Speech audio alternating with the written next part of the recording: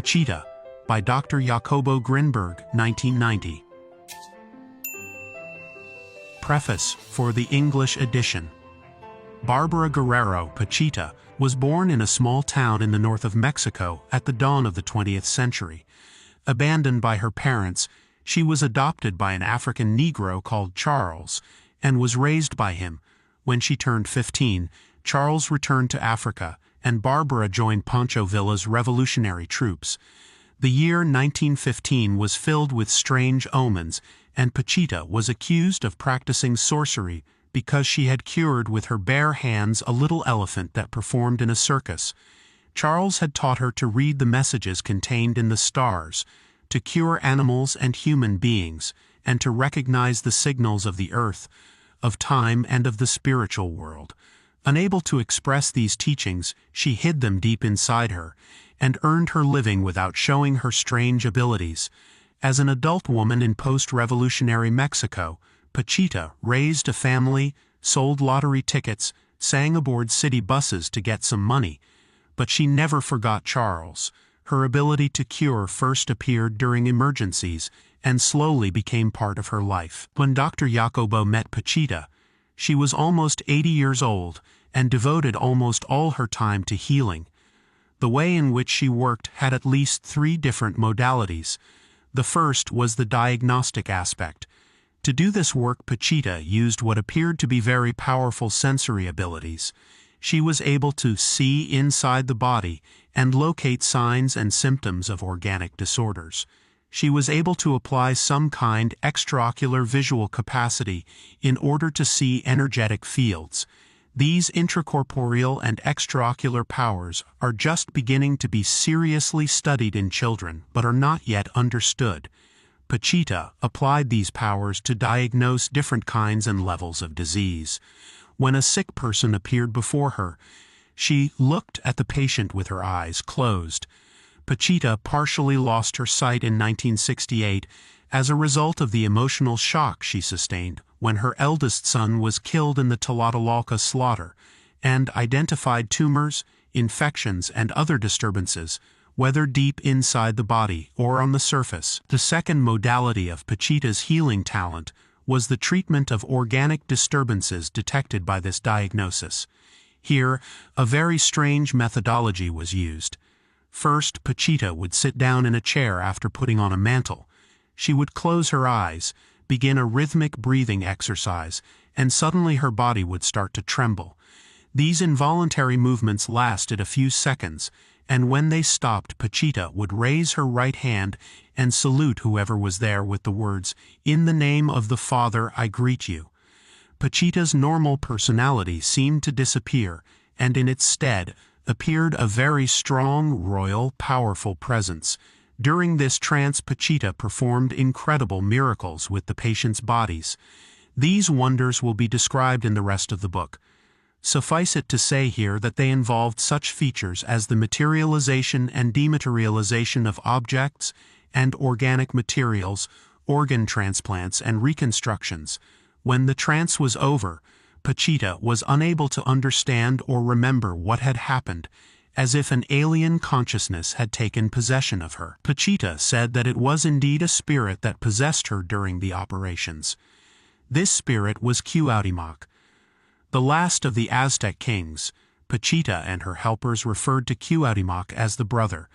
Dr. Jacobo was able to speak to the brother and asked him about his identity, existence, and interactions with Pachita.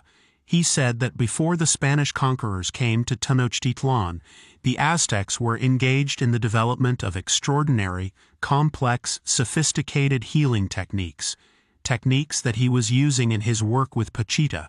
He also insisted that he was not alone, but that the spirits of his former royal allies were helping him. Pachita's helpers continually spoke of the room in which the operations were performed as an ultramodern operating room filled with sophisticated facilities, tubes, and surgical equipment. This site was only accessible to the psychically gifted. Normal people could only see a dim, dirty room filled with human odors and bodies.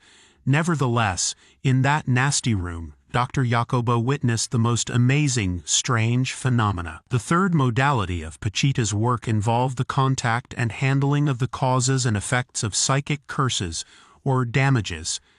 People came to be cured of strange ills, intractable tumors, and even intracorporeal moving bodies. The brother recognized some of these symptoms as being produced by sorcerers. In these cases, after the operations, and sometimes before them, the brother established a direct communication with the sorcerer, and a psychic battle took place. In these terrible encounters, the brother nullified the power of the sorcerer in order to prevent him doing more harm. Cuauhtémoc recognized himself as a spiritual entity in a development process.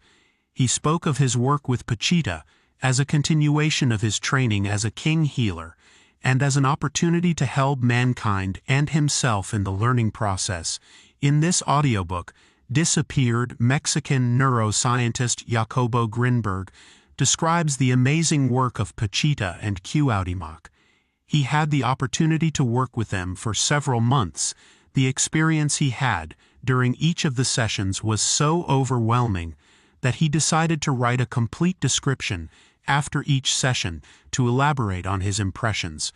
Not a single sentence in it is fabricated or false. It is a description of what Dr. Jacobo saw and experienced. That is how this book was born. Our goal in sharing his work as an audiobook in English is to contribute globally to creating more trust in the power of consciousness. Welcome. Introduction. I met Pachita when I had to meet her. At that time, I wondered how far individuality should be pushed. Moreover, I questioned the true meaning of individuality, and everything I found as an answer did not satisfy me. At the same time, something within me was incomplete. With Pachita, I learned that individuality persists even after bodily death, that the feeling of being an independent and complete self is healthy and should expand to embrace the whole. Unity is not achieved by destroying the self, but by transforming it after acceptance. It all reminded me of John Cook, who said the ego must be loved, known, and then forgotten. The greatest gift was understanding that one always is, and therefore respecting the experience of existence without invalidating it. What I witnessed at Pachita's home fundamentally challenged my concepts of the body and its importance. After the first operation session, I walked out feeling like a spirit, experiencing my body as a kind of vehicle. The notes after that session reflected that mood. My body is just an instrument, I said as I left Pachita's house. The flower market was shining in the early morning, and I felt connected to everything. The flowers are little sisters. The earth is a little sister. The worms are little siblings. The birds, the snakes, the eyes. My body doesn't belong to me. My body is an instrument. The spirit moves. My hands were red from the blood spilled with the machete. In that first operation session, I saw a woman approach Pachita to lie on an improvised bed made of semi-broken boards. There, in the midst of everyone, a machete entered her abdomen to remove a tumor and transplant some internal organ. That woman, the first person I saw operated on, left an indelible mark on me. I remember, on the verge of fainting after seeing the operation, something in me decided to continue and take everything with naturalness and strength. What it was and how I managed not to scream in horror or run away from there, I don't know. The fact is that from a certain moment, I felt at home, and all I wanted was to help and learn. I remember that after that session, I was so hungry that I decided to go to a restaurant for dinner. I sat down and everyone stared at me. I looked at my hands and realized they were red with blood. The most extraordinary case, and the one that taught me that there are truly no limits, was that of a girl who, in a conventional operation, had been over-anesthetized, leaving her brain dead due to lack of oxygen. The parents, desperate after seeing a dozen neurologists, came to Pachita and asked for help. Pachita agreed, and the second operation I witnessed that first night was a transplant of cerebral cortex in the over-anesthetized girl. That was too difficult for me. For more than 10 years, I have dedicated myself to investigating some aspects of brain physiology, and even though I consider myself quite revolutionary among my colleagues, I never imagined, nor could I have accepted, that a part of the brain could be transplanted from one human to another. I would never have accepted it if I hadn't seen it, but the fact is that I saw it, and it disturbed me so deeply that from that moment on, all my psychophysiological conceptions changed. The girl was a vegetable who did not move or speak or control her sphincters. In that operation, and in 4 subsequent ones, Pachita cut the scalp with the machete and then opened the skull using a piece of plumber's saw. I saw that, and part of me thought it wasn't true, and another part thought it was wonderfully real. Then Pachita made a section of human cortex appear, took a piece in her hands, breathed on it, and ordered it to live. Live, live, she shouted after that with the help of the machete. She inserted the piece of cortex into the girl's skull, and with a series of strange movements, left it deposited there. Finally, the wound closed after I was invited to place my hands on it. This was called saturating. The girl was bandaged and returned to her parents. The operation was performed without anesthesia, without asepsis, and considering its magnitude and seriousness, the least that could have been expected as a minimal reaction was a fulminant meningitis. Instead, the girl appeared 15 days later for a new operation, without infections, without having died of postoperative shock, and with some signs of improvement. In fact, after 4 operations similar to the one described, I saw that girl start to have voluntary movements, babble words, complain of pain and discomfort, and smile. Yes, smile. When I saw that girl smile and understood the reasons for her joy, I realized that the most fundamental thing is the one with the greatest spiritual reach, what anyone understands, what is present at all levels, the classic, what feels like certainty and selfhood. It was Cuauhtémoc's birthday, and the operating room was adorned with flowers and saturated with incense. Pachita sat on it. My interaction with Pachita not only challenged my scientific knowledge, but also my spiritual beliefs. On one occasion, during a special session on Cuauhtémoc's birthday, the atmosphere was filled with magic. Cuauhtémoc conveyed profound messages about God and his designs, and the girl in the wheelchair smiled at key moments, revealing an impressive spiritual connection.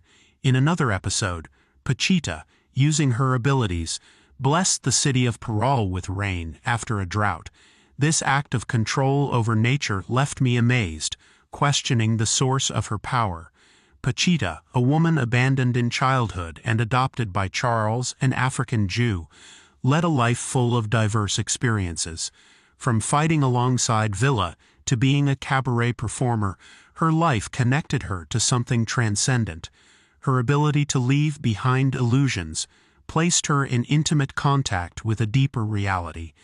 Pachita's work included rituals before operations with the ingestion of natural herbs. This, combined with the materializations called contributions, created a unique environment in each session. My reflections on unity and individuality intensified during my time with Pachita. The apparent duality between Cuauhtémoc and Pachita challenged my understanding of unity. However, a later Sufi experience taught me that in unity, existence persists, and we are all one being. This book does not intend to invalidate the existence of Brother Cuauhtémoc or impose critical judgments. Instead, it is an account of my experiences with Pachita, her mysteries and teachings that continue to inspire me.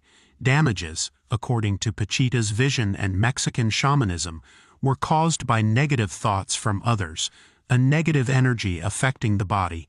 My own reflections turned towards the need for a deep study on how alterations in the neuronal field materialize in the body. The materializations, called contributions, were everyday phenomena in the sessions. Pachita made strange movements with her hands, and out of nowhere, objects appeared in her palm. I tried to explain these phenomena from the perspective of physics, suggesting that Pachita's brain could alter the morphology of space. considering herself part of the lost tribe of Israel, added a mysterious element to Pachita's identity. However, this claim went unexplored in my conversations with her. Patients about to be operated on received herbal medicines before the sessions. The variety and preparation of these herbs were extraordinary, and some of the remedies are described in the book.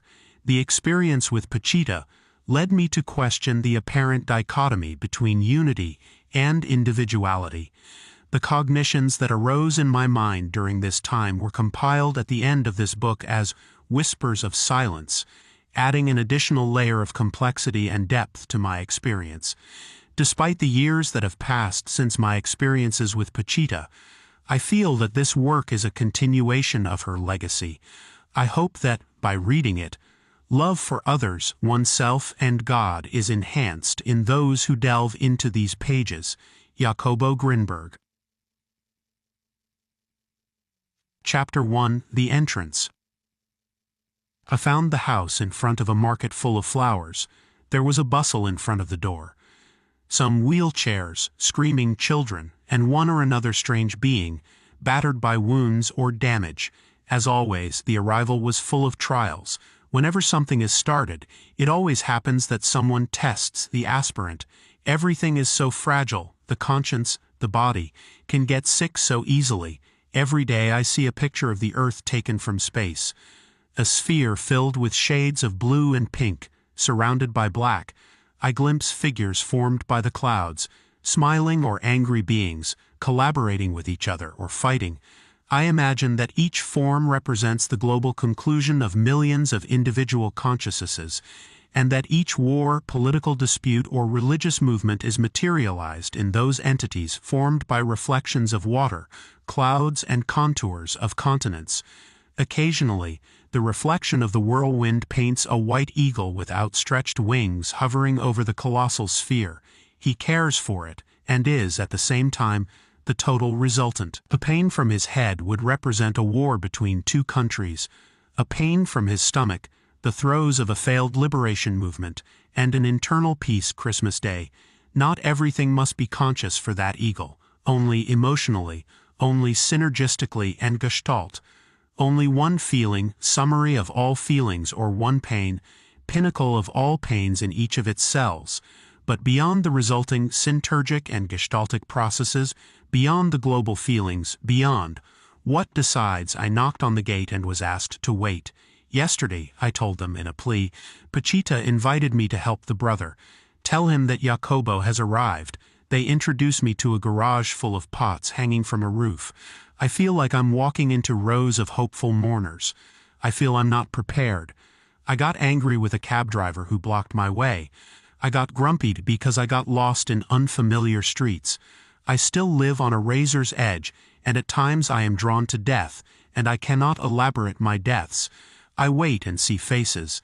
A bright-eyed girl, unable to speak, walk, or think, smiles miraculously. I love her and ask her parents about her illness. A year ago, a caring mother tells me, a year ago they operated on her tonsils and the anesthesia wore off. She became a vegetable and now at least she smiles. Pachita has been operated on several times and she has improved a lot. I pray to God and turn around and still feel unprepared. They don't open up to me, and I know why. In spite of everything, I insist again. I decide to sit on the floor to meditate. As always, I begin the struggle. The only possibility is to accept everything.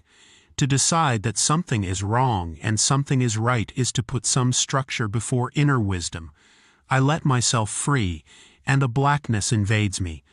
Little by little, the thoughts begin, and in an oversight my tonal takes on a slight bluish tint and I penetrate into it. The first image appears. A whole colossal processing transformed and decanted and purified and manifested and corrected, and I give thanks for the wonder. A sense of peace comes over me. I touch the tentacles of my being, and in another oversight, I slip through one of them in the direction of my center. Now it is not only peace but certainty. I am with me and with him and with everything, and I know that I know. I open my eyes, I approach the door, and in that instant, synchronistically, I am announced. Brother wants you to come in. Chapter 2, Spirit over Matter. I once knew a friend who lived in the present, not by choice or command, nor for ideological reasons or because he held a certain teaching. There were simply too many things happening to him, and he had no time to think about the past. His features were in constant movement. Gestures of astonishment crossed him at every instant, and he seemed to attend to 1,000 things at the same time, like calls from beings that always amazed him. Before starting this chapter, I had to ask permission, and like my friend, I began to be invaded by cognitions. Most of them I do not remember. I only know that there is a moment when a threshold is crossed and what was once darkness is illuminated by light. But the light is also capable of deception. I have had, I now remember, thousands of lights, and each one of them was abandoned to me and served as a catapult for the next one until the true one appeared. But here is a deadly trap.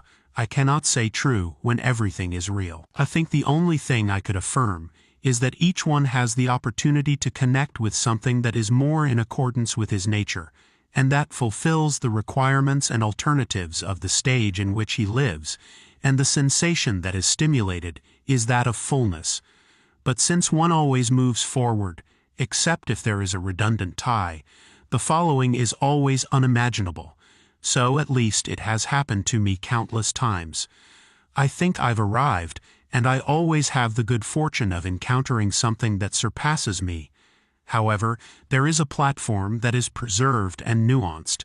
Years ago, I started to have images, always new, always original and unknown. I thought that was it, and I boasted that I had achieved true fulfillment. Then I realized that I thought, and that there was a question I had to answer. I was nuanced by it for years, and I never imagined that there could be something more impossible to answer, and something that included more. I questioned myself about the origin of experience, and since everything is experience, I questioned myself, I supposed, about the origin of everything. Once I glimpsed that something beyond experience could exist, but I confess that I was frightened. What did happen to me is that I ended up distrusting any answer. Thus I came to the conclusion of the self as the magnificent focus of all wisdom and transcendent entity above and beyond any humanoid consideration. However, the first time I lost my human form, I thought I was still without the self, rather without the self that I had felt as such. The truth is that I connected with what outwardly could have been judged as cynicism, but I was fortunate enough to recognize myself as limitless. Now I know that this was the antecedent of what was going to happen to me after operating with Pachita. Bodies, kidneys, marrows, fingers, brains, buildings, cars, plants, became tentacles of God, unimportant things, compared to the magnificence of the Spirit. I mocked my own body, as I have mocked all convention and structure, closing my eyes and being there, detached from my body, seeing it, arranging the matters that most concern me as a being. I see that everything is directed to that condition of unlimited magnificence, and I see that everything prepared me for revelation. Years ago, I introduced myself to the brain, believing to find in it the answers. In my childhood, I experienced electric motors, magnetic fields, and radios as the essence, then physics and my interest in the brain, prompted by a cancer suffered by my mother, were not much different from my amazement at the movement of a coil. Now, about to enter a room lit by a candle and plagued by the smells of rotting stomachs and rotting entrails, something in me decided that nothing would be the same as before. I must say something else before relating what I experienced. There is a colossal struggle between light and darkness. Every accident is a test, every fall a signal that an immeasurable intelligence sends to each of its parts. It is a pity that there are complaints, catharsis, and superficial exits. They do not allow us to see, but rather they are connected in a feedback loop from which there is no escape as long as it continues to be fed. A small anteroom, sheltered from the brothers' workroom by a curtain, welcomed me. Everything seemed very natural except for the guarding of the entrance. A concerned boy prevented or facilitated the entrance depending on Brother Cuauhtémoc's instructions. I pulled back the curtain, and bodies wrapped in sheets and lying on the floor greeted me, as the presence of the familiar and simultaneously terrifying spectacle. Later I understood that those operated on received in that room enough energy to heal the wounds and to accommodate and balance their energetic fields. "My child, come closer, you arrived at the right time." The brother's voice welcomed me, making me feel at home, cared for and blessed. Pachita was sitting on a chair next to a bed made of boards, covered with a foam mattress with plastic on top.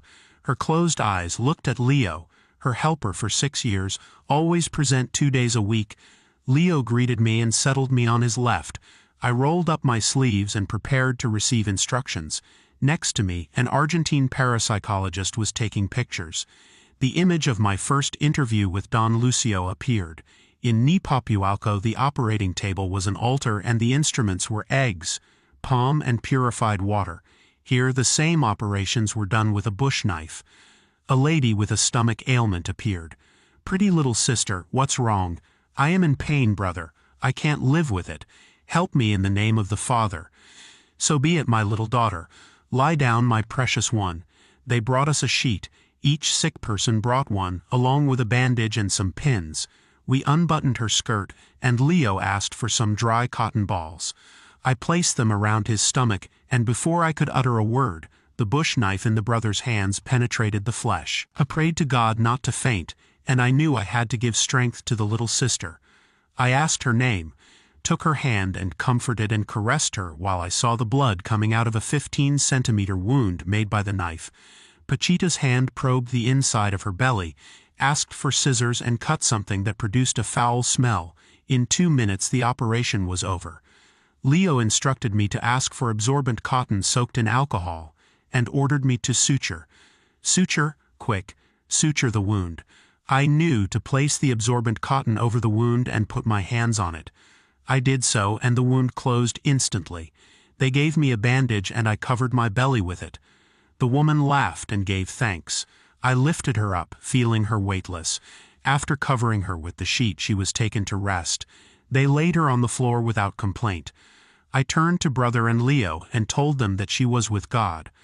I felt that I had closed a wound, that the brother had handled the matter as if it were a toy, that Leo was a saint.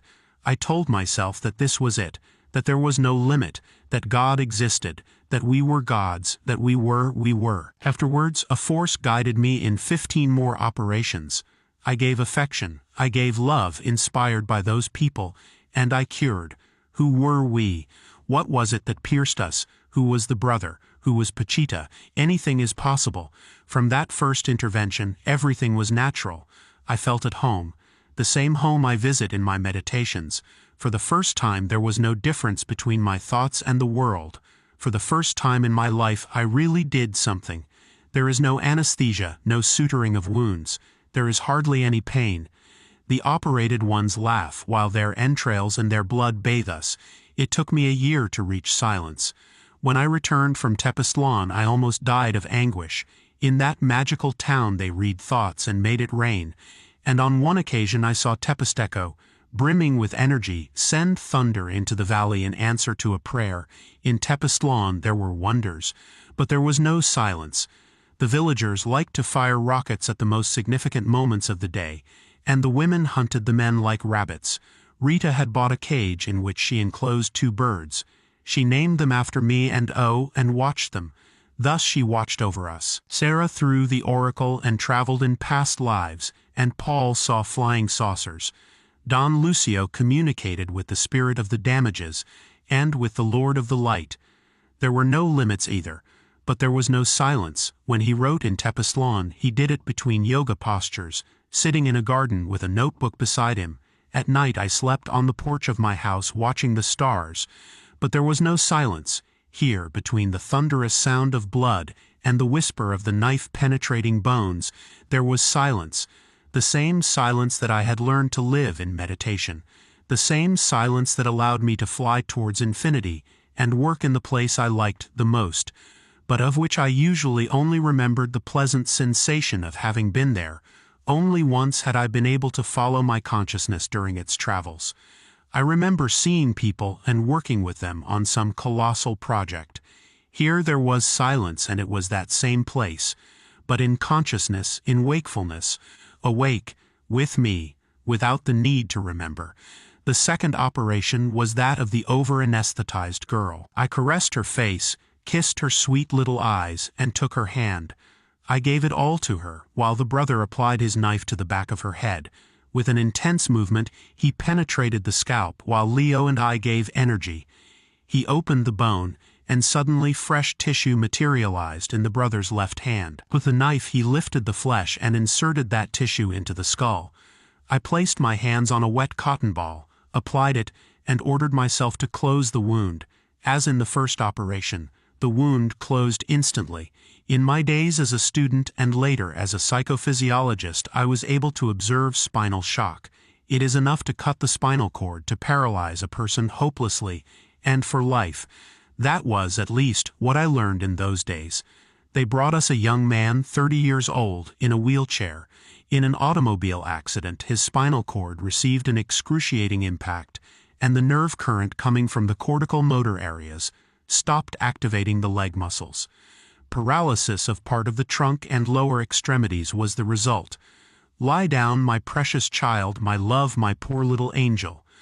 Brother, they operated on me, and put 2 metal rods, and I can't feel my legs, and I can't move them. Help me. So be it, in the name of the Father. Brother's voice was that of a mother, and I saw tears in the boy's eyes. He lay on his stomach, and Leo and I uncovered his back and wrapped cotton balls around it. The knife penetrated the vertebrae and uncovered the spinal cord. The brother joined the shattered ends together and asked for a bone graft. An assistant brought him a glass jar from which he removed a bone and with the handle of the knife embedded it in the back. Leo, more cautious than me, covered himself with his hands. I was splashed, and a few red drops on my ear remained as witnesses of the event. I applied my hands and the wound closed, and the boy began to move one leg. Slightly but surely the connection was re-established, and it was only a matter of time. I caressed the leg of the operated and thanked heaven. Then they brought in a little old man of 85 years. A factory worker. He could not eat. His esophagus had closed 3 months ago, and he only ate liquids. The brother had him lie down and ran his hands over the sick man's belly. He saw what was inside and knew what to do. He opened from the throat to the stomach and inserted his hands into the esophageal duct. He peeled it off and set it free. Then he took the sick man's penis and inserted the knife down the urinary tract. He turned to look at me, and still with his eyes closed joked, "We do everything here." I closed the wound, and the brother asked for a hard roll. "Eat it, good man, angel of God, eat it." The old man shook his head. "I tell you to eat it, don't be stubborn." He bit into the roll, chewed it, and then swallowed it. "You see, little brother, the works of the Father have no limit." The old man laughed, and Leo and I hugged each other. In my former life, I often missed gaining strength from work. Sometimes I could write for hours at a time and feel more and more refreshed instead of tired. But muscular exertion was denied me. I mean, it was not the same as with thinking. Even when I was young, the same thing happened to me. I lived in a kibbutz, and in the evenings, after picking peaches and putting them in boxes, we would load trucks. I would always end up worn out from the effort. Here, with the brother, after carrying the sick, bandaging them, and giving them strength, I felt more and more energized. But the next sick person didn't require muscular effort. When I saw him, I began to sweat. The little girl with braided pigtails and bows, with curious little eyes, was brought in and placed on top of a sheet. I looked at Leo and then at the brother, lying on Pachita. The 3 of us began to caress the baby's soft, sweet little body and speak loving words to her. The brother asked about the illness, and the little girl's father spoke of a paralysis and a vertebral rupture with spinal cord section. Then he opened the child's back. When we first put her to bed, she had cried, but now she calmed down. Brother grafted a bone, we closed the wound, and the sweet little dove began to laugh and move her little feet. We kissed her, stroked her braids, and gave her back to her father. We all laughed and made jokes, and our being gave thanks for everything seen and done. Someone came to tell the brother that the woman who needed a bladder graft had arrived. Pachita raised her arms, and I saw something materialize between her fingers. "It is a bladder," she said, knowing the depth of my astonishment. A young woman entered the room and lay down. The brother made an extensive cut and inserted a hand inside the wound. He located something and invited me to feel it. In the afternoon of that day I had cut my finger and was afraid of infecting the sick woman or myself. I was about to say it, and suddenly it seemed ridiculous. I put my hand in and felt a thin duct. I said, "Feel well, Brother Jacob, and you will feel a pebble in the renal duct." I felt it, and at that moment it disappeared. "This child is cured and does not need a bladder," said Brother Jacobo with his voice full of certainty. I turned to look at the table next to Pachita's body and realized that the bladder had disappeared. "Brother," I asked, "where is the bladder?" "Oh, sweet child," he answered, "if it is not needed, it is not needed, and it goes away by itself." I closed the wound and waited for the next patient. An elderly woman occupied the bed. "How is my love?" asked the brother. The woman did not answer. She was accompanied by her son, and he said that his mother had cancer. "Well, my child, let's get rid of it with the help of the Lord." The cancer was located in the nostrils. The brother inserted the knife into one of them and began to scrape. It took several minutes while he was recognizing the inside of the caverns, and then, with a smile, he said, "It is done in the name of my Father." We finished at 12 o'clock at night. We all surrounded the brother and asked for his blessing. I learned that after each day the brother attended to his assistants, gave them advice, and clarified their doubts. When he finished, and in a martial movement, the brother raised his right arm and said, "I bid you farewell, go with God." There was a moment of tension. A few seconds passed between the brother's departure and Pachita's recovery. Pachita's body fainted during that time, and then she recovered. She looked at me strangely and asked me where I had come from. Her consciousness was so different that she did not remember seeing me during the operations. "I am very happy to see you, Brother Jacobo." When Pachita went for the first time to the house where I met her, many mishaps happened to her. Among them, the loss of one of the houses in which she operated. The owner had removed her the same day she visited the mansion where she was introduced to me. She had requested a new place, and since we had met at that important residence, she thought I could intercede to get it. That evening, moments after saying goodbye, Brother had asked me if I would help. I told him I would help in any way I could, but he did not seem satisfied. Now, being Pachita, he confessed to me that he did not understand the people who lived in that big house, surrounded by police surveillance precisely because of the importance of its inhabitants. "They are very different, Jacobo. I am afraid of so many guards." I knew it was a test for Pachita. She should not ask for anything material, even if it was not for her benefit, but for the benefit of others. "Take care of yourself, Pachita," I said with emphasis. "It is a test, and you must not let yourself." I hugged her and took her gray-haired head in my arms. "Take care of yourself, my pretty Manita, and thank you for letting me help you." Chapter 3: Damages. I had heard them from the mouth of Don Lucio. People are envious and do works. Jealousy entangles the spirit. Envy causes damages. Then it is necessary to find them and drive them out. "How?" I asked Don Lucio. "When the spirit is entangled, it is necessary to untangle it. I use my palm and sometimes some insurance. Insurance, the red roosters swallow the damages. A hole is made in front of the house, and after working with the animal it is enclosed there. The damages numb the conscience, and whoever is not cautious dies." Don Lucio seemed to see the entanglement of the spirits. He would stop the sick person in front of him and begin to whip the air around the damaged body. Once I asked him if he saw them. He looked at me with eyes of disbelief. "Of course, Jacob, if not, how the hell?" In the altar of his house, Don Lucio keeps the heart of his table. After many months of practicing psychic psychometry, I asked him to see it. I remember that he hesitated for a moment, and then approached a small container placed among his candles, portraits of saints and flowers, and gave me a coin. "Let's see what you see, Jacobo." I took it in my hands, became silent, and let the images flow. I felt a warmth rise up my arm, and soon a majestic palace appeared dotting the clouds. I told him, and it looked familiar. He asked me what color the columns were, and urged me to go inside. There I saw a bearded man covered with a robe. I also told him, and he did not answer me anything.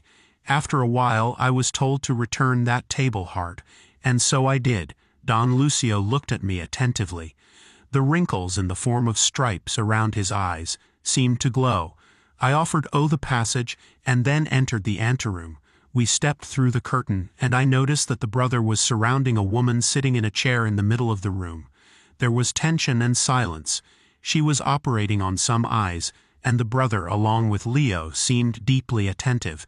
We were asked to make a chain by holding hands, and suddenly someone saw and said it was not a proper place for girls. "It's dangerous," he continued.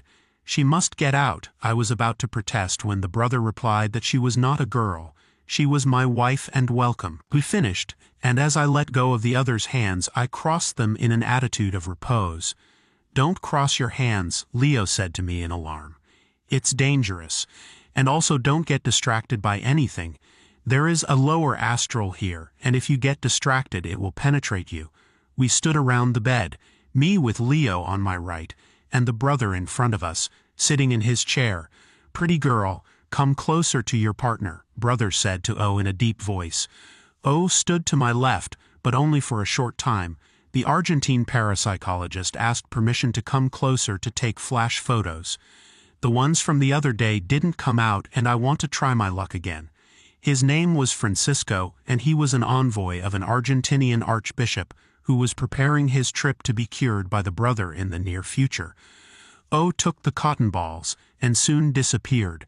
He had preferred to help the brothers with comfort before and after the operations. I felt weak. I looked at Leo and told him so. Brother reprimanded me, telling me that I had lowered the energy of the place.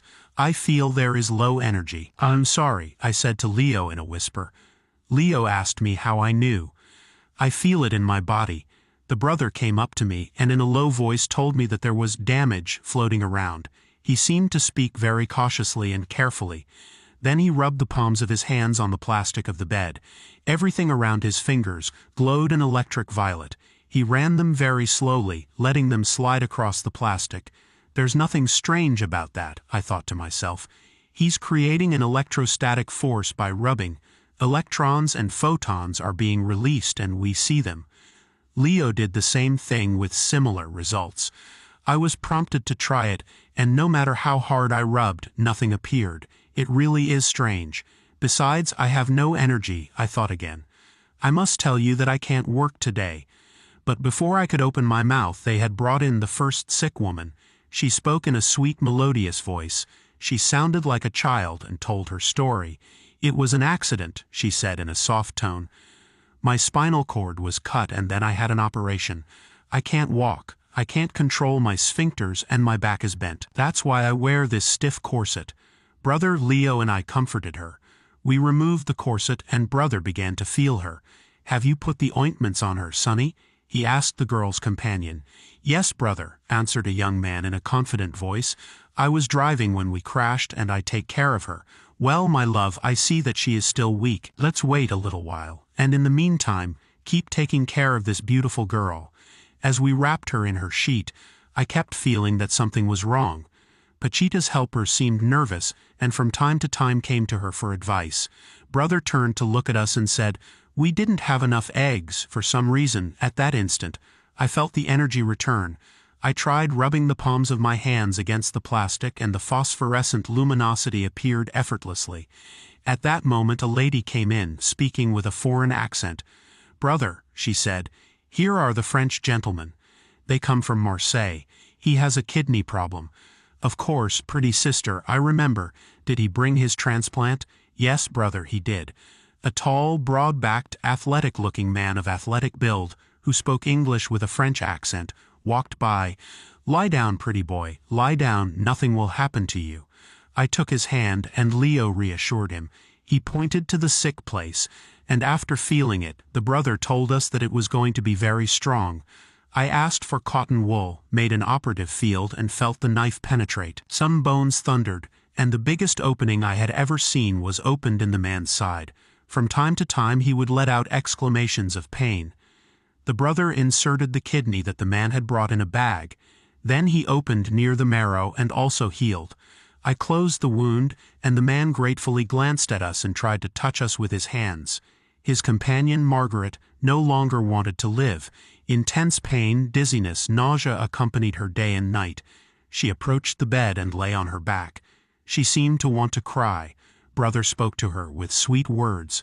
I held her hand, and while the knife penetrated her belly, Leo caressed and comforted her. "My little father," exclaimed the brother in a whisper. "This is cancer of a cut of internal tissue," and the brother took me by the hand and made me hold a piece of intestine. I said, "Don't let it slip, Brother Jacob. Now put your finger through it." I took that tube-shaped tissue, and as I held it, the brother pulled out something macabre-looking and foul-smelling. "I want hot water and balsam," the brother ordered his assistants. The balsam was poured into the open cavity, and at last the intestine I was holding was put in place. "Suture, Brother Jacob, quick, suture." I placed my hands on the wound, and it closed immediately. Margaret seemed revived. "I love you all," she said in English. "I love you, God bless you, love is everything.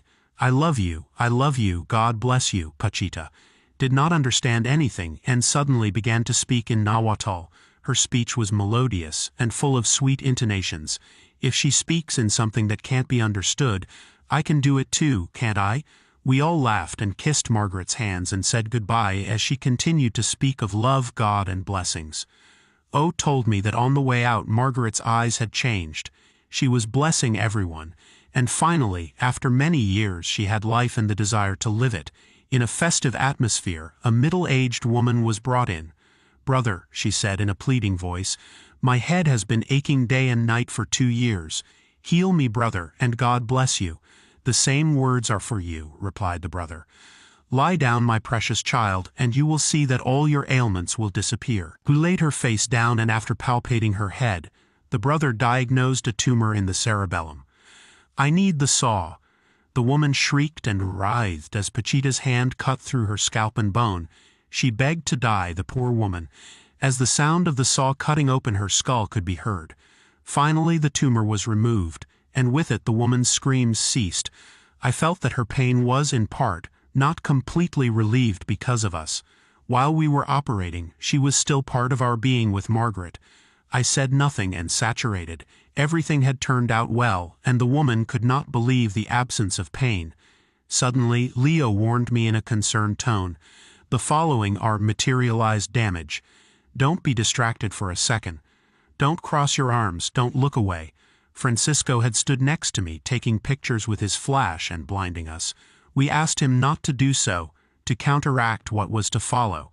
A woman about 45 years old, short in stature and with a sweet face, though furrowed with wrinkles of tension, approached the brother.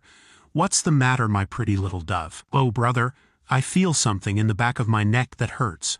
I feel it moving, and I can't lie on my back. I have gone to see doctors, and they have sent me to psychiatrists because they say it is nerves. They have given me medicines and cures, and they can't find anything." "How can they find anything?" said Leo suddenly. "If you were lucky they didn't send you to an asylum." "How long have you been feeling that, my child?" 12 years. Good heavens, I exclaimed involuntarily. 12 years. Do you have any enmity? I asked. "Well, when we got married, some people were envious, but after that, nothing." "Well, let's see," said the brother. "Lie down, my beautiful one," "But I can't, it hurts too much." "Lie down, my child." "I know it hurts, but they came all the way from El Paso, and not for nothing." "And lie down, my love." I turned to ask for a cotton ball, and Leo hit me with his elbow. "Don't get fucking distracted, this is too dangerous. You're going to help take out the damage." "And how do you do that?" "You watch and don't lose details of what happens." With a quick movement the brother cut the skin, and with the scissors sectioned the whole piece. With the knife he lifted the scalp and began to scrape the skull. "It has to come out with all the roots, and it's very hard," said the brother. After a tremendous effort, something came out from under the skin, a dark mass with long protrusions. I was very angry, and began to curse that entity that for 12 years had martyred a human being. The helper approached with a black paper, and the brother put it in there, and it was removed after being locked up. "It is out, little sister. Your woes are over," said the brother to the lady. Pachita operating, I began to speak, and again Leo reprimanded me. "Don't think the danger is over. Now it is just beginning. The damage is wounded and will penetrate whoever is distracted. I think I have never paid more attention to every movement, noise, whisper." Satcher, Leo bandaged his head. "What was that?" I asked. "In 24 hours it will take shape and we will know," Leo answered me. "Is it an animal?" "Yes, and it will begin to move inside the black paper." At that moment I remembered that when I saw it just extracted, I noticed a slight throbbing in the dark mass with legs. "It is a materialized damage," said brother. "And let us pray that it will no longer give Laura." We all prayed, and I noticed that around us all the helpers were holding hands, making a chain of protection. Let the next little brother pass. It was the husband of the woman of the damage, a stout man dressed in jeans, with a cowboy hat and high boots. "Here I am, then. What's the matter, little brother?" "Well, nothing to me. I've never had any pain, but for the last 12 years nothing has gone right. Lie down, my man, you've got something in your stomach." The giant from El Paso occupied the whole bed. We opened his shirt and I asked for cotton to limit a field. "Chain, my little ones, this one also brings damage," the brother told us with sweetness. The people I had seen operate always complained the moment the knife went through their body. This man, however, did not complain for a moment. The brother opened up 20 centimeters of belly and began to probe inside. He turned to look at me and told me that I would take out the damage. "Me? Let me see, brother Jacob. Lend me your hand and put it in here." I obeyed, and suddenly I felt what seemed to be a tangled string. I grabbed it tightly and heard the brother tell me not to let it go, that if it slipped away from me, that was the end of it. I held on to the thing and began to pull on it while brother kept cutting with the knife. Finally, something like a rope wrapped around a compact mass came out of the belly. I placed it on another black piece of paper, throwing as many curses at it as I could, and they took it away. They had made a chain around us. I saturated, bandaged, and took the giant to had not uttered a single complaint. And later, when O and I took the couple to their hotel, neither had he. His constitution had taken away pains, and now protected him against any weakness. Pachita's body rose from his chair, and faced a man they had just brought in. She took a palm identical to Don Lucio's, and wiped him with it. His strength was inconceivable. After calming down, he carried the man up in the air and said he was ready. He sat down in a chair and told us he was ready to answer questions. Some asked questions, and others were silent. He spoke about the exorcisms that some priests performed, and the danger of using crosses or images that had been in contact with the exorcised. Chapter 4. The Contribution. The Mexico City sky had a violet tint when I arrived at Pachita's house. I was surprised not to see someone sick and the light on in the operating room. I entered at the same time and met Pachita and Armando. I greeted them as I listened to their conversation. They had just returned from the inauguration ceremony of the kindergarten that Pachita had donated for the use of poor children. I sat and listened to what Armando was saying. "I love women," he said in an intense tone. "I consider them to be the most beautiful thing in creation. However, they hurt me terribly. When I met Pachita, I was intensely distrustful of her. One day she gave me her knife and said, 'Take it and cut my arm.' I didn't want to do it, but a force pushed me, and I made a tremendous slice in her forearm. Scared to death, I prepared myself for the terrible hemorrhage, but not a drop of blood came out. 'Look,' said Pachita, 'it looks like a chicken breast. Now look at it.' I remember she made a rubbing motion with her hand, and at that instant the wound closed without leaving any trace of having existed. I cried for days. I left my wife 31 days after I got married and came to work with this woman, whom I love more than myself." Armando's eyes filled with tears as he continued his story. "I suffered terrible trials. For 8 years I could not touch a woman, and the damage the brother took from me was the greatest I have ever seen. 4 people held me in the air, preventing my struggles while she pulled it out of me. This wretch had an old woman's buttocks in his belly," said Pachita, smiling. "It was tremendous. One day," Armando continued, "while I was in my bathroom, I heard someone calling me. I knew who it was, but I didn't dare to turn around. Finally, I couldn't stand it any longer. I looked at the ceiling of the bathroom and saw a very intense light bathing me. I knew it was God, and I heard my name twice more. I came out of the bathroom in a panic, lay down on my bunk, and cried for hours. I learned that there are stages of learning. First, you're tested until you're peeled of thought and full of fear. You learn to walk on a razor's edge every minute of the 24 hours of the day. Everything you believed in comes crashing down, and along with the fear comes a hell of a lot of confusion. This is the crucible stage. Then you start to see. The brother has never rejected anyone. He has never allowed anyone who comes looking for him to leave empty-handed. I saw all that and learned what kindness is, but no one respected him. People entered the trading floor as if they were entering a market. They were based on appearances and not on the spirit. They saw dirt and a bed made of boards and a broken chair and a bush knife, and they didn't realize the real instruments there. I would break my heart while the brother said nothing, always kind, always sweet, always loving. Then people would come and steal the knife and sit on the brother's chair. That chair is the throne of the last Aztec emperor, and that knife is his kingdom, and no one respected it.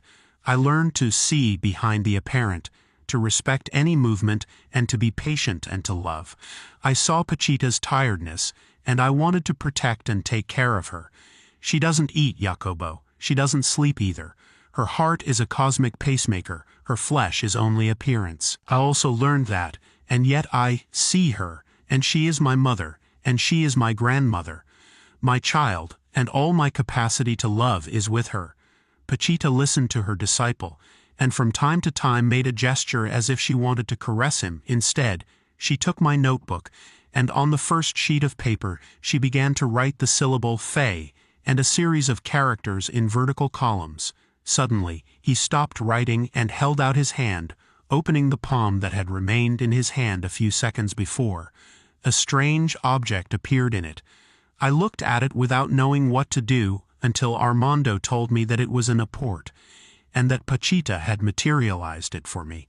It seemed to me such a common object that I doubted the materialization. I took it and looked at it. It was a metal in the shape of an oval, covered with a slightly curved crystal, and framed by a thin colored edge holding the crystal. Around it, braided copper of a more golden color than the copper frame gave it the appearance of a crown guarding the oval. The back had a gold plaque and a pin to hold the metal to clothing. Protected by the glass, a miniature painting depicted a tree leaning out of a slope. Its trunk seemed to overcome the force of gravity, as after a supreme effort, it lifted gigantic branches towards the sky. All its foliage was white with pink splashes.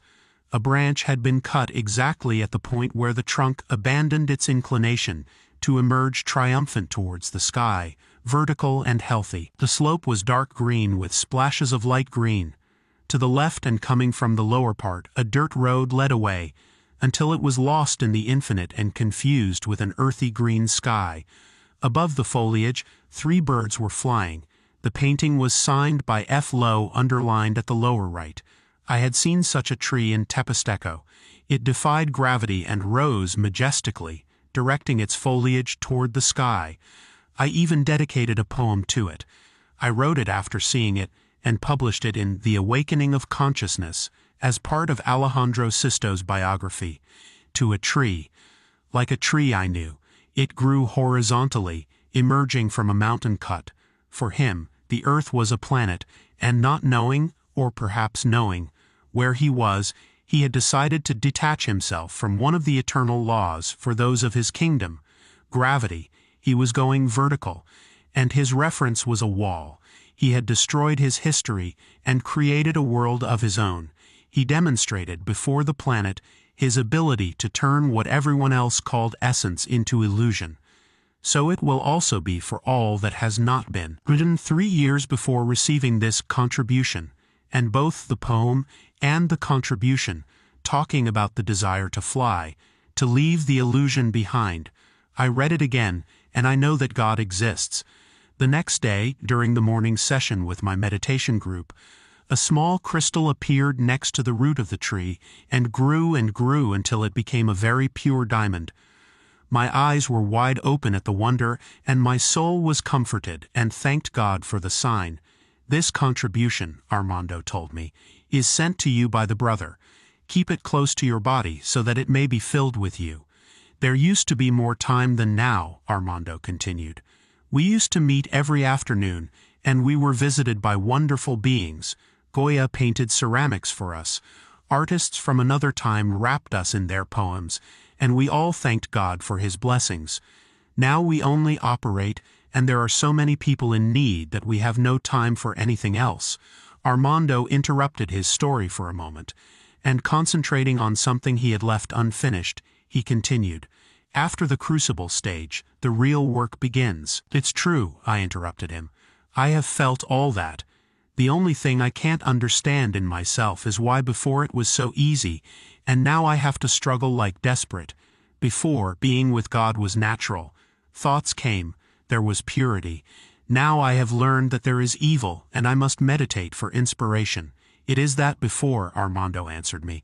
"Everything was given to you, and now you are the one who is making it yours. Now you are building it.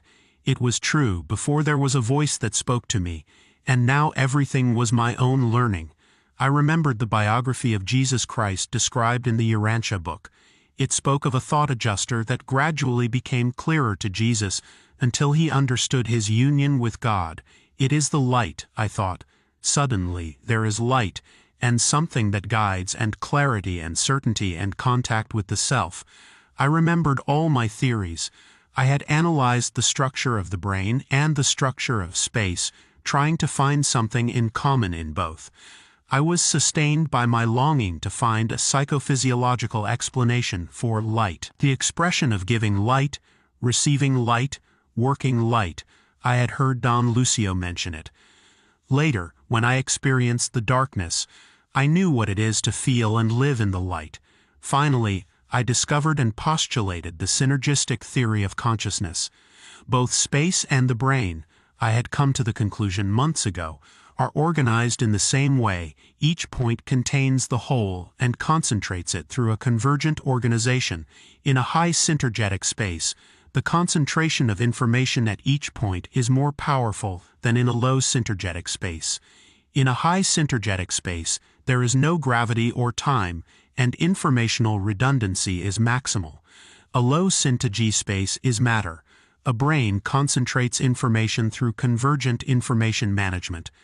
The greater the concentration of information in a brain circuit of high polysensory convergence, and the more powerful the neuroalgorithms that appear in the form of neuronal patterns in the circuit of high convergence, the greater the unification and the more colossal the resulting abstractions.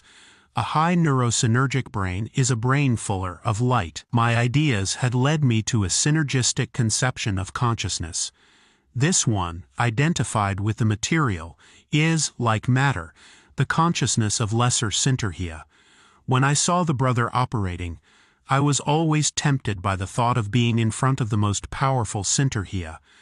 I had thought that the brain creates an energy field, neural field, and that experience is the result of the interaction of that field with the synergistic energy structure of space. I knew that I could not explain it, but sometimes I thought that Pachita functioned in a high neurosynergia, and that is why her field had such power over matter. That is also why she is in contact with subtle energetic organizations that she calls the brother. That is why she has certainty and is with God, and can know what is in thought, and materialize, and perform so many portents. My ideas had directed me to meet Pachita, and my desire to detach myself from the laws of gravity, and to detach myself, like the tree of Teposteco and the tree of the contribution, from all structure, had led me to help her operate. My God, so great and kind are your designs, so beautiful your trials, and so satisfying your rewards. After thinking all this, I turned to see Armando. "How do you feel, Armando?" I asked him. "I feel dissatisfied and frustrated. I want whoever enters the enclosure to know and respect and learn. I would like to be able to transmit what I have learned, and I cannot find ears, nor do I know how to do it. I assure you," I said, "you are doing it." Chapter 5. The 7th day of the 7th month. They passed the first person. She was a very thin American lady. She was suffering from abdominal cancer. She approached the table quickly. Such was the coolness with which she did it, and the assurance with which she took off her pants and lay down on the table, that we were all in awe. I translated the brother's remarks for him and did the same for the sick woman. "Let's see, my brave girl. Let's see what you have here." The brother was referring to a plastic bag which, attached to the internal organs, served as a receptacle for urine. With a quick movement, Pachita's hand introduced the bush knife and made a 20-centimeter incision in the abdomen. I asked for a cotton swab soaked in alcohol, on which the brother placed 2 pieces of tissue. They must be intestines, I thought to myself. He cut something, and then inserted the first piece. The sick woman moaned and squeezed my hand tightly. After he had accommodated the first one, he inserted the second tissue. "Suture, Brother Jacob." I asked for a wet absorbent cotton, placed my hands on it, and the wound closed immediately. "Ready," I said to the operated woman in English. "No more cancer and no more discomfort." "Thank God," she answered, and asked me to remove the plastic bag. I translated the request to the brother, and he refused. "Tell him," he said, "to go to the place where they put it on and ask them to remove it." "But they will not want to," the lady replied. "I know them, and they will refuse. When they see that you are cured, they will," I told her. I bandaged her, wrapped her in a sheet, and Armando, together with another of the brother's helpers, carried her away. "Rest for the next 72 hours, and take care of yourself," I said as he walked away. The second operation was a case of diseased adrenals. A middle-aged, high-pitched woman, accompanied by her husband, approached "Brother," she said in a nervous voice, "I am very afraid and I am too anxious." Pachita recognized her and told him that she was about to have a cardiac arrest because of her nerves. "I can't operate like this, my pretty girl. What if something happens and they take us all to jail and you leave us? Then it's not safe, is it? Well, if you don't calm down, something serious could happen, my dear girl." At that moment the brother's voice pierced me. For some reason I had always felt it very natural, but at that moment I perceived it as coming from beyond the grave. It was deep and direct, penetrating and profound. "Well," said the woman, "I will try to calm down. That's all right, my child. Now lie down." About to do so, the woman got up as if propelled by a spring. "It's going to hurt, isn't it?" "No, I'd better go."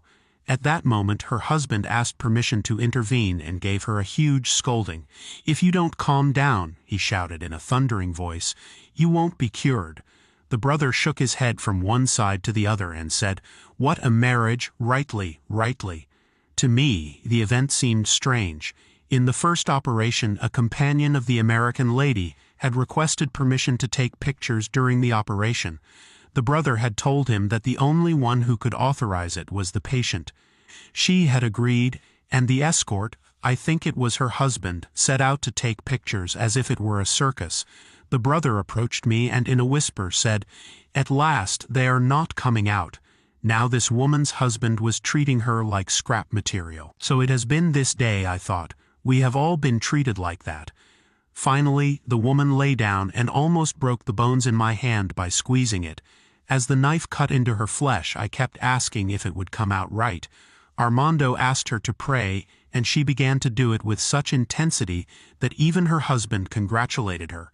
I stroked her head, trying to lessen the pain. Finally, the brother finished.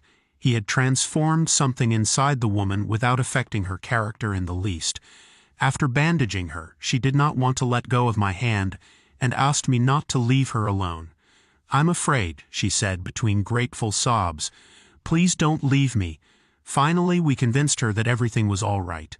I approached Armando, unable to restrain myself. I told him, "What a little woman, so small." "Those are not chiqueos," he answered me very seriously. "That is sin. Then they brought in a boy of about 8 years old. He was crying uncontrollably. He wanted to say something, but it was absolutely unintelligible. It was a brain operation. I held his head while Armando and Z struggled, trying to keep his body still. The brother introduced the knife and opened the scalp. He then pierced the bone with the tip, and with rhythmic movements located the diseased area and pierced it. It was almost impossible for me to hold my head still. Finally, it was all over. I saturated and Armando bandaged. Exhausted, I sat on the edge of the table and looked at Pachita's body. She showed no sign of fatigue. The next patient was a child, pubescent, obese, and extremely restless. It was impossible to convince him to lie down. After 10 minutes of unsuccessful attempts, we gave up. After a while, a sick woman came in. I remembered her and the prescription she had been given. It called for her to bring in a fresh intestine of a human corpse, 30 centimeters long. She lay on her back, and the brother opened her abdomen, and after recognizing her insides, asked me to hold one end of the intestine while he grafted the other slowly but confidently. After inserting it, he accommodated it, and asked me to suture. The operated woman was accompanied by her husband, who also asked permission to take pictures. The brother told her that the permission had to be given by the operated person. These people, said the brother, they handle their curiosity before their feelings. We were resting after this operation when someone called out to Z. A moment later, Armando approached the brother and told him that the husband of the American woman did not want to pay for the intestine because he said that it was false, that it had been grafted to his wife. He said that since it was not used, he did not have to pay for it. Leave him alone, Brother Armando, said Brother Armando. They are people without feelings, but he is not to blame, he added. It is his culture. I could not believe it. It's barbaric, I said aloud. It's incredible that such coldness exists. That man acts as if he were in a supermarket. It's unbelievable. We all turned to see a colossal presence. A gigantic and very fat lady approached the operating table. She was also American, and her kidneys had stopped working. Without a complaint, without an exclamation, she lay down and did not blink when the knife penetrated her side. You are very brave, I told her after bandaging her. 4 people carried her and staggered her to rest. We had finished the session. I asked for alcohol to clean my hands, and Pachita sat down next to the altar. Very good, my children. It was very good today. Enrique, Pachita's son and Pachita's daughter, approached the brother. We are worried, they said almost in unison. We have heard that your meat will die in December, and we want to know if that is true. No, my children, do not worry. In the breast of my flesh there is no heart like that of men. My flesh is not flesh, and neither are my veins.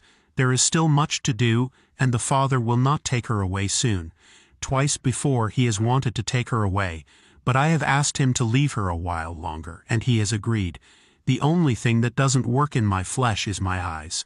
I give you permission to take her to be checked, to cure her of every evil, but you will find none. However, this will calm my children. I know who will die from here and when. I know how many days everyone who comes to visit me has. I know the designs of the Magnificent One, and my flesh will not soon be taken away. Brothers, he said, addressing everyone, I bid you farewell. Whoever wants to ask, let him ask. Pachita's body raised her right arm and then lowered it. Armando opened his palms and directed them towards the body of the woman, giving her protection. The rest of us did the same. We waited a few seconds and realized that something very strange was happening. Suddenly, the body of the saint seemed to revive, but it was still not Pachita. The brother or someone similar to him began to speak through Pachita's mouth. To you I say, he began, addressing me. To me. Yes, to you I say it goes well. May your golden pen continue to write the truth of what you see here. To no one ask an opinion of your papyri, and continue the work you began. I tell you, he continued, more and more excited, that you were an apostle in those times, and it is the grace of the Father that our paths have crossed. At that moment I felt the most extraordinary thing I have ever experienced in my life. A luminous, energetic arrow filled me, and I saw light around Pachita's body.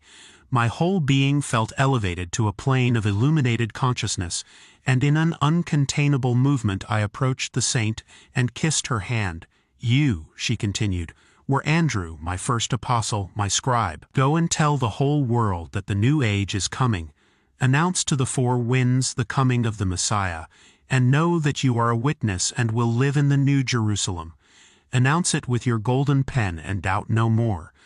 My God, I thought, I had in Tepestlon one day an image of myself in the Temple of Jerusalem itself in the year 30.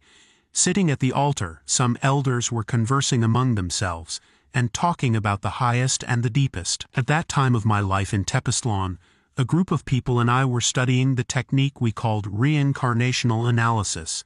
In an experimental session, I had launched myself in search of my own identity, and I had seen myself in Jerusalem in the year 30. Now a previous life was confirmed to me. "I also tell you," the Spirit continued, "that you will soon find the brother you have been looking for so long." My God, it was also true. For years I have been looking for someone without knowing who. All my works and my books were the transmission of a teaching located in my inner self, and embodied there by someone whom I was seeking to find again. My spirit had suffered blows that had distanced it from faith.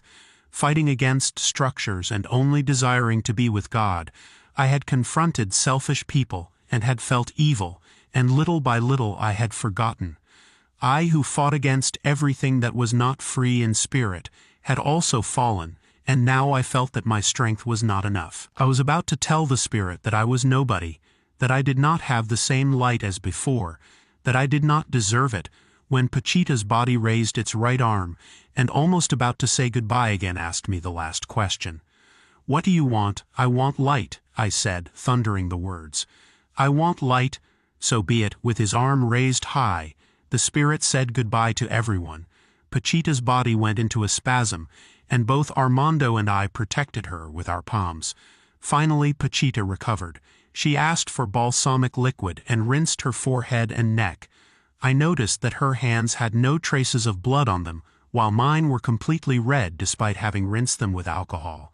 We all asked for balm and rubbed ourselves with eau. Don Lucio also used a similar liquid for his limpias. He would take 2 eggs, and after passing them over the body of the person requesting the limpia, he would pour them into 2 glasses of water. This practice was also used by Pachita, as well as the balsamic liquid. Truly, I thought, shamanism in Mexico is an institution. I went over to hug Pachita, and when she saw me she said, "Hello Jacobo, how good that you are here." I could not utter a word. I held her head between my hands for a minute or two. Pachita seemed to enjoy my affection, but suddenly she laughed and joked, "Well, what's wrong with you, man? You look like a stick. You don't move and you don't let me move." I let her go and realized that my emotion was only shared by Armando. Memo and the other assistants were sitting on the operating bed and joking among themselves. I was about to tell them that all their actions, their absences of faith, their presences of faith, would be written down until eternity, but I restrained myself. "What's wrong with me?" I said to myself. "That's too melodramatic." After a while I said goodbye. Pachita was talking to her daughter, and they were both smiling at each other. "Today is the 7th day of the 7th month," I told everyone, and I left. Chapter 6. The Unity. I wake up in the morning and a fly pierces my neural field. Disorganized, I use a tactic to fill the hole. I suffer a slight tension, and the neighbor's dog barks and whines, and all because a fly pierced my neural field. Actually, that dog, the fly and I, we are one, I tell myself as I recover. The dog barks when I get nervous. My hand moves when I command it. My hand and my body form a unit just like the dog and the hole in my field. When Pachita operates, she, the brother and the sick person form a unit. In fact, Pachita operates on herself when she grafts a kidney. She pierces herself when she uses her bush knife. On July 12 I arrived at 7:30 p.m., of which patient number 33 was waiting his turn. 60 people were on the list for consultation, and 16 for surgery. There were so many people inside that I had to wait 30 minutes before I could get in. I prayed that Dr. M was not there, and at that moment I saw him go out to smoke a cigarette and throw it on the wet floor of the courtyard. Why do I dislike him so much? I asked myself. Surely it is a test to measure my capacity for love. Z appeared at the door and invited me in. The brother was talking to someone. I felt the energy of the room and stood by the curtain. If there was an eye case, it was always given preference, and that day was no exception. 4 eye patients were to be treated on that occasion. A white chair was placed next to the operating bed, and Dr. M stood on the left side of the brother, while Lick V stood on the right. The latter was in charge of the knife.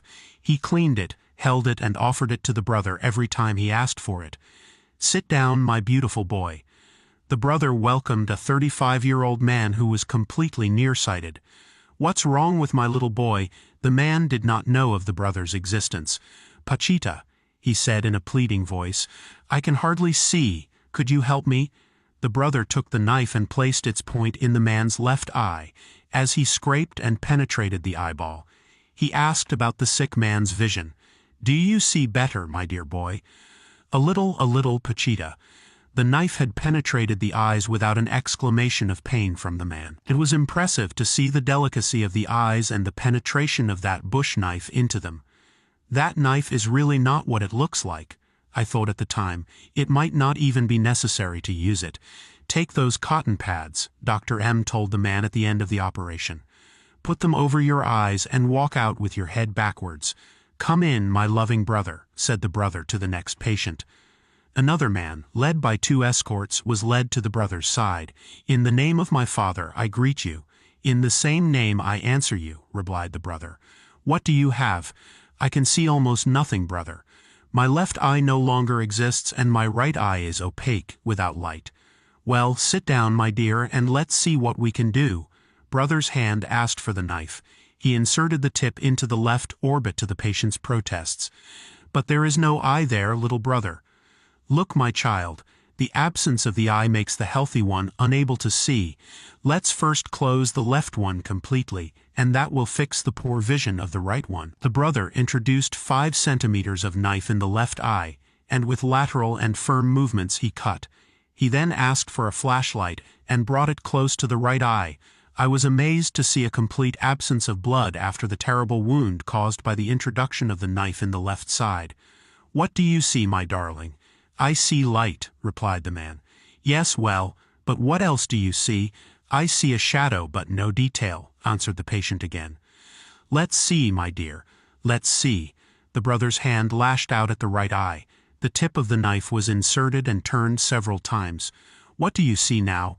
"I see better, brother. Indeed, I can make out more detail." "Go away, my good man, and take care of that eye. Come back in 30 days for another operation." As before, the eyes were covered with cotton wool, and the man walked away guided by his companions. The third patient was an old man with completely gray hair. "Sit down, my affectionate boy," said the brother, offering him the chair. "What is wrong with my little boy? My eyes are full of tears, and I never see anything clearly." "We'll fix that in a moment, my beautiful boy.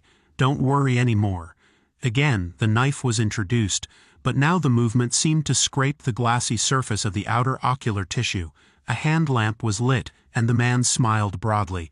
"I can see much better now," he said. No electric light was ever turned on in the operating room. A window next to the operating bed was always covered with a striped sheet, preventing the courtyard from being visible from the inside and the room from the outside. The left side of the enclosure was dedicated to altars, flowers, candles, surrounded by figures of Cuauhtémoc and placed on steps.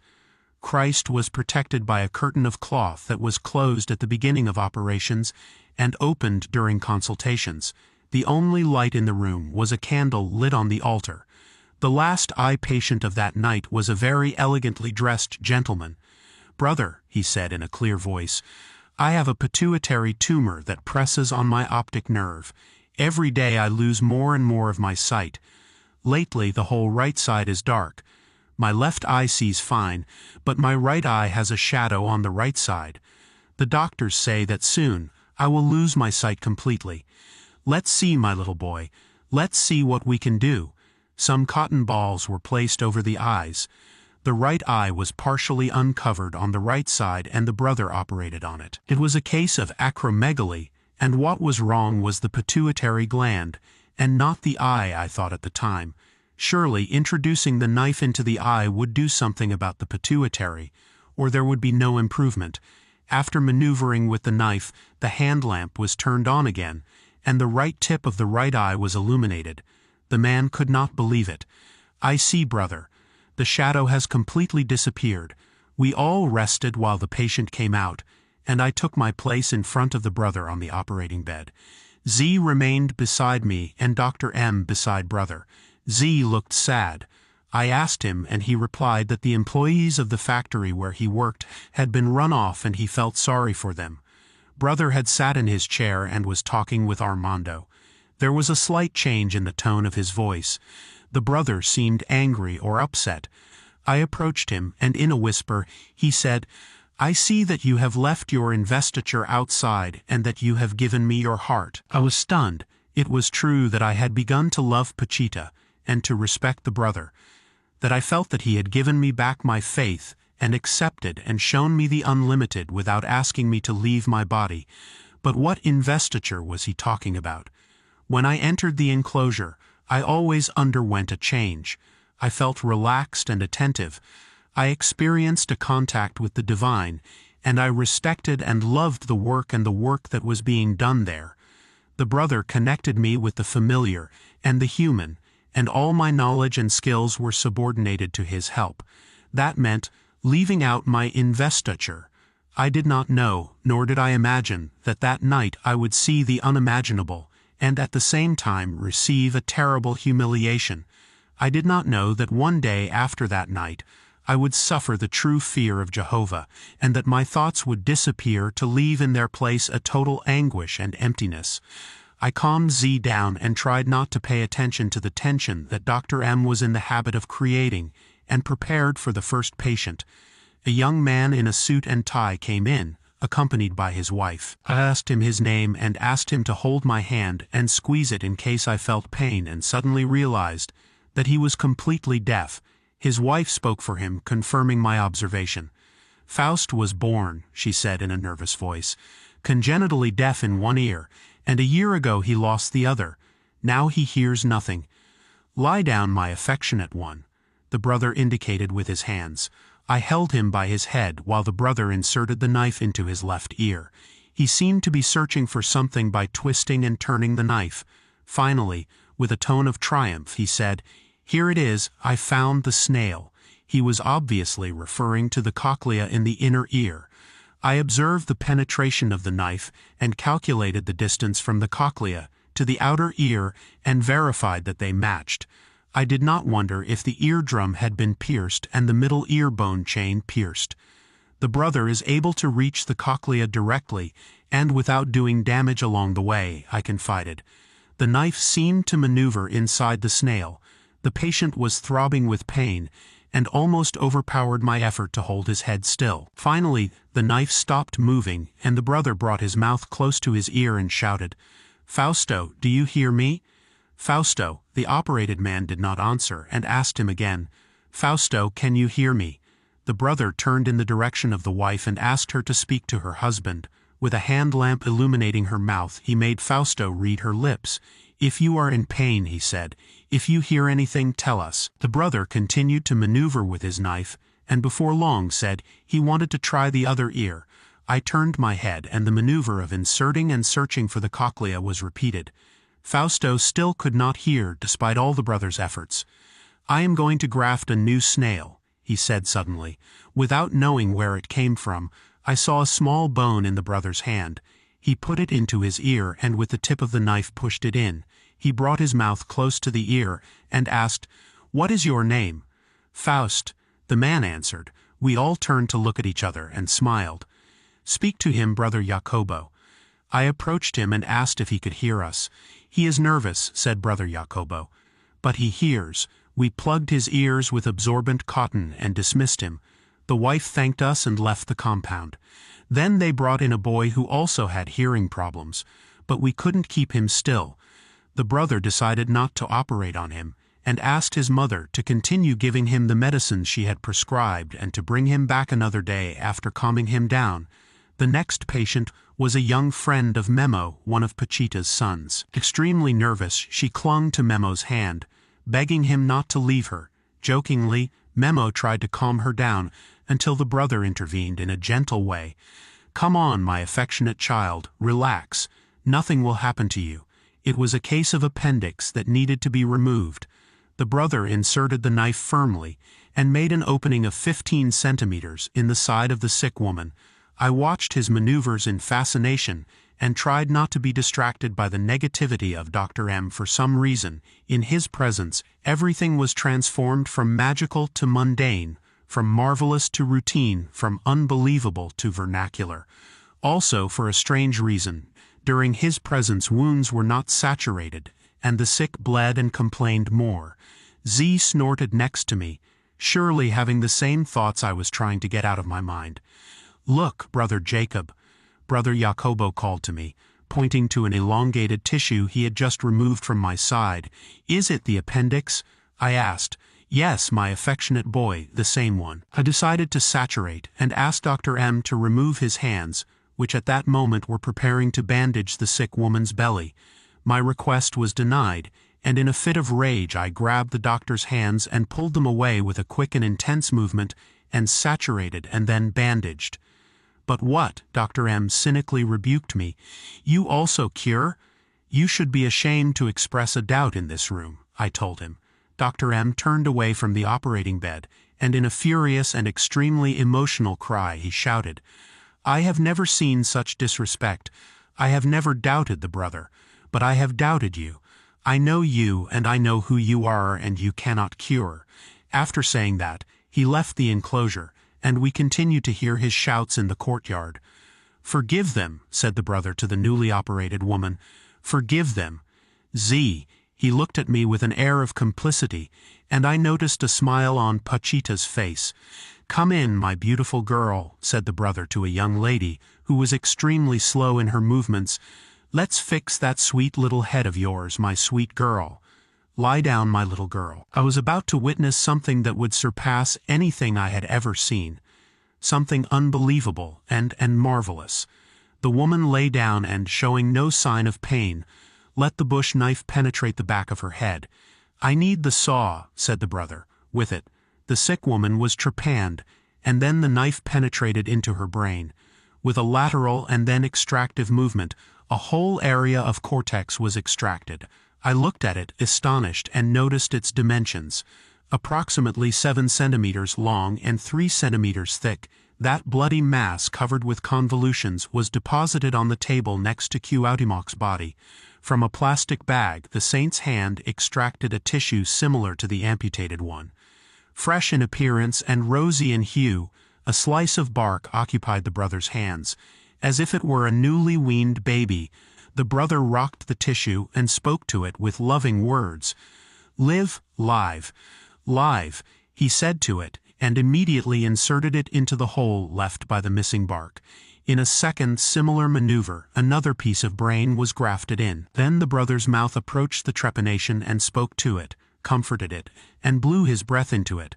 I saturated and bandaged the head completely. I looked at the woman and asked her how she felt. "I am well, little brother, very well." We covered her with the sheet and took her to rest.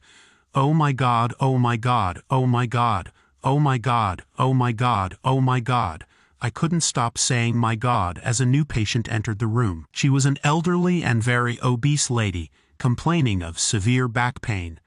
I had already seen several spinal surgeries, including those called fluids. In these, cerebrospinal fluid was injected from the base of the spine. In this operation, the brother used a technique that brought back an image from my childhood. Using a glass beaker saturated in alcohol, the brother set fire to it and placed it ipso facto at the base of the spine.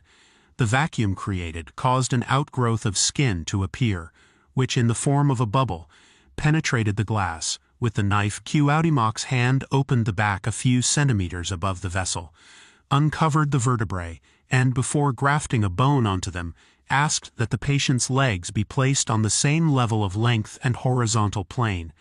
I saturated the wound, and after the patient was taken away I asked the brother about the procedure. "It is to prevent hemorrhage," he quickly told me. I had seen a similar maneuver in my maternal grandfather's house, and the memory of several vessels placed in the back, pulling the flesh, had stayed in my mind as a vision of something very strange. At once a little old lady was brought in. Her hair was completely white, and her body was too boffo, and she occupied the bed. Lying on her stomach, the brother received her with his usual affection, and in spite of having heard them so many times, I felt a great tenderness when I heard him call her little girl. I seemed to notice in her face a return to childhood, and a total trust in that woman who suddenly revived a dead mother. I corrected some spelling errors and removed numbers. Here is the revised version of the text. "My leg hurts me a lot," said the little old lady to the brother. "My femur is very bad. Don't worry, my dear, you will see how it will mend." After the previous words, the bush knife penetrated the thigh and exposed the bones. With a saw, Cuauhtémoc began to scrape away the bone tissue. It sounded like the rubbing of sandpaper on rough wood. Finally, something was oriented inside the leg, and the operation was finished. The next patient came from the town of Parral. A plump, stocky woman, accompanied by her husband, lay face down on the bed. We uncovered her back while the husband explained that in a previous operation the brother had removed a lung cancer, but that the sick woman continued to cough and had severe respiratory discomfort. "Let's see, my loving wife," said the brother to the woman. "Your cancer is cured, and you have not understood it. When you think you are sick, your body gets sick. You are already well. The discomfort you feel will be corrected with another operation, but you must cooperate. Do not think that you are sick and you will stop having discomfort." "Yes, brother, I promise." Then a large incision was made in the left side, and then, with the help of the knife, a large dark organic mass was extracted. "We are going to place a new lung," said the brother, taking a whitish tissue that he removed from a plastic bag. He placed the tissue on the tip of the knife and inserted it into the cavity. With an almost imperceptible rustle, the grafted lung took the place of the removed one. I paid close attention to the patient's breathing and did not notice any change during the entire surgical maneuver. I saturated and realized that I did not know how long I should do it before removing my hands. Every time I had saturated, an internal voice had told me the time, but now I wanted to see. I placed my hands on the wound, and at the moment the voice told me to do so, I separated them and lifted the absorbent cotton that I always placed on the skin.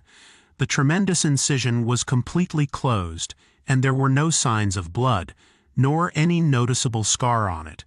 I turned to my left and saw Dr. M enter, holding a sick woman by the hand. During the brain operation, the cortical tissue that had been removed and placed on the table attached to the brother's chair had disappeared. A strange power had disintegrated it without leaving any trace of its former presence. Exactly the same thing had happened to the extracted lung. I was no longer surprised by these disappearances and the complementary materializations I had observed.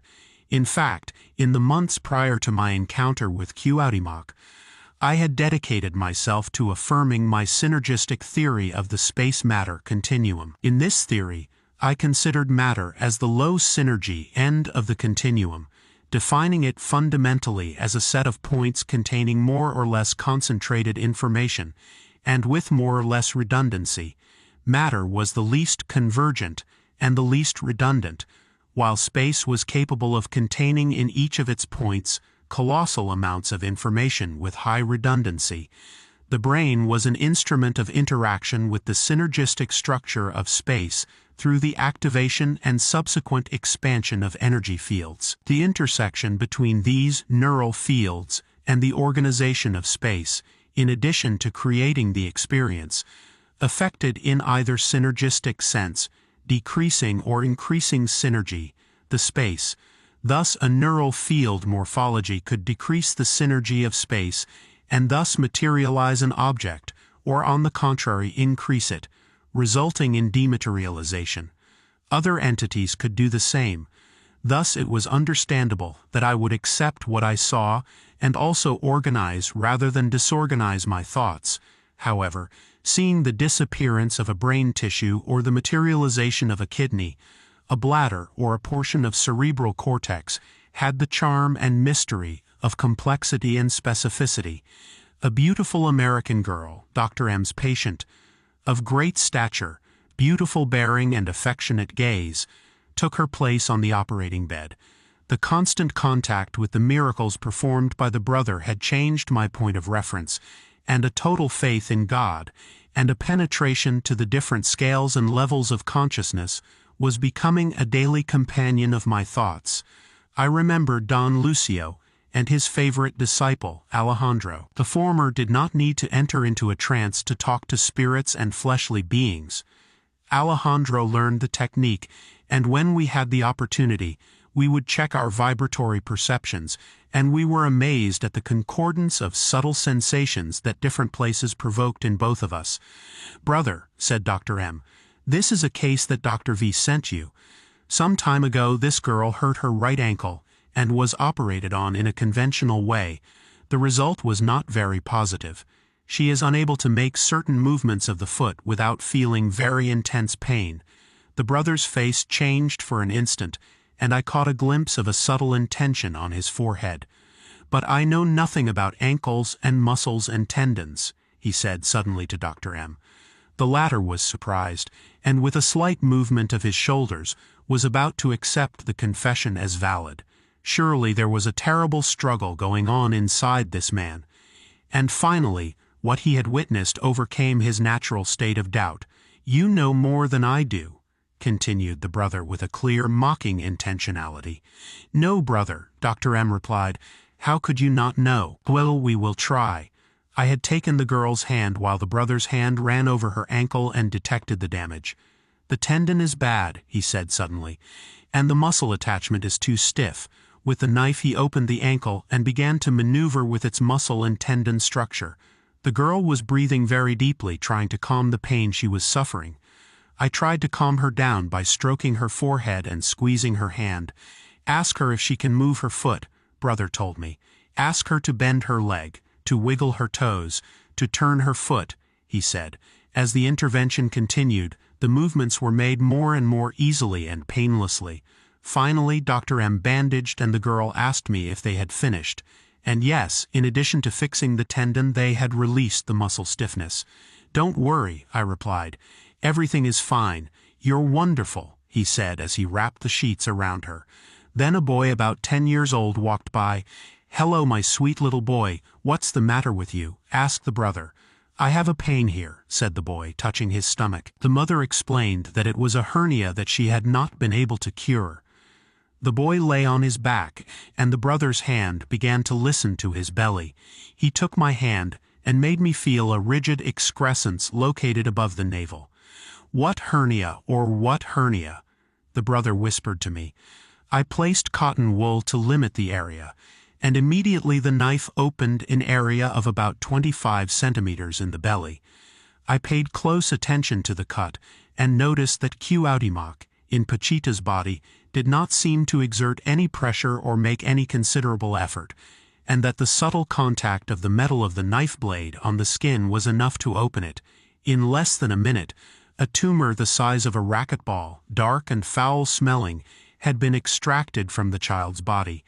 I hastened to saturate, and again noted the absence of blood traces and the perfect union of the skin without leaving any trace of scarring.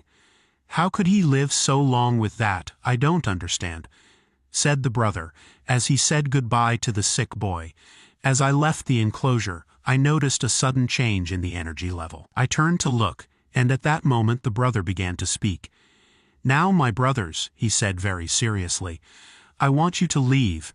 The next case is a damage, and I don't want to compromise you."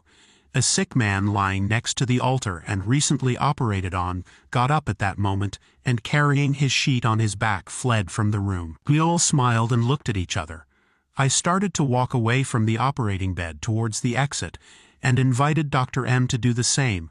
The latter became furious again and shouted back that the brother's instructions did not apply to him. that he was helping with the damage. "Do you need my help too?" I asked the brother. He turned to look at me and said, "No, brother, this damage would knock your mind down."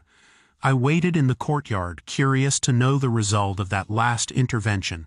After 10 minutes, I was invited to enter the enclosure. Pachita's body was seated next to the altar, and the brother was giving his usual instructions to the assistants. "Brothers," he told us, "we must forgive each other and not cause unpleasant disturbances." Memo approached him and told him that he should bring order, since his authority was the decider. "Me," replied the brother, "me penetrate into worldly affairs. Either one is here or one is there, and there is no in-between." The prayer had been so clear and strong that we all remained silent. This was interrupted by the brother's farewell. Raising his right arm, he bid us farewell. We surrounded Pachita, and with the palms of our hands open and in her direction, we protected her from the possible intrusion of a low astral. The instant of the brother's farewell and the recovery of Pachita's daily consciousness was of great danger, and always provoked a state of tension and sustained attention. In a few seconds, and after several muscle twitches, Pachita came to her senses. As usual, she stroked her hair and rubbed her eyes. She asked for balsamic liquid, and with it she rubbed her face, hands, hair, and nape of her neck. I left Pachita's house with a very unpleasant feeling. It was incredible how I let myself be carried away by anger, and how I fell in the presence of Dr. M. Armando had told me that I was forbidden to get angry when I left the premises, and I said the same thing to myself until I got home. The brother had been annoyed by the lack of unity. Those of us who were helping him were not up to the task. The following days I meditated on unity. So clear was the existence of entities that, like the brother, seemed to have an independence and a life of their own, that it made me doubt. Finally, I returned to what I considered to be the foundation. We are one, and our body has no limits. All manifestation is and comes from the same. In contemporary physics, a particle apparently separated from others is, in reality, the intensification of a frequency range of the same and unique quantum field. The same is true of consciousness. Each consciousness comes from a global and unifying consciousness of the whole. Each being is on the path to unity with the whole, and undergoes different experiences to get there. The same happens in the brain. The frequency of the neural field increases with evolution. At a certain stage, the field becomes confused and indistinguishable from the structure of space. It becomes one with the latter, and thus the individual consciousness establishes intimate contact with the absolute and indifferentiated. That is God, the one divinity of which we are all a part. Its laws are the laws of the universe, and its structure the synergy common to any organization. Chapter 7, Cuauhtémoc. July 14th, anniversary of the earthly birth of Cuauhtémoc. I arrived at Pachita's house, and for the first time I saw the operating room illuminated. The curtain was drawn and the altar was in full view in all its magnificence. Hundreds of roses perfumed and colored the 7 steps of the altar. A magnificent painting of Cuauhtémoc to the left guarded a carved Christ. Another Cuauhtémoc to the right served as a figure for a painting of Christ. The Aztec king looked full of power, and his gaze, directed to the sky and protected by a gigantic eagle, attested his mysticism and faith. Colored papers and a vase full of petals awaited the appearance of Pachita. The beautiful girl in a wheelchair, the one who had suffered an overdose of anesthesia, was also waiting. Looking at the flowers and her parents, Doña Candelaria, the person who knew most about Pachita's work, rushed in and out arranging flowers and placing a white sheet on top of 3 chairs, placed to the right of the altar. After a few minutes, Pachita arrived. She looked cheerful but slightly tired. She greeted each of us who were waiting, and sat down on a chair placed in front of the altar. She asked for 3 people, who sat in the chairs to the right. Mrs. Yu approached me and told me that the lady who sat in the chair in the center was very strange. On her sides, the former disciples of Pachita also sat down, and immediately afterwards they closed their eyes. Something extraordinary is going to happen here, I said to myself thoughtfully. Surely these three people will intervene in some trance or energetic balance. Pachita stood up from her chair and approached the altar, took a bright violet cloth full of bells and embroidery from ancient Mexico, and placed it on her shoulders as a tunic. She sat back down, and the lights were turned off. Surely she is waiting for the brother, I thought.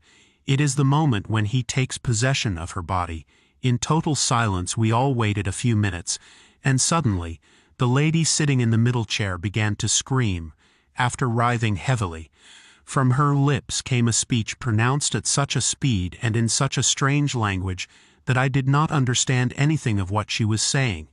I had once heard Parral speak Mexican, and it had a certain similarity of intonation to him. Seconds before Pachita also squirmed, Doña Candelaria threw some rose petals at her. We all imitated her. Doña Candelaria had handed out the petals, and I was told to throw them the moment the brother appeared. While Candelaria intoned a few mañanitas with the help and participation of all, Pachita went into a trance. I reproduce here the innocent and beautiful song. Mañanitas al Hermanito Cuauhtémoc. These are the mañanitas that we come to sing to a divine spirit who comes from beyond. To this omnipotent being who was sent to us by the Lord to give us advice and take away all evil. Come quickly, blessed child. Come to console us. Come to give us your advice and take away all evil. We are not worthy of your divine goodness, but you are eternal light in this earthly life. We all love you very much with all our hearts. Do not leave us, little brother. Take us to the Creator. You were king on this earth. You were great majesty, and now you are eternal light on the heavenly throne. Come soon, blessed child. Come to comfort us, come to give us your advice and take away all evil. All surrounded by petals, Pachita's body twisted for a moment, and then, with the deep voice full of certainty of the brother, she greeted us. Dear brothers, he said first, I am very happy for your love. Although my father forbade me to be with you, here I am, not wanting to disappoint you. Too many things have happened lately that are not completely satisfactory. A great and terrible catastrophe is coming, and today more than ever you should learn to arm yourselves and to give everything possible. Next to me, and in her wheelchair, the over-anesthetized girl we had operated on a few days ago seemed to hear the voice of the message. She swayed in her chair at times with her back erect, and then bent completely to touch her knees to her forehead. Her little eyes jumped from the lit candle on the altar to the chair that occupied Cuauhtémoc's body. She remained completely silent, but suddenly, excited, she let out an exclamation of joy. The brother turned to see her, and said that she was already understanding. The girl's exclamations were repeated several times, whenever the brother spoke of love and devotion to God. On the other hand, she remained silent during concrete descriptions or advice. It's amazing, I said to myself. The child is detecting the deepest abstractions and the most profound and most fundamental points, and does not respond to everything that belongs to the earthly world, to the concrete descriptions and the mundane. Is it perhaps, I asked myself, that what has the greatest power of abstraction is, at the same time, the most fundamental? Perhaps the child's state of lack of cortex has brought her into contact with God and she reacts only to Him. The brother continued speaking about the need to give and love, when he was interrupted by the medium sitting on the chair in the center. He spoke like an Indian child with little knowledge of Spanish, or like a very primitive being incapable of clear verbal expression. I love you very much. I want to help you to cure your little head. You let me make you love. You let me be and help you. The brother turned to see him and greeted him. You can stay, my loving child. You can be with us, but following the laws of your kingdom, and in peace. I to you love much. I to you grace to give you. 2 days later, in morning meditation with my group, I had attempted to apply brother's teaching with a dark entity inhabiting the house in which we meditated. Sensing it, I invited it to stay and receive light from us. To my disappointment, I was not able to communicate, and I lacked the strength to help her and overcome the emptiness it produced in me. Brother spoke for 10 minutes, delivering a speech of such beauty and depth that I feel unable to reproduce it here. He mentioned that he himself was not a very high being, and that he was continually learning and wished to help his human brethren to the best of his ability and strength, and with the help of his Father. He spoke of his flesh, saying that it was very naughty, and that she, Pachita, did not take proper care of herself. She blessed us and asked for light for all of us, and promised not to abandon the suffering of the species and to cooperate to bring light to the world. At the end, she asked us to resolve our passions, and not to let ourselves be carried away by hatred, misunderstandings, or anger. He then set out to take questions. The girl's mother came up to him, kissed his hand, and congratulated the brother on his birthday, and thanked him for helping her daughter. "My dear child," brother replied, "your daughter will soon begin to walk and then to talk. Both of you have pure hearts, and when you manage to solve your problem, you will reach the state that will allow you to get closer to the divine. Your daughter's illness was to test them." "But why with her?" protested the mother. "Why did you make her suffer?" "That's right, my pretty little girl. The ways of the Lord are the most difficult to travel. But everything will be happiness and health in a short time. Have patience and you will see." Weeping, the woman approached her daughter and her husband one by one. The 20 or so people who had come to the ceremony approached to congratulate the brother. A middle-aged lady asked him to tell her about his life when he was an Aztec king. "Oh, my precious little girl, those memories are painful for me, but I will tell you some things," she said. "We lived in a paradise. The inhabitants of Tenochtitlan lived, like you, on a rich soil. Underneath the earth there are still the diamonds, emeralds, and rubies that in my time overflowed the land and the plantations. I was educated for kingship, and from a very young age, my father taught me with the help of the priests to decipher the codices and to impart justice. When I was 13 years old, I occupied the throne. I remember that they brought me a warrior whom I had to judge. I fasted for 3 days, and then studied the codices. At night I dreamed, and at dawn I remembered my dreams, trying to find signs for the verdict. If I dreamed that it rained, it meant that the man should be imprisoned for 3 days and nights.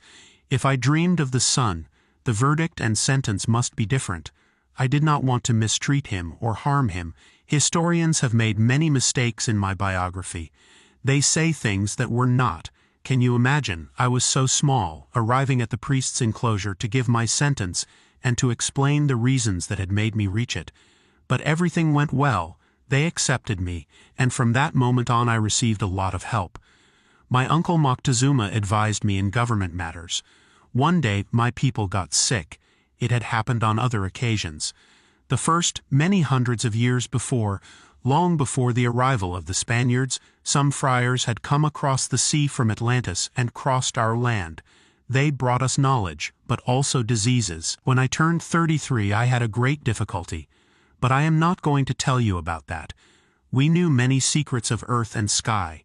We knew a liquid that when used could destroy whole mountains. Beware of the Pedregal de San Angel. That liquid is still found in its subsoil. But I don't want to talk about that either.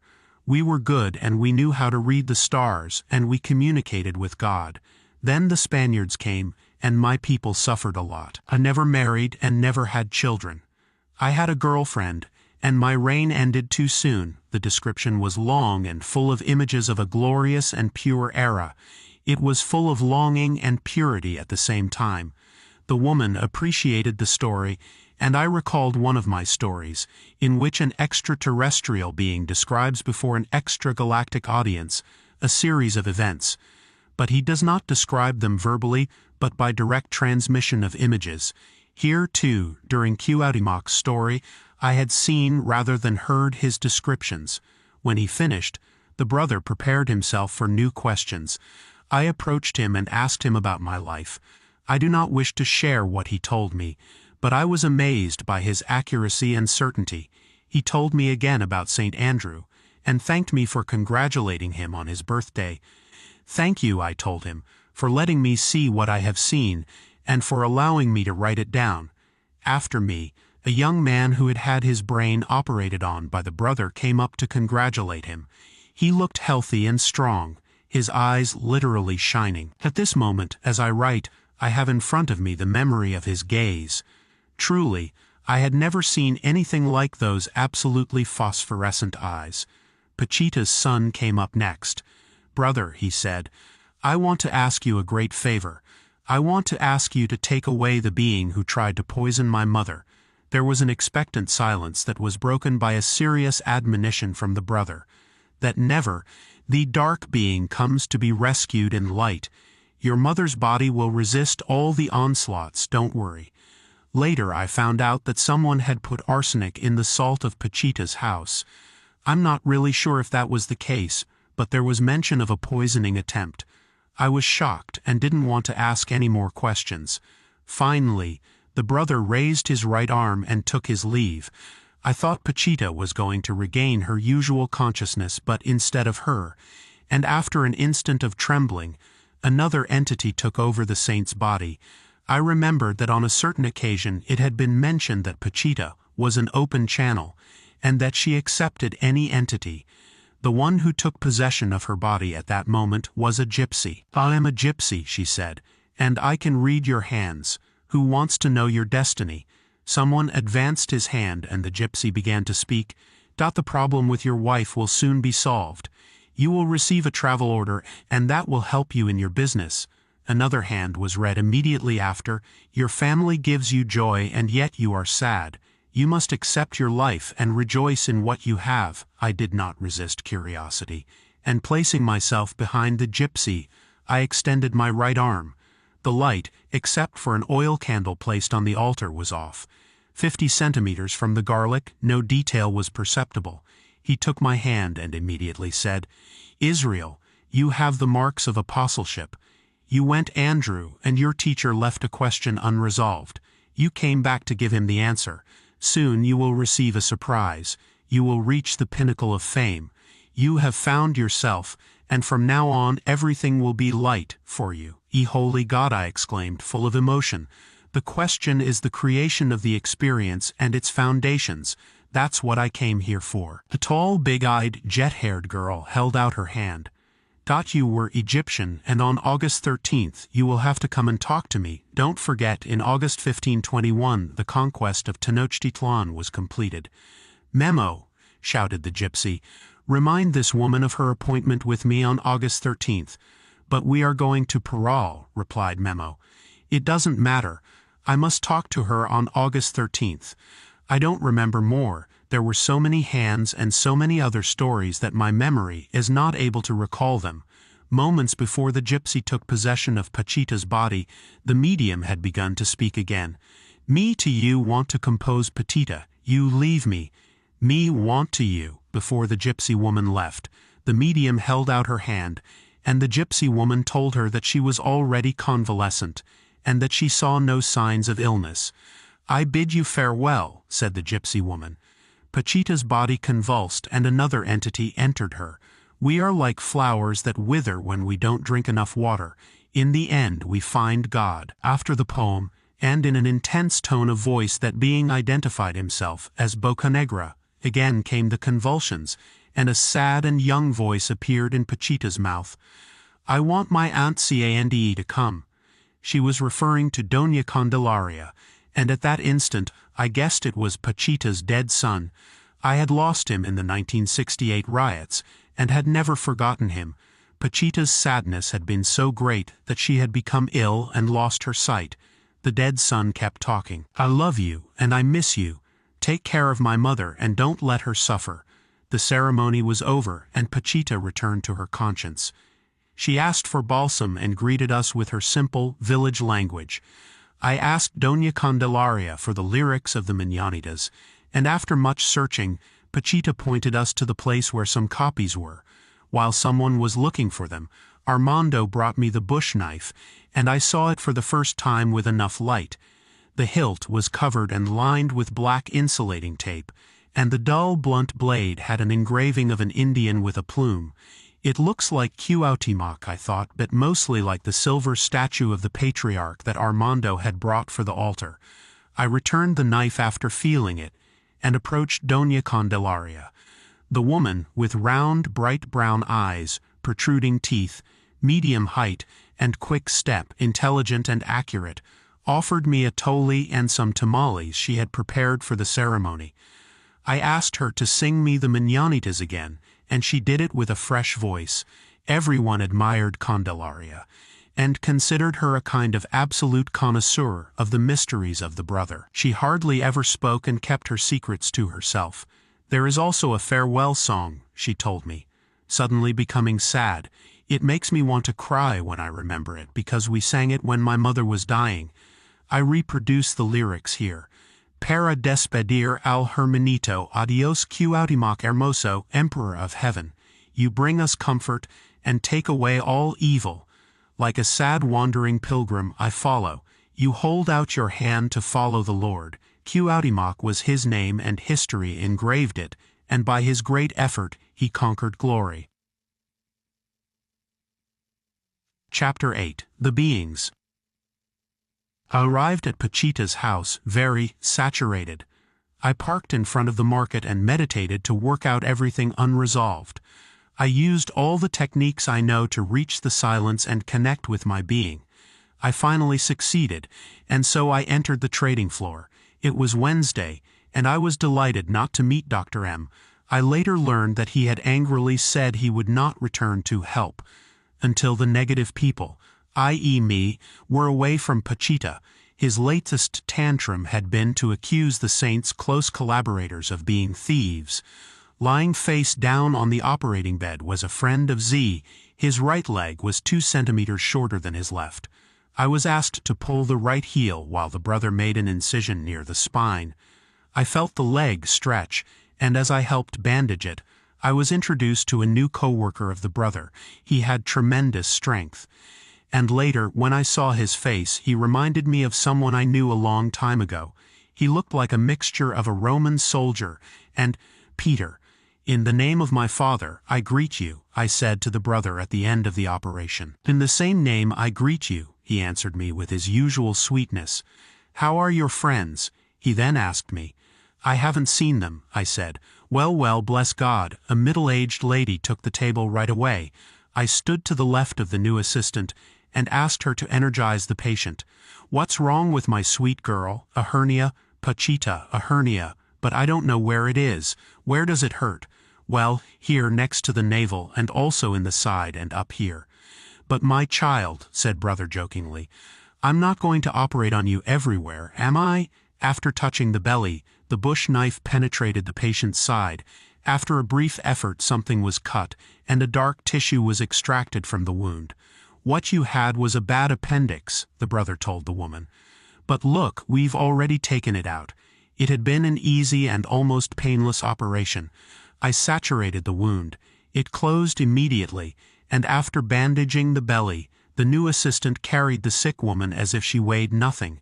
Brothers, the brother began to tell us after the woman was taken away, brothers, I want to make a request. You are going to bring a little woman who has great faith in us and who has come a long way. Please, let us pray to the Father so that we can help her. It must be a very difficult case, I thought at once, and I was tempted to ask about the diagnosis, but I restrained myself. I prayed, and in the middle of my prayer a very worried man entered the room accompanied by his wife. Lie down, my sweet and loving child. The woman lay down and we uncovered her belly. It was tremendously swollen.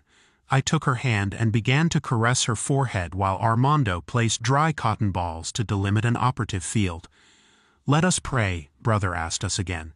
After auscultating her belly, the brother asked for a pair of scissors with which he cut the sick woman's side. He then inserted the knife and turned it, increasing the incision. For a few seconds he left it motionless, and then asked for light. A hand lamp was turned on and I saw a terrible slit from which much blood was gushing. I need to close that vein, said the brother. Keep the light on. In a moment more, he maneuvered the knife and the blood stopped gushing. From the table to his right he took a tissue and asked Armando to pour a liquid into the wound. Suddenly, something came loose from inside the patient's body, and with a triumphant voice, the brother announced that he had succeeded in extracting the rotten part of the liver. He then asked me to press lightly on the belly and place 2 large masses of tissue over the wound. I recognized them as pieces of liver. With the tip of the knife he inserted them into the open cavity, and then asked me to suture. I did so with all my energy, and in the light of the hand lamp he allowed me to see how the wound closed without a trace, practically engulfing the tissues. I am now going to ask you all to carefully lift this affectionate little girl and place her on her side. With Armando's help we did just that. Brother's hand took the knife again and inserted it into the skin. He made an opening of about 10 centimeters. He asked Doña Candelaria for a doll. "Give me a doll, quick," he said. In the middle of the surprise I saw Cande take a dry cotton ball and make a ball with it. That was the doll that the brother's hand introduced to the wound. The woman complained bitterly, and I asked her to pray out loud, "Our Father who art in heaven, praised be thy name." The woman recited for the next 5 minutes the most accurate and precise prayer I had ever heard. I hugged her, trying to soothe her pain. The brother's hand placed another piece of tissue over the wound. It was deep red in color and elliptical in shape. The skin was open and the tissue was over it. I turned to see the woman's face and immediately the incision, and in front of my eyes, the light of the hand lamp illuminated the operating field. The tissue disappeared, and seconds later the wound closed. Despite having seen a similar phenomenon so many times before, this one was so clear and dramatic that I felt a tremendous emotion. The brother asked me to suture, even though the wound had closed by itself, and I obeyed. Suturing, I told myself, is not only closing the wound but sending energy into the body. We bandaged the woman, and after she was taken away I asked the brother if the terrible swelling in her belly was a pregnancy. "No," he said, "it is the result of a very advanced cancer." An elderly gentleman from Ciudad Quetzalcoatl entered the room and was asked to lie on his back, and just as when Leo had asked me not to be distracted, I did so with the new assistant. "Don't be distracted for a second," I told him, feeling like his protector. "What is wrong with you, man of God? Where is that animal that you feel moving inside your body?" "Here," said the man, pointing to the left side of his leg next to his penis. "That's from hanging around with too many women," said the brother to the patient, Jacinta and her son Enrique. We laughed, and I asked for cotton balls. With the knife the brother's hand opened the flesh and began to cut inside. The man was moaning terribly. His screams pierced me, and I thought that the woman was much more resistant to pain than the man. The brother asked me to put my hand into the cavity, and with his hand he made me touch a very hard tissue, embedded inside the body. "Do you want me to hold it?" I asked him right away. "No, Brother Jacob, that would sting you terribly." The efforts to extract the damage continued as the man continued to moan horribly. Finally the damage was extracted and placed on a black piece of paper held by Armando. "Armando," I asked him, "did you also see how the tissue disappeared on the woman?" "That woman," he answered me, "had a very advanced cancer. Her liver and pancreas were fixed, and a new gallbladder was grafted. You must remember," he continued, "that a whole team of surgeons assists brother. When the tissue was placed on the skin, they introduced it from the inside, closed the wound, and began to ligate the tiny internal ducts." Armando stopped talking for a moment, and as if he had suddenly remembered something, he continued, "The operative work does not end with the operation. The beings continue working the grafts, ligating ducts, giving energy and restoring and fortifying the cells." The brother sat down in a chair by the altars, and as we surrounded him, he quickly said goodbye to all of us with his customary gesture of martially raising his right arm. The session was over, and I approached Doña Candelaria. "Candelaria," I said, "you see more than we do, don't you? I see that around her hands there are other hands. The truth is that I only see the body of the sick person without clothes, and those hands, I can hardly see his hands, nor Pachita's hands. Those other hands shine more brightly, and they always scare me. That's why I don't go near them. And what are those hands like? They have long fingers and they shine. Do they use instruments? Yes, they cut, stitch, stop blood. They are very fast. The truth is that your hands are occupied by those shining hands, and I know that when you move a finger, they are the ones who do it, but you don't realize it. And Pachita, Neither does she, she's too fast. For some reason I remembered the blood-soaked sheet from the healing of the woman with cancer, and the sudden disappearance of the tissue placed over the incision, and how it had closed before my eyes. Those beings, I thought, are the ones who operate, and it is a whole team that has reached absolute and total perfection. Doña Candelaria kept telling me. One day, many years ago, I became curious to see the brother. I asked him to show me his body, and during an operation I began to see him. It was like a flash of lightning, and I was so frightened that I asked him to stop showing himself. I could only see his legs. They looked like two trunks and were shiny and silver. He mocked me and said, "Why did I first ask, and then I didn't want to see anymore?" You will not believe this, but one day brother told us that he needed a vine for an operation. I was very young then, and I went with my sister to Chapultepec to look for the vine. But neither of us knew what a liana was. Suddenly the brother appeared to me dressed like a man and told me, "The lianas are like ropes hanging from the trees. Look like that one. You know how we women are." He was so handsome and so strong that I forgot about the liana, and with my sister we began to follow him all over Chapultepec, just because we were women and he was a man. Suddenly we were getting closer when poof, he disappeared. Yes, right there, in the middle of Chapultepec. It scared us so much that we ran to look for the vine. When we returned, the brother scolded us, but no longer in body but in spirit through Pachita. He told us, "Look at these women who forget the mandates. My husband would come to help us, but he was a very demanding person. Sometimes he made fun of me and told me that he only saw visions.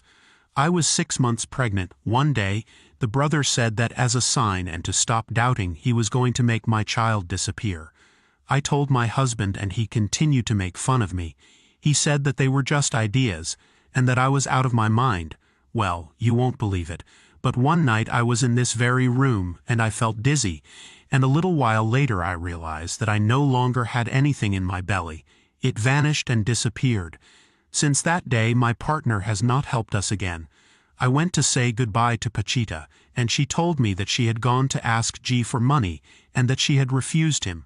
Really? I asked, alarmed. No, man, although those who have should give to those who don't have. Plus, and what do you want the money for? I want to buy a lion. What? Yes, they sell it to me for 15,000 pesos and I want to have it here in the house. Pachita looked at Z and said, "You lend me the money, come on, don't be mean." "I won't lend it to the lion," Z answered. "Imagine if it gets hurt and breaks out of its cage and eats us all." "Well, they deserve it," answered Pachita. "Well," she said after thinking it over, "maybe it wouldn't be very good for me to buy a lion." "I don't want to buy a lion anymore." We all laughed, and I said goodbye to that incredible woman. On the way out, the woman with the appendix asked me to take her home.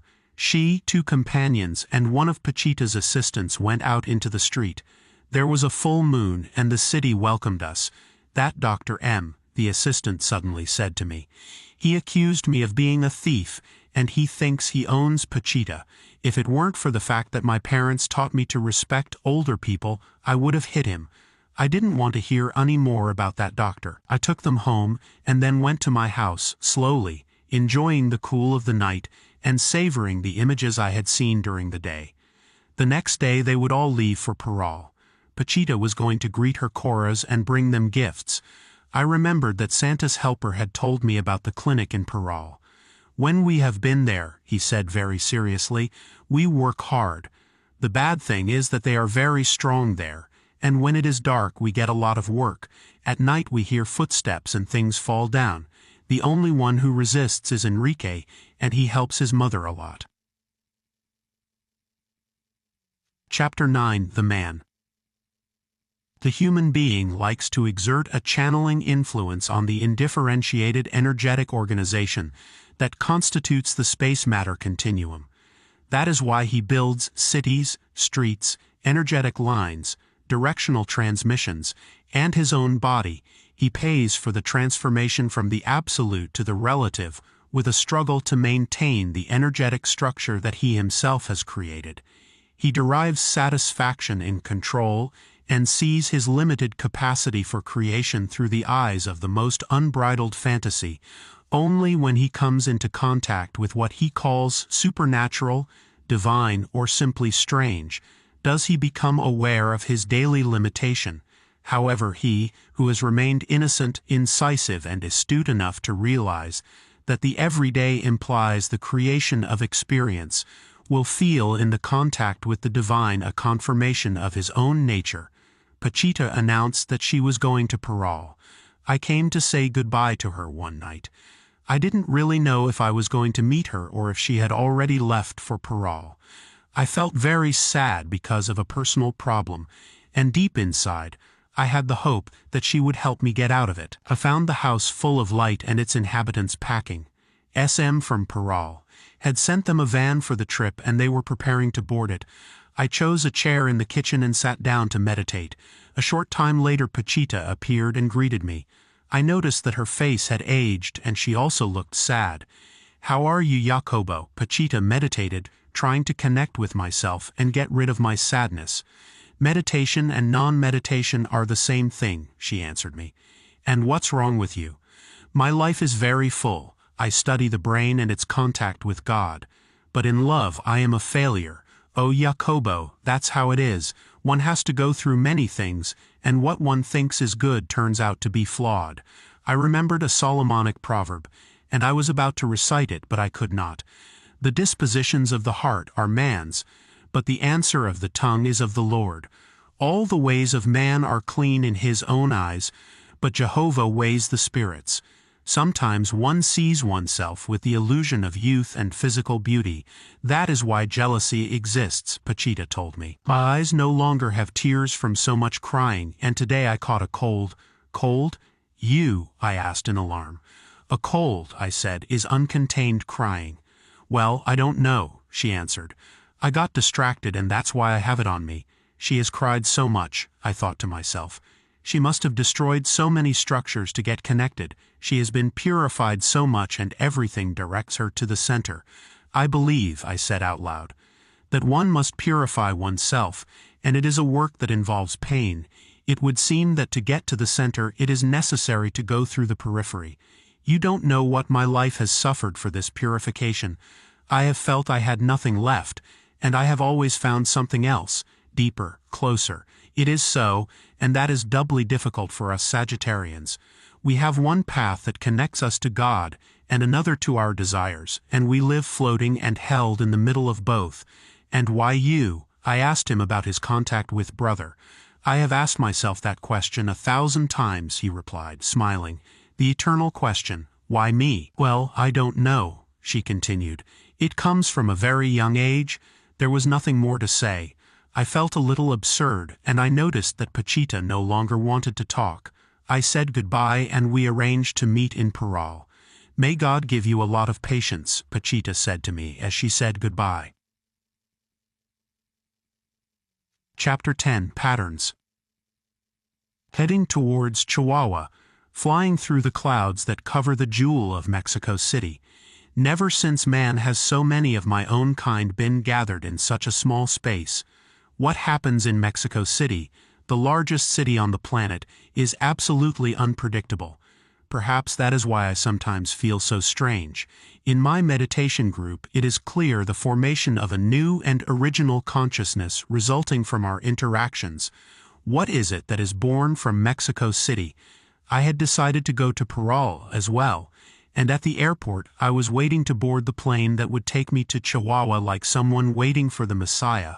My poor brain, ultra-sensitized by meditation, demanded rest, especially because in addition to detecting group consciousness, it responds to events of a remote past. I think that because at high speed and above the clouds a space of high synergia is created in an airplane, I always feel very inspired. And what I see in those moments is the obvious. So I am in awe of everything. People wear clothes, they offer drinks on the plane, and the lights of the city make it look like a jewel. The moment I sat down in my seat, I felt that the plane was carrying lousy and annoying vibrations. I must confess that for some reason it reminded me of Pachita's fear of these devices. I was surprised to hear her say that she never flies out of fear.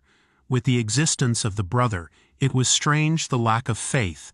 I think it all depends on the point of reference from which you look at reality.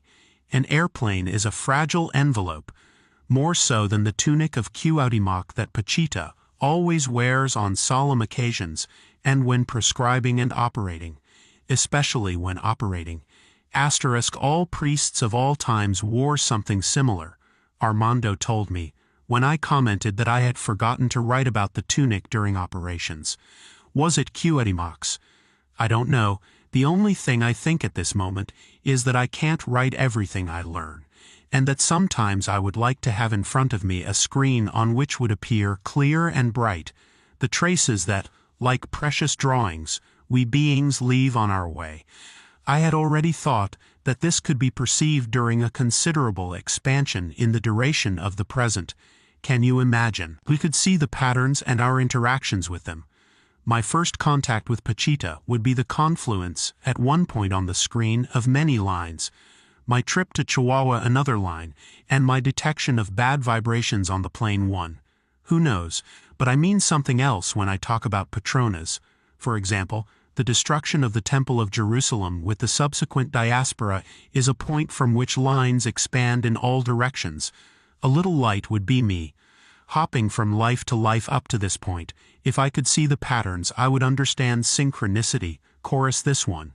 5 minutes later in Lopez Portillo's Quetzalcoatl read, "What amazes you?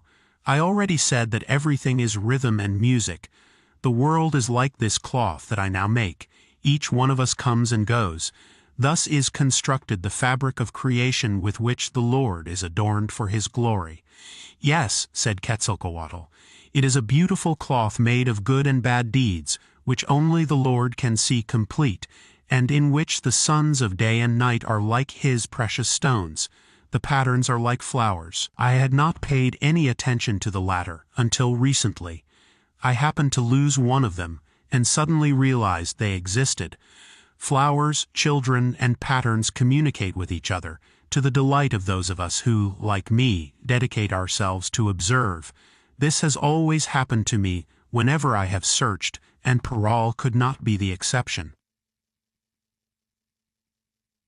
Chapter 11. Parral. Nestled among the mountains, and in the midst of gigantic deserts, saturated with beehives and mountains. Every time I see the planet from the heights, it seems to me to be in front of the neocortical surface. To explain the experience, I had resorted to the concept of neural field as a three-dimensional energetic envelope, resulting from the interactions between all the neuronal elements. I had imagined it as a hyper-complex flame, or as the surface of planet Earth. From the small plane that took me from Chihuahua to Parral, I again saw my planetary home as a gigantic neural field. It can be seen from all points in space. So it is also an energy field. It interacts with space from all points that contain it as a seed of vision, and like the interaction between the neural field and space, the planetary field must create and be experience. It hardly moves, and there is rarely any ground capable of changing its structure. It is like tarantulas that have reached the immobility of being. It has rivers as veins, seas as reservoirs of blood, and cities, towns, villages as... I think I left Mexico City because its colossal size begins to alter the being of the planet. Perhaps trying to hide it from view, and thus diminish its effect on the planetary field, it is covered with fog and smog. At the Parral airport, I came upon the magnificent sight of a maneuvering Bell helicopter. The pilot and his mechanic had picked up a little boy and were astounding him with the flight. They were making maps of the Republic and invited me to take a ride in their craft. Suddenly, and in the middle of a conversation about maps, they revealed to me that they had seen a strange craft hovering above the town of San Pablo in Nuevo Leon. Wasn't it a plane? Helicopter, balloon? No, man, Captain B answered me. I have been a pilot for 40 years and I know how to recognize it. Then you are lucky, according to the plumber who sold me a refrigerator and was an expert in those ships. The one who sees them for the first time is marked and acquires a new power of perception. I stayed at the Hotel Adriana, remembering my lost flower, and set out to look for Pachita. I didn't know her address, and I liked that. Now everything had to acquire meaning, or I would not find her. When I met Pachita and the brother, I thought my mission was to reunite Quetzalcoatl with Cuauhtémoc.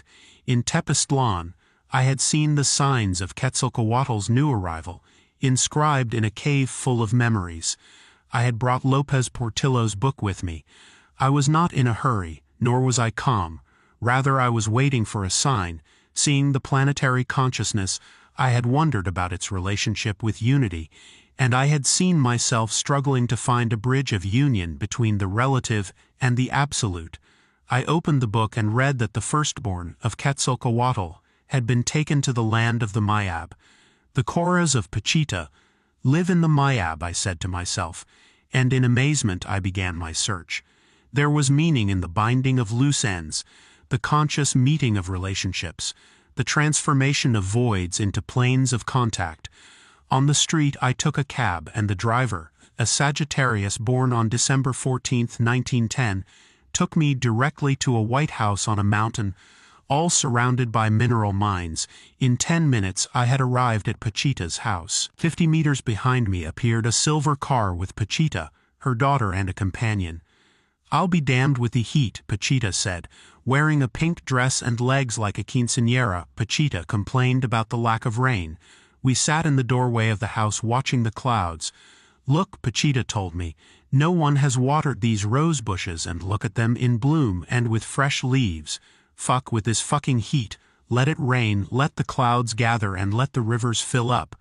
Look," he pointed to a nearby hill, "that mine has no water, and they steal the pumps they have connected." I turned to look at the factory and realized that a predatory cloud was approaching. Within 2 minutes, a circle of 200 meters around the house was filled with drops. "Look, Pachita," I said excitedly. "It started to rain. They listened to you." "It's just tears," she answered.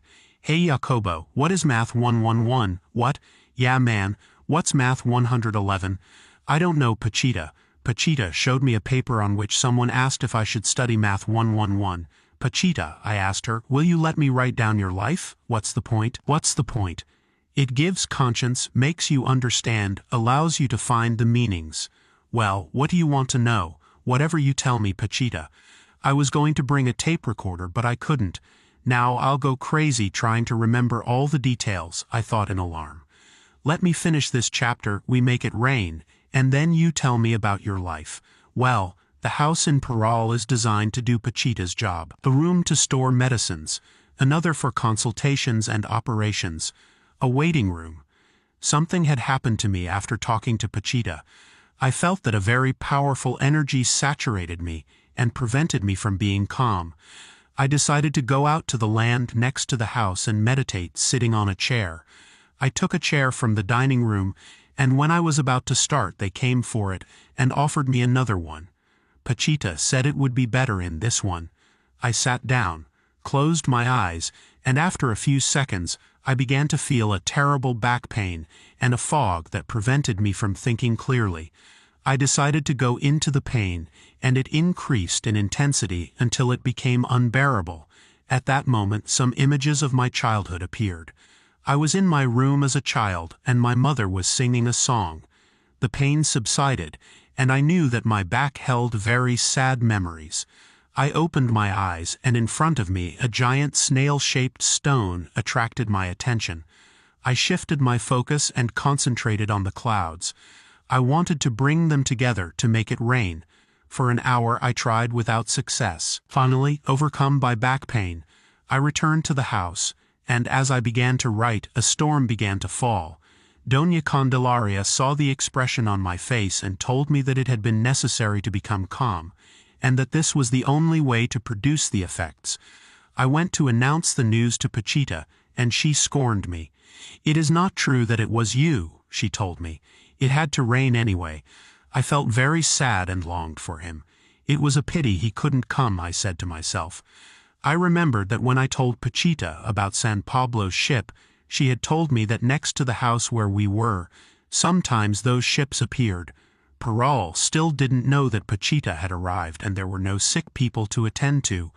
I sat down to read Quetzalcoatl. I remembered that when I mentioned it to Pachita, she had made fun of his name. And to wait, I felt ignored and sad. I began to miss another presence, and sweaty I stopped myself from falling. But it was hard not to. Pachita had made fun of me, of Quetzalcoatl, of the possibility of making it rain, and of her own life. In the afternoon people began to come. Pachita had told me that she had radiated a message to the Sierra, and we all waited for the flood of sick people. I reread what I had written in this chapter and realized that I had been the one who had despised first. I really have a lot of things to sort out, I said to myself in alarm. Chapter 12. The Beginning. The clouds of Parral speak of presences and absences, framed by pink, white, dark gray, velvety textures, cottony and suddenly lines, cloud edges on a blue and silver and pink and violet background. The house of HM received the brother. 15 of us were invited to the ceremony. Praises and prayers were sung, and while Doña Candelaria sweetly recited a song of welcome, Pachita convulsed. She had put on Cuauhtémoc's tunic, and waved her right arm in the air. I greet you, my brothers, and I thank the Father for allowing me to be with you again. I am grateful that you have kept me in your heart, and I ask that my flock be kept united in harmony. As we arrived at the operating room in Parral, framed with a large picture of Cuauhtémoc, flowers, and a three-dimensional diagram of the interior of the human body, SM had given us an introduction. Here, in this house, he began to tell us, about 2,000 operations have been performed. Before, the brother worked in my house, but the conditions were not adequate. You should know that in all this time no one has ever died. The operations are successful and the sick are healed, but some relapse. The operation is not enough. A change of mentality is necessary. Bad mental habits must be eliminated for the cure to be permanent. The brother operated on me for an ulcer. I took medicine 10 or 12 times a day and suffered terrible pains.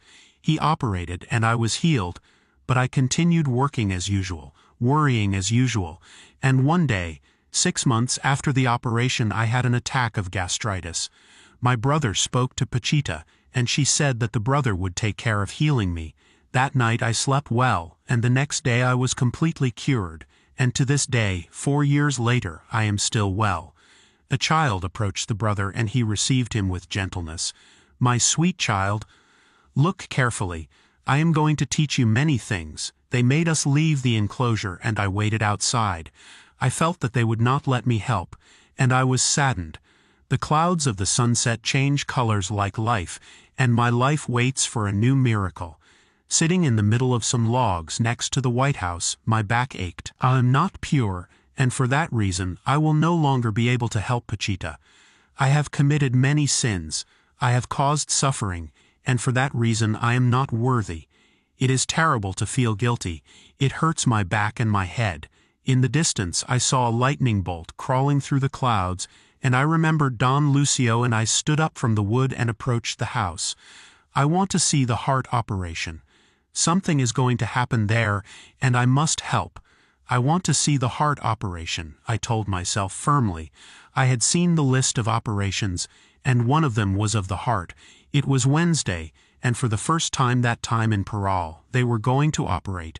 Surely of the 2,000 operations many had been of the heart, but this was the first for me. I approached the door with all the thoughts I have described, and they let me in. I stayed a few minutes in the recovery room, and peeked into the operating room as they opened the door. I smelled blood, heat, human sweat, and lack of oxygen. I felt nauseous, took strength, and penetrated. SM asked me to stand next to the operating bed. I approached the brother and greeted him. In the name of my father, I greet you, brother. Hello, my good man, how are you? They had just finished a lung transplant operation, and now they called the next patient. A thin man occupied the bed. He took off his shirt, and a terrible scar was exposed at the level of his heart. What is your name, dear boy? Asked the brother. The question was repeated several times before an answer was received. Joseph, the man finally said, you have already been operated on. Haven't you?" Again a long silence, and finally an affirmative answer. "Brother," said the brother, "please pray for this man." All my gloomy thoughts disappeared, and I held José's hand while the brother opened his chest with the scissors and then inserted the knife. He opened about 6 inches and asked Memo for help. He had him hold a vein he had cut and began to penetrate the heart. He made another cut and announced that he was about to open the aorta. I protected myself with a cotton ball moistened with alcohol. I thought the blood would gush out impetuously, and my prognosis was not fulfilled. Only a small trickle was the result of cutting the aorta. The smell coming from the wound was foul and disgusting. The brother ordered the transplant and placed it on top of the wound. It was a red heart. He kept maneuvering, ligating conduits while still holding a vein. The heart over the wound began to beat. He inserted it, and then cut inside again with the bush knife. "Look at the crap doctors do," he told us, after extracting something I couldn't see clearly. Then he cut again, and I saw how he extracted a mass of tissue, still throbbing, about 6 or 7 centimeters long by 4 or 5 centimeters wide. He asked Memo to release the vein, and as he did so, I saw it penetrate. The external mass of tissue had been introduced, and with these maneuvers, the longest operation I had ever seen was concluded. I saturated the wound, which closed immediately, and began to bandage. "Careful," said the brother. "Do not disturb the patient." Everything seemed to be going well when suddenly the brother asked us to pray.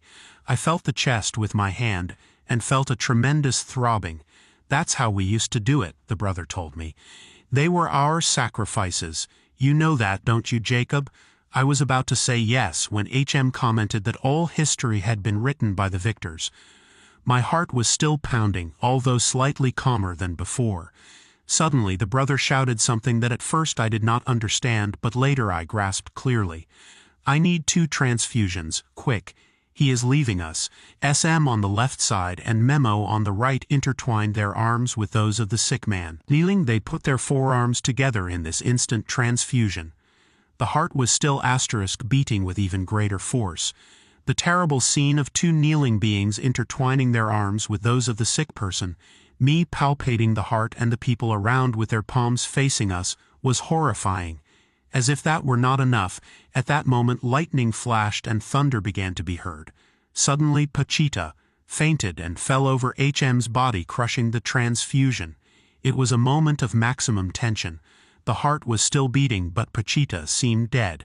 2 minutes passed, and a cadaverous voice began to come out of the mouth of Pachita's recumbent body. "Good night." It was a slow, almost mocking voice. SM raised her head and asked, "Who are you?" Memo immediately silenced him. Then Pachita's body returned to its original position and greeted us. "Everything is all right now. Take good care of this man." I finished bandaging him, and they took him away. "What happened, brother?" I asked anxiously.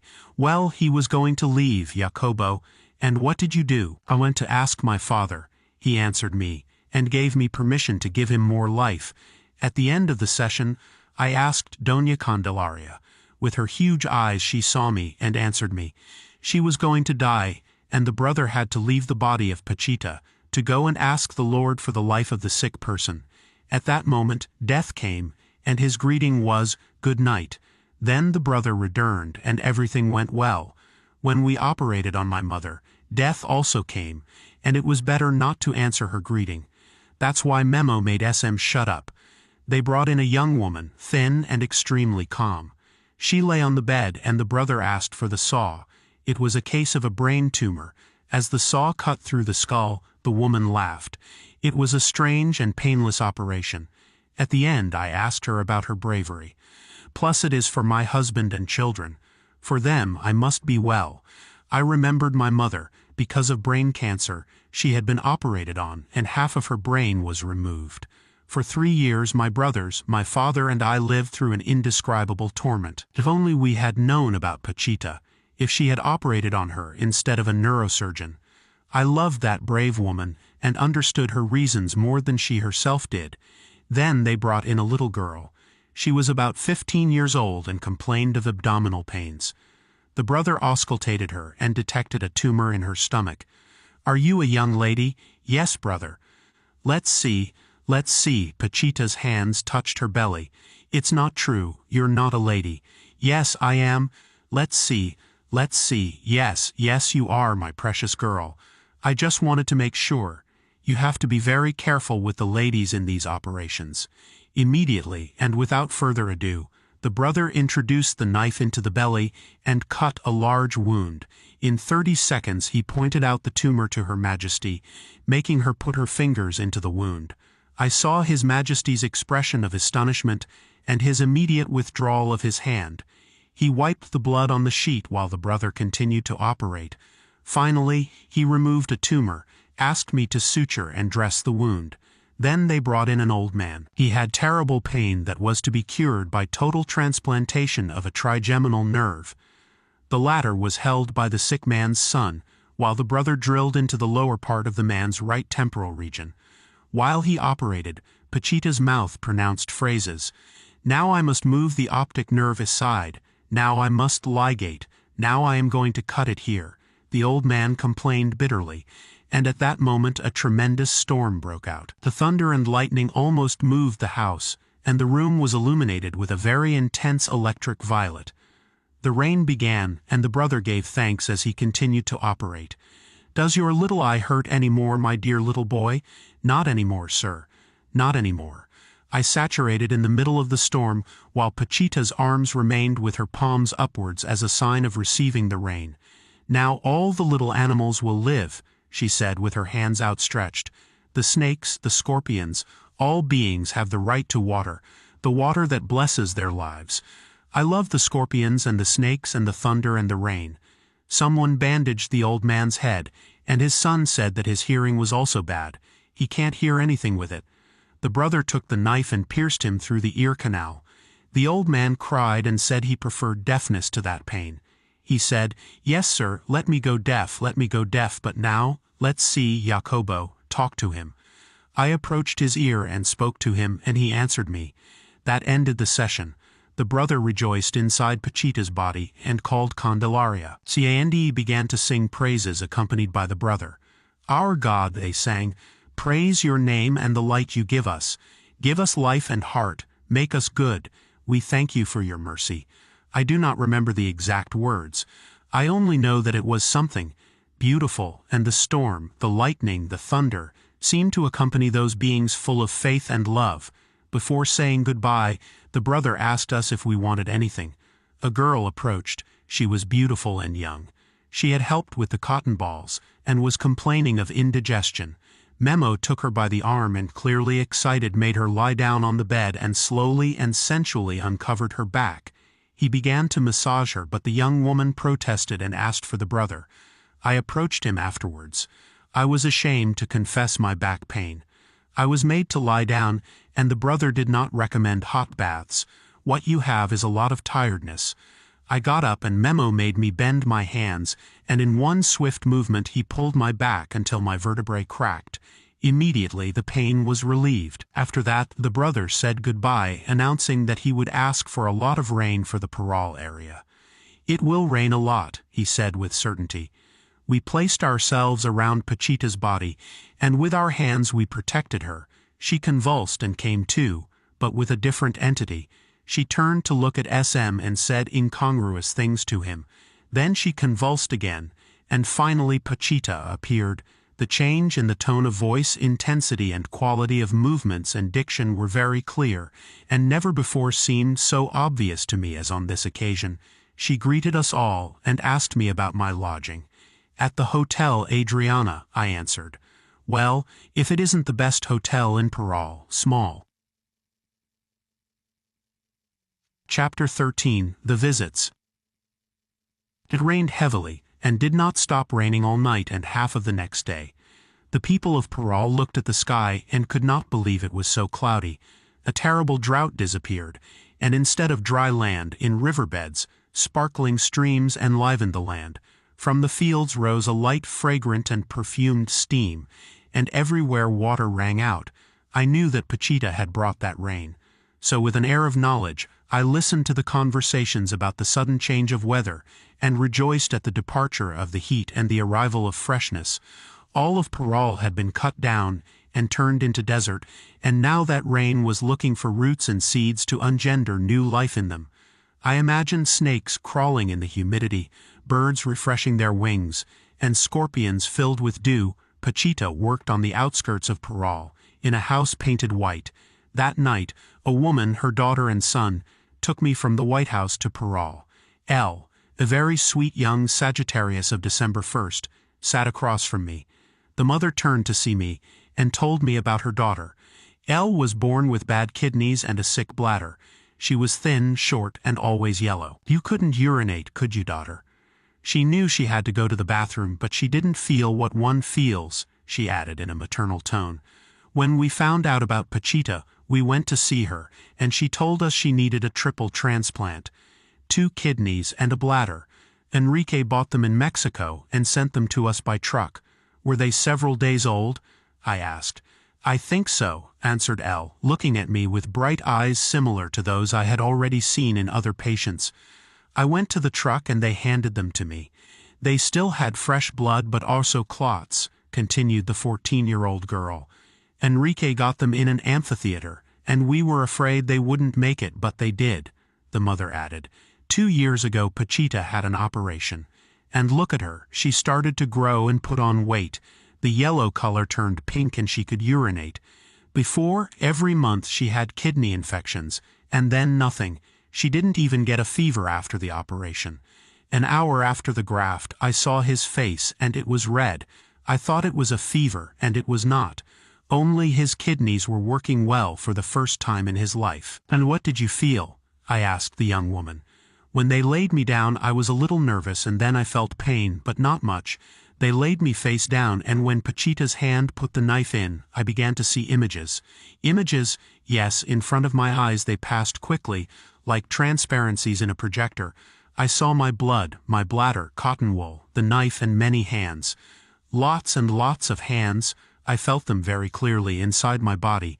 There were 10 or 20 or 40 hands that quickly touched my kidneys and bladder. Some of them had nails and scratched me, but all of them operated and did not get in the way. Did they use instruments? I saw scissors and I don't know what else, but mostly fingers and hands, many hands. I remembered Doña Candelaria's description, and I understood why the sick people talked about having seen God during the operations. Plus, and then what happened?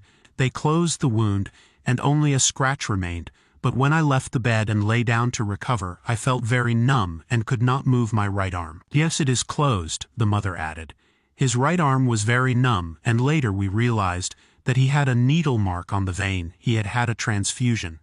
That night, continued Elle, I felt very desperate and wanted to cry. I think that happens to all those who have undergone surgery.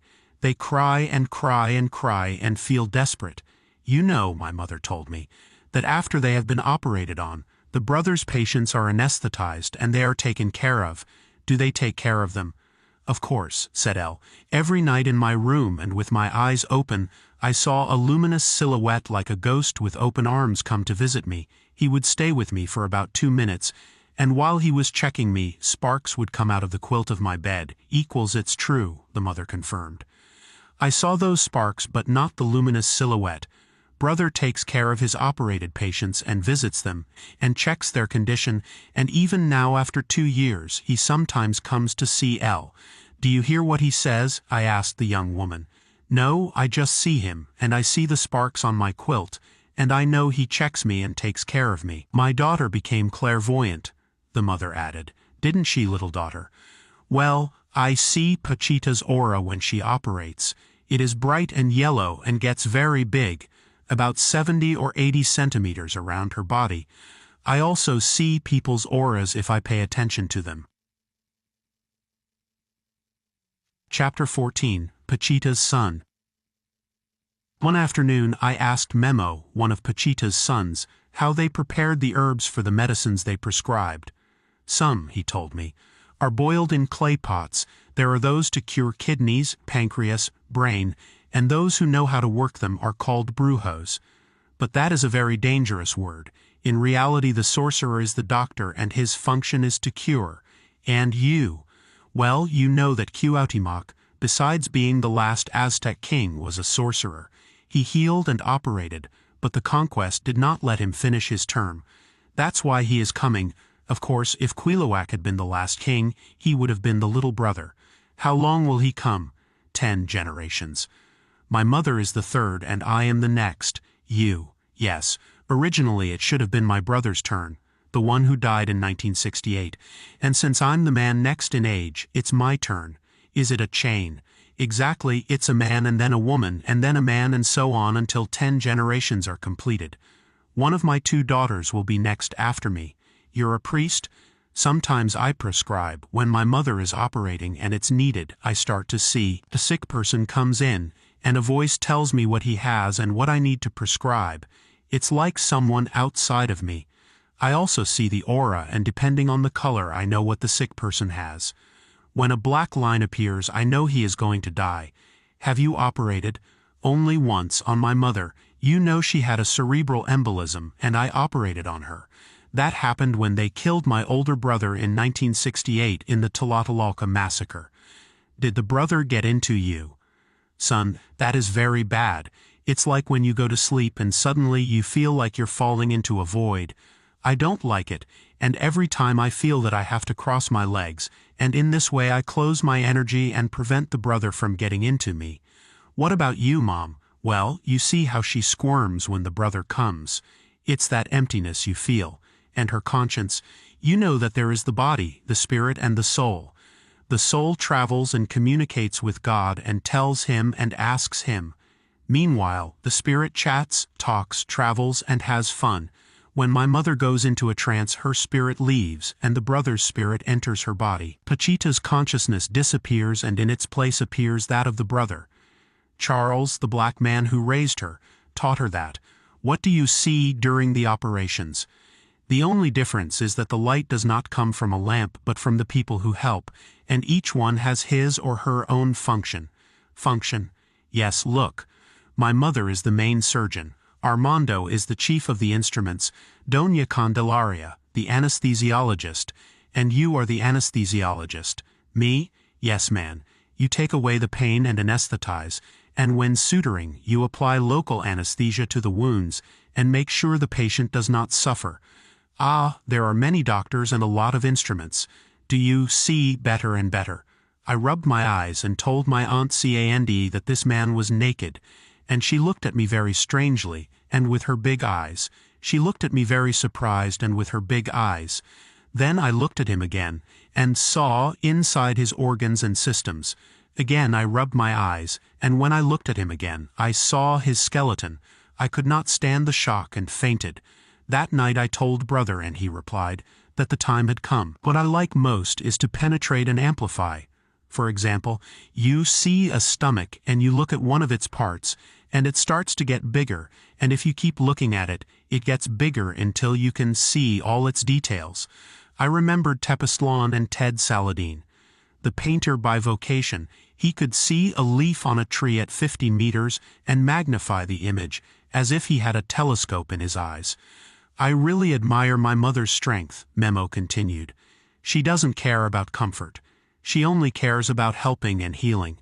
I have the same character as her, and that's why we clash, but I like comfort, and I love to get into myself. In Mexico, I go up to a room and sit in a corner and meditate for hours. Sometimes I go on a 2 or 3 day hike and do the same thing. Sometimes I can see the future. One day I was with my friends on a street corner, and suddenly I knew that a truck was going to hit and crash there. I told my friends, and they looked at me like I was crazy. I convinced them to go to another corner, and a few minutes later a truck was going to crash exactly on the corner we were on. I like to delve into the unknown, Memo continued. Like the Aztecs, you remember when the brother told you that they didn't make sacrifices? Well, that was to learn. It is not true that they did it out of cruelty. They were investigating. Chapter 15. The Exorcism. True development only occurs when in silence the voice is recognized and all that it says and makes seen is accepted as real. This is what happened to me when I considered validation as a synonym of direct perception, and something in me opened up and made me see and understand. That Friday afternoon, the people of Parral began to arrive at the esplanade in front of the house in white. In front of it, the impregnating machine tinged railroad ties with a shiny black. From time to time, a large boiler reached its pressure limit level, and a whitish vapor with a slight petroleum odor released clouds that rose, giving the scene a ghostly look. For some reason, I had decided to meditate for hours on end in two places: a mound of marble stones that reminded me of the surroundings of Jerusalem, and on top of the sleepers piled in rows. I had taken my flute with me, and soothed my aching back with its sound. The operations were to begin at 6:30 p.m., and half an hour earlier, I entered the living room of the house to meet SM. A beautiful Christ hung on the wall. Pachita had placed around his head thin branches full of leaves that made the figure look as if surrounded by a halo. We sat at the table, and SM asked me about the book I was writing. I was suspicious of writers, and feared that the book would not be up to the standard of the brothers' work. We discussed it, and within a few minutes we both realized the similarity of our views, and the distrust turned into frank and masculine camaraderie. SM maintained that the source of development was inner cleanliness, balance, and non-judgment. He spoke of his transformation 4.5 years ago when he first met Pachita and brother. I lived to survive, he confessed to me with sincerity. Every work I undertook I imagined would remove an emptiness I was experiencing inside me. But it was not true. Each economic achievement left me emptier. One day I met the brother, and from that moment my life took on meaning and the emptiness disappeared. Now I am with God in peace. Enrique told us that there was an emergency at the Camino Real Hotel, and that he and his mother would go to attend to it.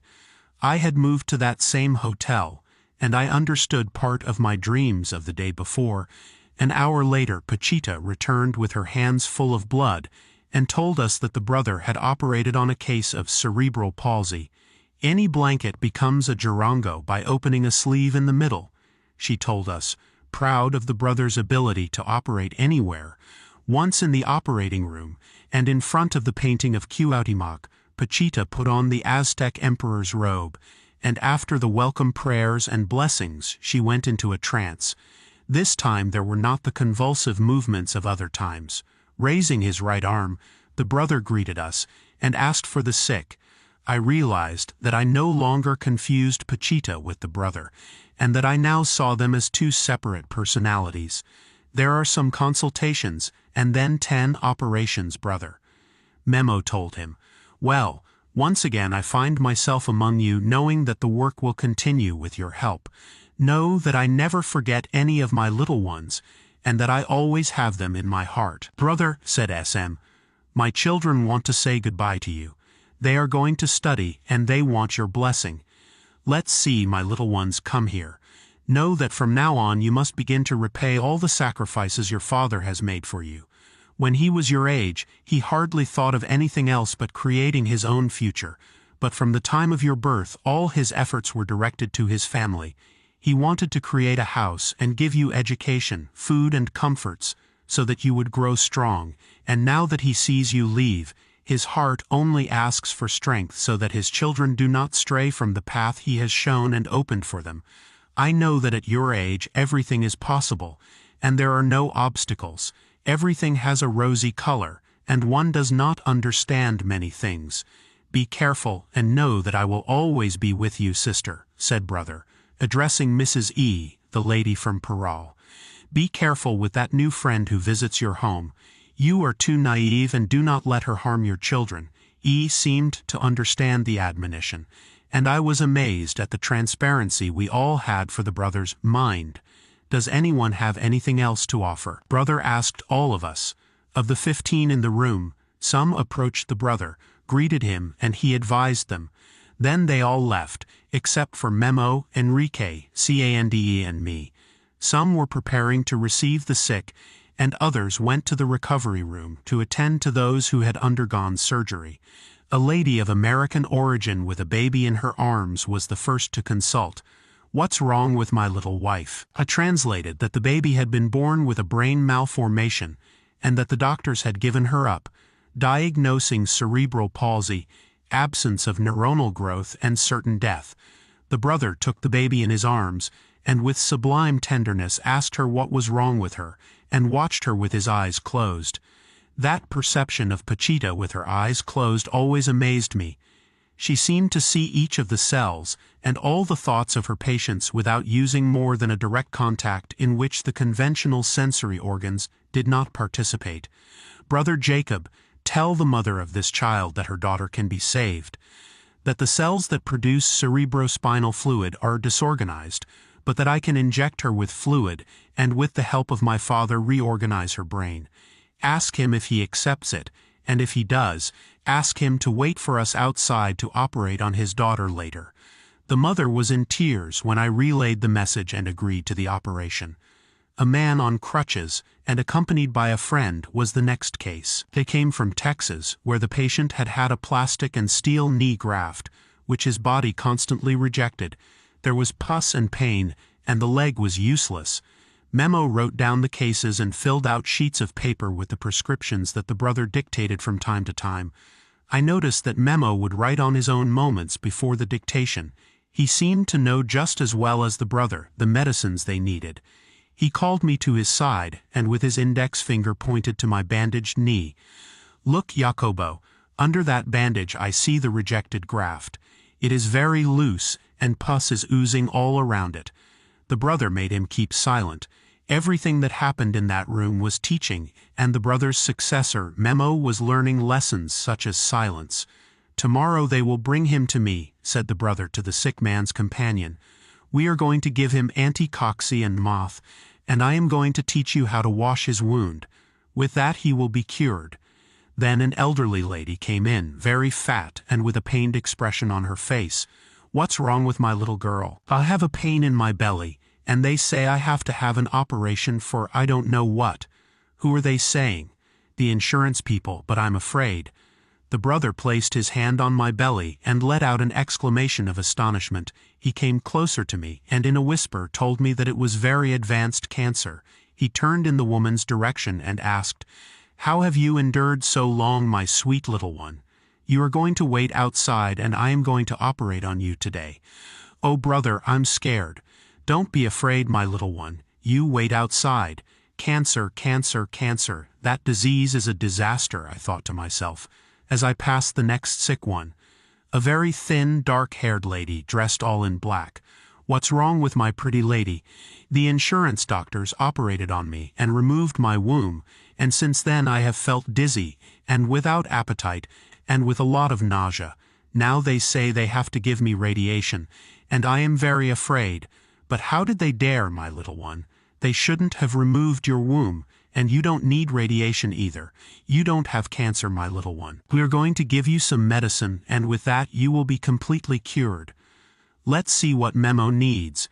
Before entering the consultation room, I had talked with A young woman with a lot of character who was helping at the construction site.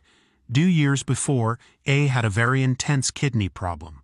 She began to put on weight, to turn yellow, and to have great pain and difficulties. The doctors had considered her case hopeless. The brother had grafted 2 kidneys, and with that operation the problem was completely solved. A was thin but strong, with jet black hair, soft pink skin, and since the operation she had had no problems whatsoever. In fact, the brother had had to operate on her twice. After the first graft, A had not rested for the 40 days she had been told to rest, and 1 kidney had separated from its place. After the second operation she had been more careful, and her new kidneys worked perfectly. She also had the bright and shining eyes of those operated on by the brother. The penultimate consultation was from a 14-year-old girl accompanied by her brother. "How is my pretty little girl?" "Well, I come because my menstruation is very frequent and I have pains." The brother felt her and dictated some remedies to Memo. "With that you will be cured. Come on, my little dove. What a little girl." The last consultation was a facial paralysis. A young girl, accompanied by her mother, had it. "That's very easy, my little one. You're going to take it." The consultation was over, and we prepared for the operations. Memo asked me for my hand lamp. Enrique placed himself at the bedside, SM on one side of the brother and me, and E in front of him. First they passed the creature with brain problems. His delicate little body barely protruded from between Enrique's and my hands, which held him upside down while the brother inserted his fingers at the base of the spine. I had already observed many such operations. They were called fluids, and I had never understood how the brother injected cerebrospinal fluid, using only his fingers. The baby cried and was deprived twice. I comforted her and squeezed her tiny hand, trying to lessen her pain. The brother brought her to his chest, and after caressing her, he handed her to her mother, who received her happily and excitedly. "Your daughter is now healthy," he said, reassuring her. "Jacob," said SM, "close the door of the recovery room as soon as the sick leave. It helps harmony." I obeyed and prepared for the next case. A very nervous lady occupied the operating bed. A very nervous lady occupied the operating bed. "Don't get tense, my dear girl. Calm down, we will not be able to operate with those nerves." We uncovered her belly, and I held her hand while Enrique protected her head. The brother cut, with scissors, a small incision that he enlarged with the knife. He inserted his hand into the slit and fixed the gallbladder. I saturated and Enrique bandaged it. The lady had hardly complained, and they carried her to the recovery room. "Jacobo," SM told me again, "lock that door, it helps harmony." I noticed that SM seemed ecstatic and in a kind of trance. He gave me the same indication after each operation. The next case was also of the gallbladder, entirely similar to the previous one. I noticed that everyone was asking questions to the operated one, especially at the moment when he was inserting the knife. A was an expert at that, and I understood that it helped to distract the patient from the pain. "The next one is very strong," the brother told us, before a stout, broad-backed man, carried in a wheelchair by his wife, passed by. "Let's see, my boy, how are those little legs doing?" The man, operated on several times by the brother, confessed that he was better but still not very well. Enrique helped him with one arm, and I with the other, to stand up. He looked like steel, and his tremendous weight resting on my left shoulder bent my back, causing the pain that had diminished with the help of meditations to return with all its intensity. By a miracle I didn't scream, and I stood there holding the man and praying to God that I wouldn't fall on my face from the pain. We laid him on his stomach, and Enrique went to his legs, pulled them, and I saw that one of them was 5 or 6 centimeters shorter than the other. The brother asked Enrique to even them up, and he tried to do so while the knife penetrated the back on one side of the spine. The man had undergone surgery in the United States. They had cut his sciatic and modified some bones to allow him to sit. "These doctors," complained the brother, "they did a tremendous disorganization of the nerves and got them all tangled up. Now I must turn here and pull here. Let's see, little one. Enrique, pull the leg more while I untangle this nerve." The tip of the knife turned as Enrique pulled, and the 5 or 6 centimeter gap decreased to 3 or 4 centimeters. "You can't pull anymore," said Enrique. "Well, we'll leave it here. Brother Jacobo, stitch up that back and keep your hand on the cotton while I twist the cuddly one." With a strong movement, the brother turned the man on his side and prepared to intervene in the middle of his buttocks. There was a terrible infected sore that he began to scrape with the knife as the man groaned in pain, and my back cracked. Finally, the brother finished and Enrique bandaged the man. I was asked to help carry him to the recovery room, and was unable to do so. "The next one is also very tough," the brother announced at once. A very strong man came in, accompanied by his brother. He was suffering from severe belly pain. Memo whispered that the man's brother could not bear to watch the operation, but no one listened. We laid the man down, and the brother began to operate on him. When we finished, we heard a thud and realized that his brother had fainted. Memo remembered his precognition, and the brother told him that his third eye was opening. We had 2 sick people to attend to. The brother was taken care of by Memo, and the operated Enrique bandaged him and took him to recovery. Then 2 young women came in. One of them, Gina, had diabetes, and her left thigh had a very strong alteration in her blood circulation. Gina's eyes were shaped like a cat, and she seemed very angry with the men. "I know you don't believe me, but this diabetes will be corrected if she drinks water made from cloves. What's wrong with your leg, my dear? I have very bad circulation, and my veins are bursting. We uncovered her legs, and the brother began to operate on her with the knife. He made several incisions, and left them uncovered for all of us to see what he had done. Finally, Enrique saturated and bandaged the leg. I will never marry, said Gina suddenly. All men are bad. Let's see, replied SM. The brother is also a man. Yes, I am a man too. I've heard about you, Don SM. Well or badly? Asked the brother. I have heard very good things. You see, and I am also a man, replied SM. But you are exceptions, said Gina. All the rest are bad. A middle-aged, corpulent, and slightly obese lady was welcomed by the brother. She lay on her back, and when the brother listened to her belly, he let out an exclamation of surprise. 1, 2, 3, 4 operations, my dear. How can I do it if I have no more room? Look, my little one, you must leave everything. Do you understand me? You must live alone, because if you don't, no matter how much I operate on you, they will hurt you again. Do you understand me? I turned to see the lady's face, and I noticed that she had not understood. I confess that I didn't either, and later I knew why. I held her hand while the brother opened her belly. He asked Armando for a needle, and for the first time I saw him stitch.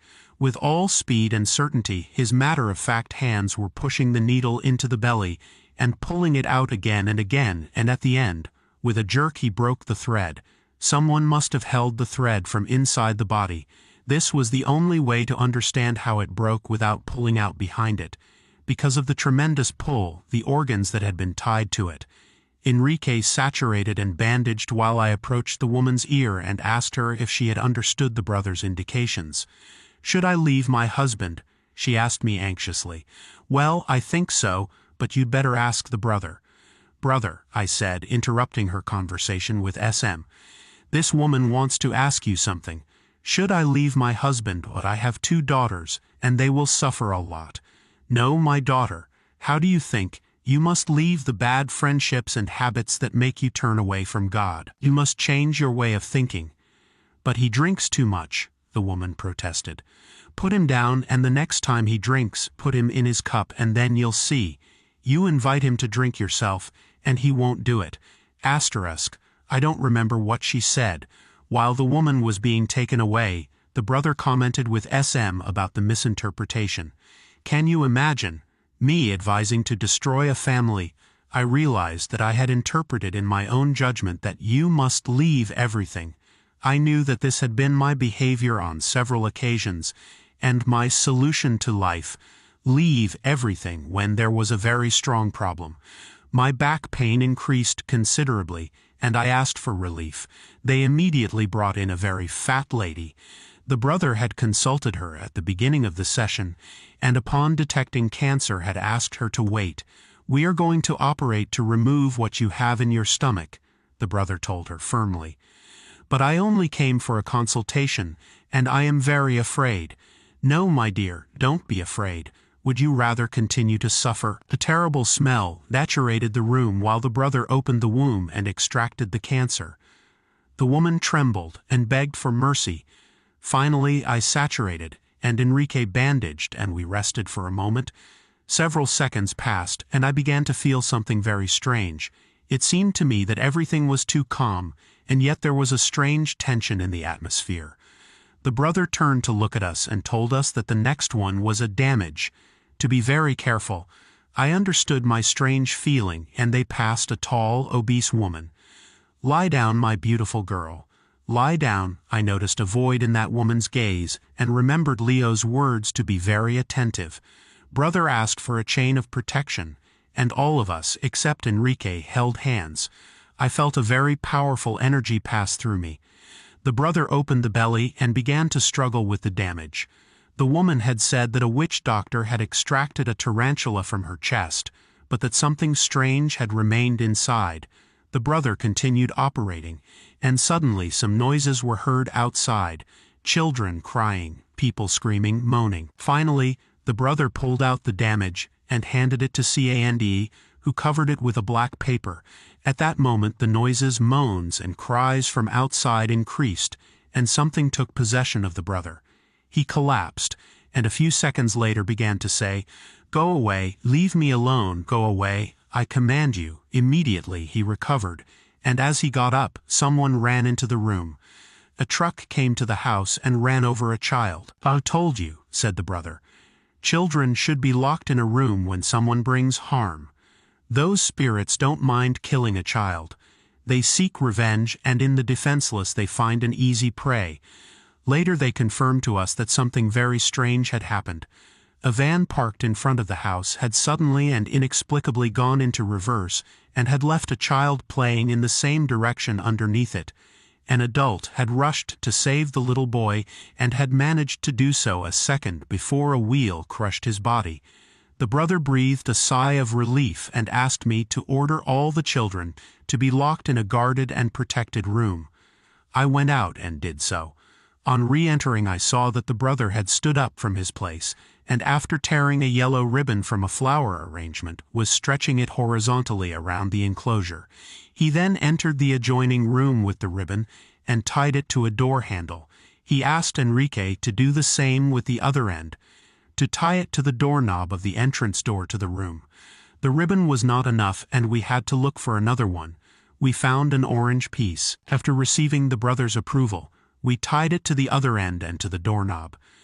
The brother sat back down and told us more calmly that we could continue. Only then did I realize that he was completely bathed in blood. When I opened the woman's belly with the damage, a hot stream had fallen on my face and clothes. I also remembered being drenched from the ceiling. I asked A if she had felt drops, and she told me that while we were doing the chain, Doña Candelaria had been throwing balsam as protection. For 3 consecutive days before that session, I had seen an elderly man dressed very elegantly and wearing a London-type hat walking on the esplanade in front of the house. He had attracted my attention because for hours he would chirp the same tune. He looked like a bird, and in spite of the monotonous repetitions, the tone and the changes of rhythm he executed were exquisite. The sick man who followed was that gentleman. We laid him on his back, and I learned that he had something very wrong with his throat and his brain. The brother took the knife and opened his throat. I didn't get to see what he was doing, and it was over very quickly. Then he asked for the saw. At the beginning of the session, I had seen that saw and it had frightened me. It was the iron blade of one of those instruments used to cut metal, long and thin. With the knife the brother opened the scalp, and with the saw he pierced the bone. I held the man's hand, and when Enrique finished, he bandaged it. That was the second time the brother sutured with a needle. In this case it was the throat of that gigantic nightingale. After removing the operated man, I felt again the atmosphere charged with tension. The brother turned to look at us and asked if the children were well and locked in their room. "Let us pray, brothers, because what follows is another damage." He was referring to Daniel, a 4-year-old boy who was possessed by a certain Fernando Breñas. When Enrique heard that another harm was going to be done, he protested. "Brother," he said in a firm voice, "we'd better leave it for Wednesday." "No, my little Enrique, at once. We were going to witness an exorcism, and we all felt the need to accumulate energy." The brother asked for a chain of protection and silence. Enrique and I slipped inside the chain, and the others held hands around us. In came the mother and her son Daniel. He looked very scared and refused to lie down on the bed. He cried as Enrique and I forced him to lie down. For his age he had the strength of a grown man. I held his legs, and Enrique held his head while brother asked us to pray. Losing all fear, I took his hand and began to caress him while holding his legs. We all knew that we had before us a child, and at the same time a sinister spirit. I was glad that I was able to overcome my repugnance for the latter, and just see in that little body an innocent creature. The brother began to speak as I had never heard him speak before. "You are going to get out of the body of this innocent. I order you to come out." The child or the spirit cried desperately, and tried to free itself from me and Enrique. The brother repeated the order once more, and then introduced the knife into Daniel's cleft chest. "Die, damn you, die," he said with such intensity that my hair stood on end. "Not with a knife, not with a knife," said that low astral. I knew it was not the boy who was talking because it was not possible that he had seen the knife. It was the other one, Fernando Breñas. The brother pulled out the knife and put it back in with force. "Die, damn you, die!" A cadaverous, manly, finished voice came from the body of the creature. "I can't take it anymore." At that moment, the brother pulled something inconceivable from the child's body. He passed it to Enrique, and he showed it to us. "Look, take a good look at this." It was a kind of dagger blade of a consistency similar to that of black charcoal, flat, 10 centimeters long and 4 centimeters wide, ending in a point. It was incredible and amazing to see that horrifying form extracted from the creature's chest. C&E stepped forward, and that black shape was removed and kept in the same black paper as the other damage. Meanwhile, a total change occurred in that 4-year-old. Instead of screaming and snorting, he had become still and whined sweetly. His little voice was that of a child, and his little body without energy was embraced by the brother. He took him in his arms, brought him close to his chest, and amidst caresses and kisses, he lulled him with such tenderness and love that we all watched the scene in absolute silence. I thought I saw tears on Pachita's face as she consoled the creature. I thought I saw tears on Pachita's face as she consoled the child.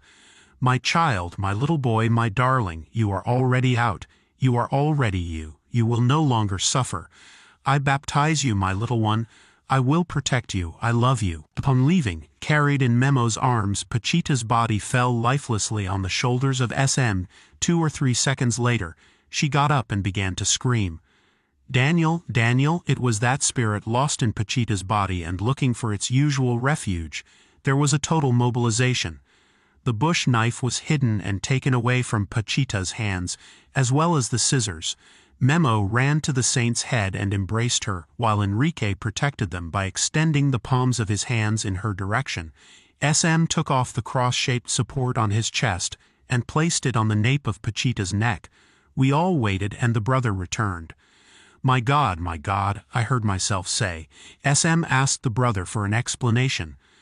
"Look, little one," he began to say. "A family has 3 children, and the father goes out into the street and passes by a corner where a few moments before someone has been murdered. The spirit of the dead man enters his body. He arrives home angry and fights with his wife in front of his children. In the midst of the children's despair, the spirit takes possession of one of them. This is how it happens, and what parents should understand is that they should never fight in front of their children, ever. The child becomes cowed, disorganized, and little by little sucks all the aggression of his elders. In an extreme case, what happened with Daniel happens. My brothers," the brother said to us immediately, "I bid you farewell. Does anyone want anything?" I went ahead. The pain in my back was unbearable, and I asked brother for help. "If you go on like this, we'll have to operate," he said jokingly. "Lie down and we'll see what we can do." I lay down on my stomach and Pachita's hands touched my back. I felt an instant relief. Then Enrique lifted me up and quickly folded me on my stomach. I let out a moan and then giggled with pleasure. I was still sore, but hardly sore at all. El Hermano turned to say goodbye to us. We surrounded Pachita, and Memo stood in front of her with tense muscles. In a minute Pachita occupied her body and rubbed her eyes. Still with the light off, Enrique showed E a rubber tarantula he was holding in his hand. E began to scream the same as the other women while we men laughed in delight at the joke. In that atmosphere, they turned on the light. Pachita turned to look at me, and the blood on my face and clothes impressed her.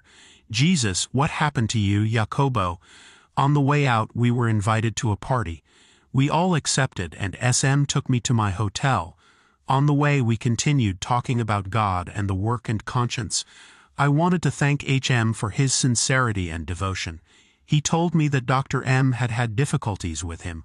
One day he came to tell Pachita that the Americans wanted to pay him a substantial monthly fee in exchange for some interviews and studies about the brother.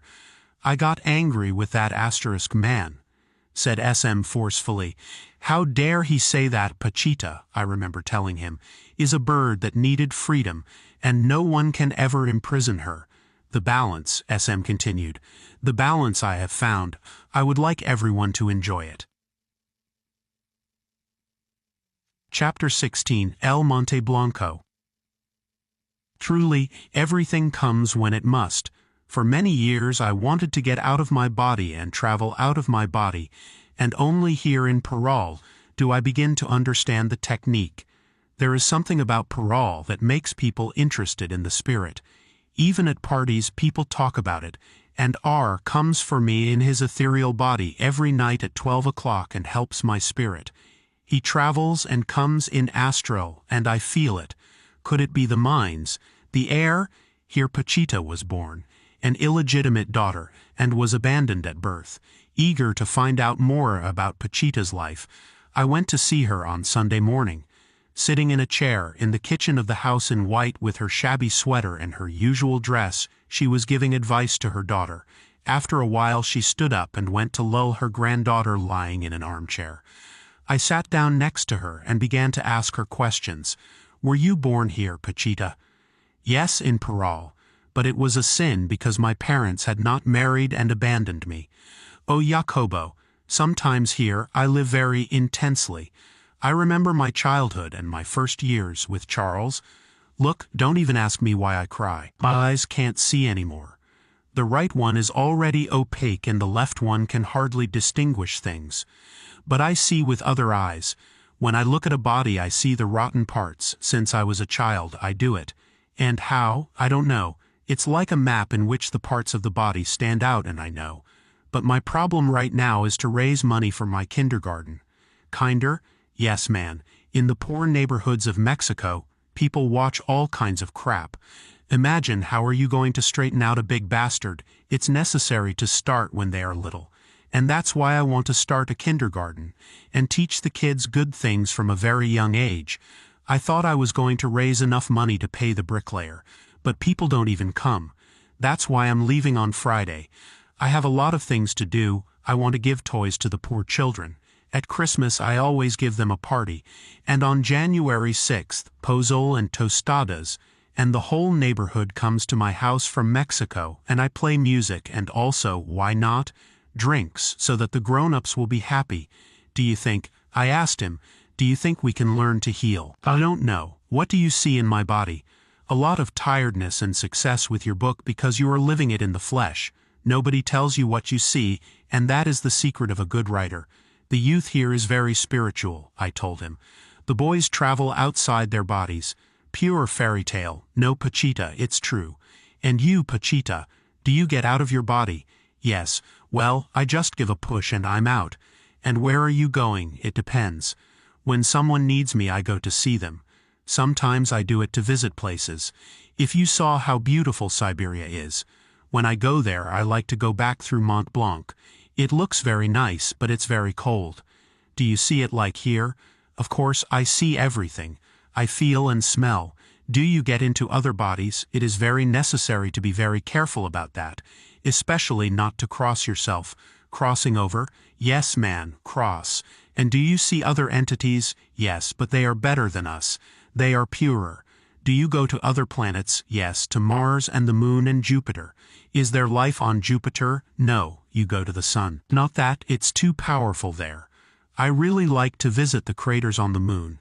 They are very beautiful, but I have to be back in time. In time, yes, there is time for everything, and it must be respected.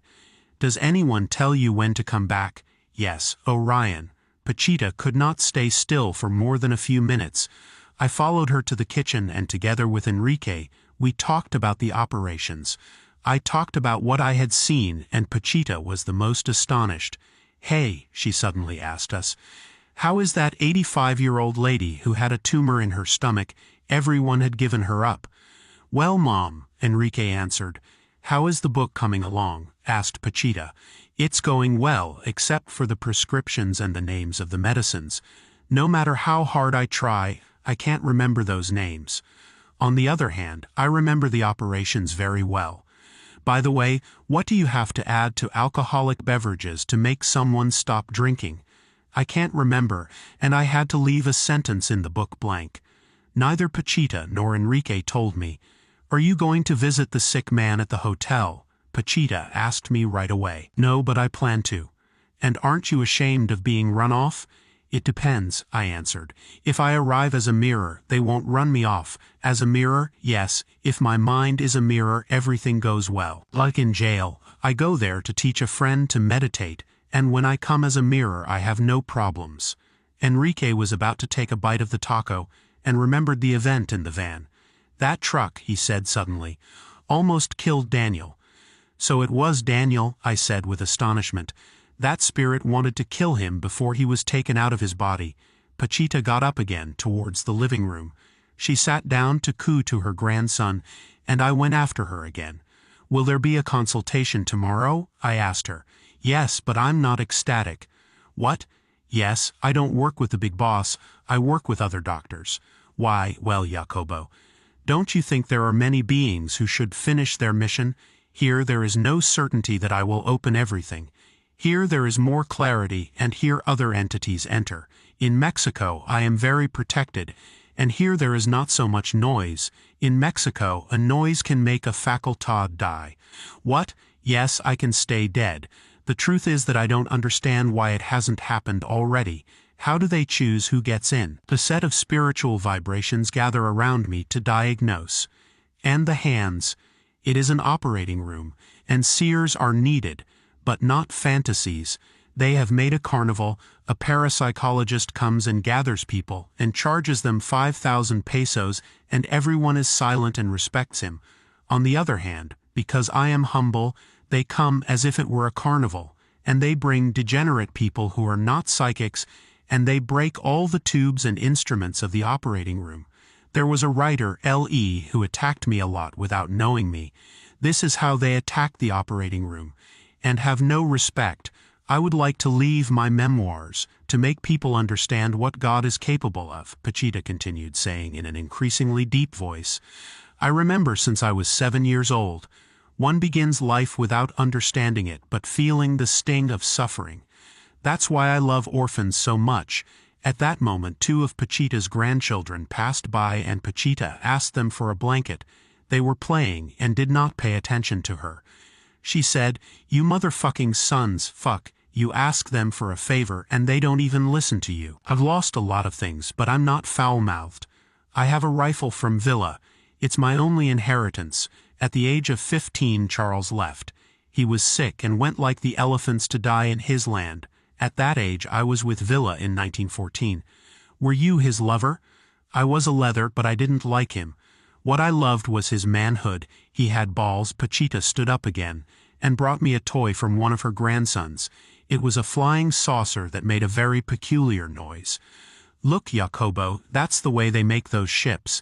They stand on top of your head and go like that. I walked back to Parral, and remembered that C.A.N.D. had told me when I left the house in white about the weather and the feeling of peace that I felt in Parral when I saw the sky and the clouds. I was impressed by some words Pachita had said to me.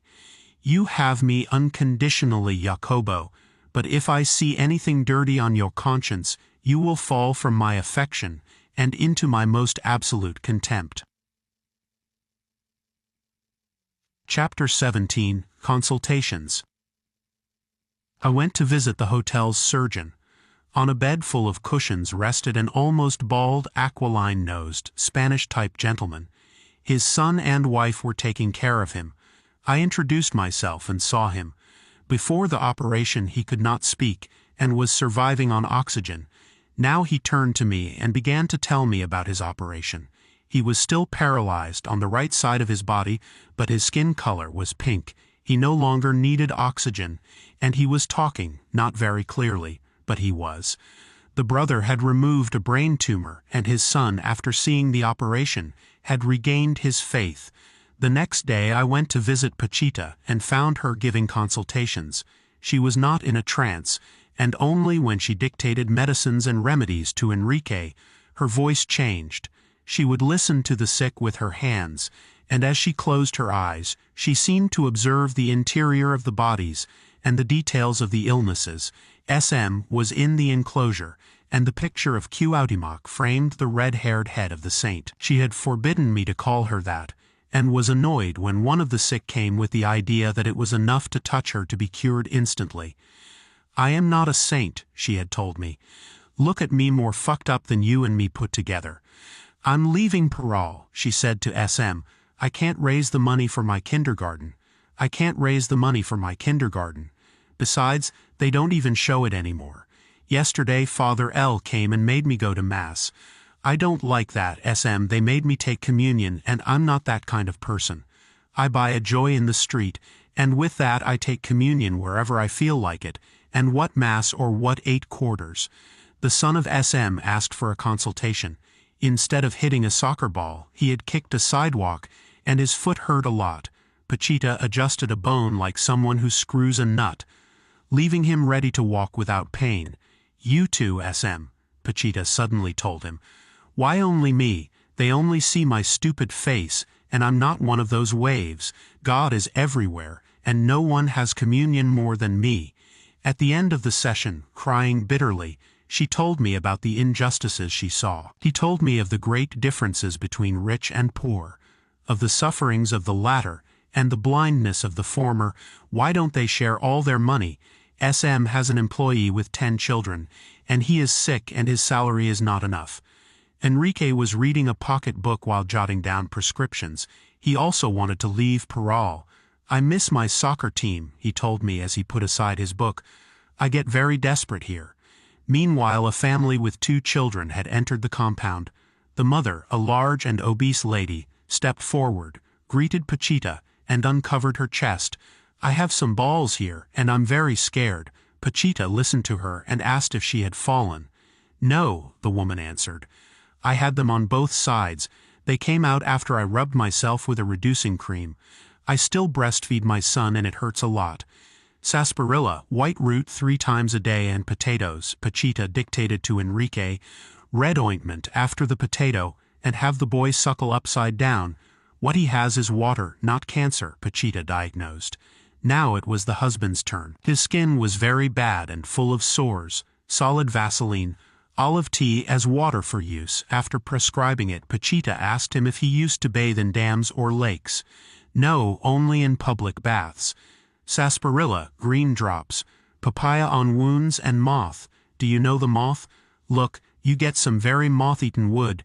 Take out the moth-eaten wood. Mix it with bits of papaya and mallow water and rub it on your skin. Then a woman came in. Pachita took her hand and with her eyes closed pressed different areas of her hand. Chamomile, parsley and beef dung, you put it on his side and the next day you take it off. A woman and her daughter passed by. After palpating the first one, he prescribed flaxseed and purslane for constipation. The girl had a broken hip bone and Pachita scheduled her for surgery on Wednesday. It's going to hurt a little bit, she told her gently.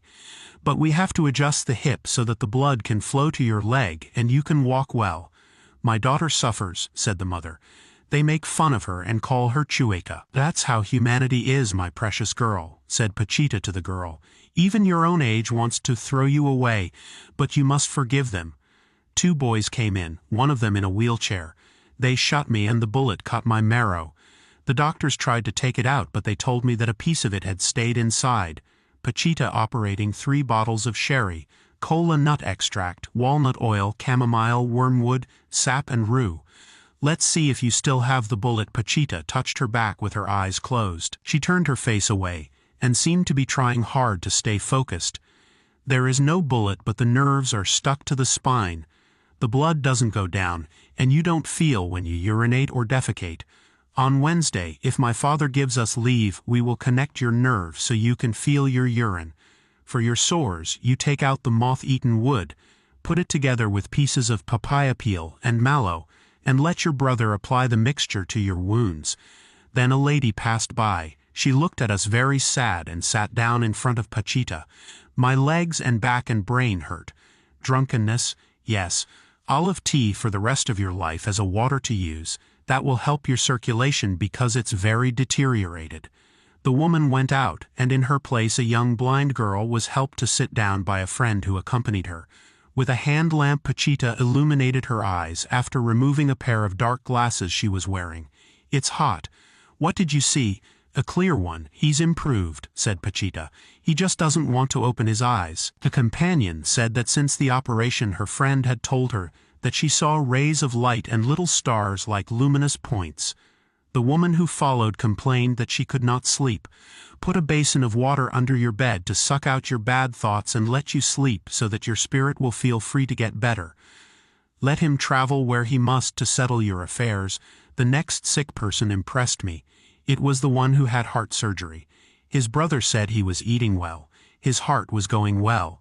First, God and up, my good man. When you see water in a stream, cut a red flower and see how the water carries it away. That is good medicine, Pachita told him very seriously. The father of the operated man, an old man who could not hear from one side and who was also operated on, came forward. My eye hurts and I still can't hear. If you want we can fix it, said Pachita. But you said you preferred to remain deaf and no longer suffer pain with the knife. I had been taking notes and tiredly stopped for a moment. Pachita turned to see me and accused me. Let's see if you'll work, you idiot. I laughed and picked up my pen to write down that a little old lady with a swollen neck was scolding Pachita. You operated on me, and look, I'm the same. But it doesn't hurt anymore, does it, mother? But it's just as swollen. What do we do now? Well, we're going to stick his neck. What are you going to do to me? Well, what are you going to do to me? Well, listen, Pachita, said the woman. Come to Conotilla, to Durango, to the Villa Hacienda. The woman lived there and the address was an answer to Pachita's question. Have you already rebuilt my old man's house? Yes, that's good. So that it will look like a museum. A man who passed by later, Pachita detected an ulcer. You are anemic and you have an ulcer, she told him. Come on Wednesday and we will remove it. And how much is it going to cost me? 80,000 pesos. Oh, the man complained. I don't have any money. No, man, don't pay me anything. You pay me when you are cured. The next time I come to Parral, then I'll chase you to collect the money. Then the American with the false knee came in. It is necessary to remove the osteomyelitis, said Pachita to her companion and translator. Tell him to come on Wednesday and we will operate on him. Then a man with his bad eyes, you need to wash your eyes with chamomile. Come on Wednesday to remove the cataract you have in your eye. A very tired gentleman with a healing in his neck came in later. He was carrying a letter. Read it, Enrique, said Pachita to her son. Read it because I don't know how to read. He has a sick lung. Cancer, Pachita told him. Cancer in the lung. Pachita patted his back and asked him to speak. Cough weed in milk. Alum in water. We are going to operate on that lung. You come on Wednesday. Eggplant and green drops. I had bought a tape recorder for Pachita to listen to music and record her memories. I had saved her some money for her kindergarten and gave her both presents when we were alone after the consultations. She looked at me and started to cry. I cried too, and in that state I said goodbye to Pachita. Chapter 18. Individuality. When you push a part of the membrane of your being, you see colors. When you push another part, a landscape appears, and when another, a piece of furniture, and a city and faces. The rainbow results from a process of interaction. A holographic image also results from a process of interaction, the same as experience, consciousness, light. The darkness associated with the activation of a low-frequency electromagnetic phenomenon is not the same darkness as that associated with a very high-frequency electromagnetic phenomenon. Everything has a life of its own, and the here, there, and beyond are the same. There is a place on this planet that holds such energy that whoever lives there recognizes an inexhaustible source of creativity flowing through him or herself. Whoever has lived in Tepoztlán knows what I am talking about. Its geographical location and its people act as amplifiers of consciousness. Whoever has something unresolved within himself and visits Tepoztlán will feel a supreme tension. Whoever is pure will experience ecstasy. I remember that after living for a year in New York doing brain research, and completely disappointed by the impossibility of penetrating the consciousness using contemporary psychophysiological technology, I decided to look for a suitable place to tour myself. I went to Tepoztlán. There I met Rita, an extraordinary woman who taught me the non-existence of the external-internal dichotomy and John, who introduced me to the consciousness of unity. After 2 years, I decided to return to Mexico City. I have lived another few years in the city, and the constant dealing with rigid structures has distanced me from the true self. I had stopped visiting Tepoztlan out of fear, and when I met Pachita, I suffered a real crisis and a new awakening. I was confronted with the reality of the existence of spiritual entities and the unlimited capacity of consciousness, and my own, I confess, was not fully prepared for the revelation. After 2 months of work with Pachita, I felt I was awakening again to the experience of true development and the vision of the human being as possessor of an extraordinary essence. When I returned from Parral, I was eager to go back to Pachita's house and continue with the work of the brother. On Friday, I felt that something extraordinary would happen in my reunion with Pachita, and I lived the whole day in a state of excitement and clear consciousness. In the morning, I realized that the woman I had loved for 3 years was not for me, and this, together with the feeling that something extraordinary was happening to me, made me understand the reason for the terrible storms that hit Mexico City that day. At 7 o'clock I arrived at Pachita's house, experiencing a state of absolute ecstasy. Several people were waiting for their turn to be operated on, and as I approached the door I heard my name pronounced twice. I turned in the direction of the sound and found Rita. "This is it," I said to myself, immensely excited. "I am back in contact with the beings whom I truly feel as brothers, and this meeting with Rita is only the beginning." We embraced without being able to believe that we were there, and then I entered the enclosure. The operating bed was placed against the wall of the enclosure in such a way that I could not place myself in my usual place. I stood next to Pachita and realized that the brother was creating an atmosphere of extreme serenity and calm. We greeted each other, and in a very deep voice he explained to me that the area near the wall had been purified, and therefore the operating bed had been moved. "My flesh," brother continued, "I was very sad because I thought you were not coming anymore. How do you think, I pretended to say, thinking to myself that I would never leave Pachita. I was going to say that I adored that woman, but I didn't dare. "You're a crybaby," my brother said next. "A real crybaby." He was referring to Parral's farewell, and feeling self-conscious I tried to explain to him that seeing Pachita cry caused me such pain that I had to accompany her in her crying. But I didn't tell him either, although I'm sure he understood my thoughts. "What a great sadness, right, Jacobo?" "We live a lot of pain in Parral," I answered, "and a lot of hypocrisy." The brother joked that I was looking forward to returning to Parral and was just waiting for the slightest opportunity to go back there. We all laughed and prepared for the operations. Candelaria was in the position of the afanadora and was busy cutting cotton balls and soaking them in alcohol when the first sick person arrived. If I think back to my early days at brother's side and compare them to my present vision, I am amazed at my changes. At first I had a terrible hard time thinking that brother existed as an independent entity and retained his individuality. My conception of the spiritual level was that of an indifferentiated and omnipresent state in which the individual disappeared to give way to unity. In spite of having seen Don Lucio talk to spirits and having developed a whole technique to recover the memory of past lives, I baptized it as the technique of reincarnational analysis.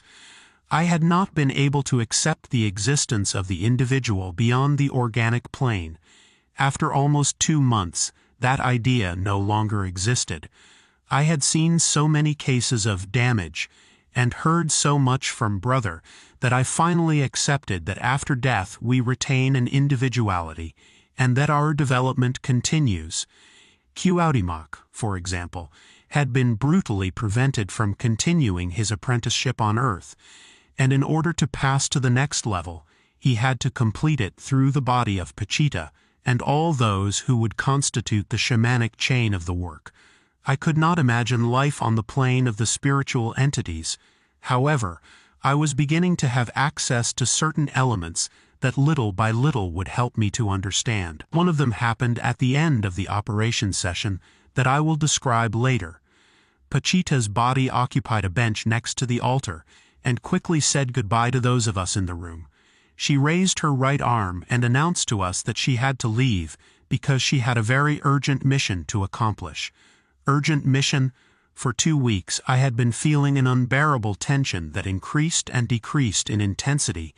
I am old enough and experienced enough to differentiate between what comes from my personal history and what results from a global change of consciousness, and the tension I was experiencing had its origin in the latter and not in the former. I felt that a formidable struggle was unfolding in my psychic senses, and that the alternative of light versus darkness was at stake. I told this to Brother at the beginning of the session, and in the end, the urgent mission connected me with that struggle. So it is, I thought with enthusiasm, that Brother and other entities make coalitions, have plans and fight and communicate, and live in a permanent and ever-defended work. There was definitely a level of consciousness that, although occurring simultaneously with my own, was completely unnoticed to me in its details, and instead was clear in generalized emotions and in differentiated sensations. I never had such clarity of such an existence as in those days after returning from Parral. I wanted to establish contact with that level of reality and be able to see more deeply and clearly what the Brother was doing. I think that was one of the reasons that prompted me to go to Tepoztlán. One of the patients that the Brother would operate on her back was resting at Rita's house, and I helped her apply the medicine that Pachita had prescribed in order to strengthen her spine. Her spine. It was boiling mashed potatoes that she had to put on her back all night long.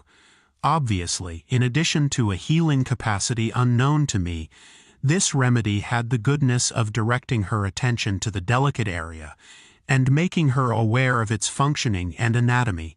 Back pain, like any experience, is the final resultant of a hypercomplex neural process. Pain is the transformation to conscious experience of what is previously a management of neuronal logic through hypercomplex circuits.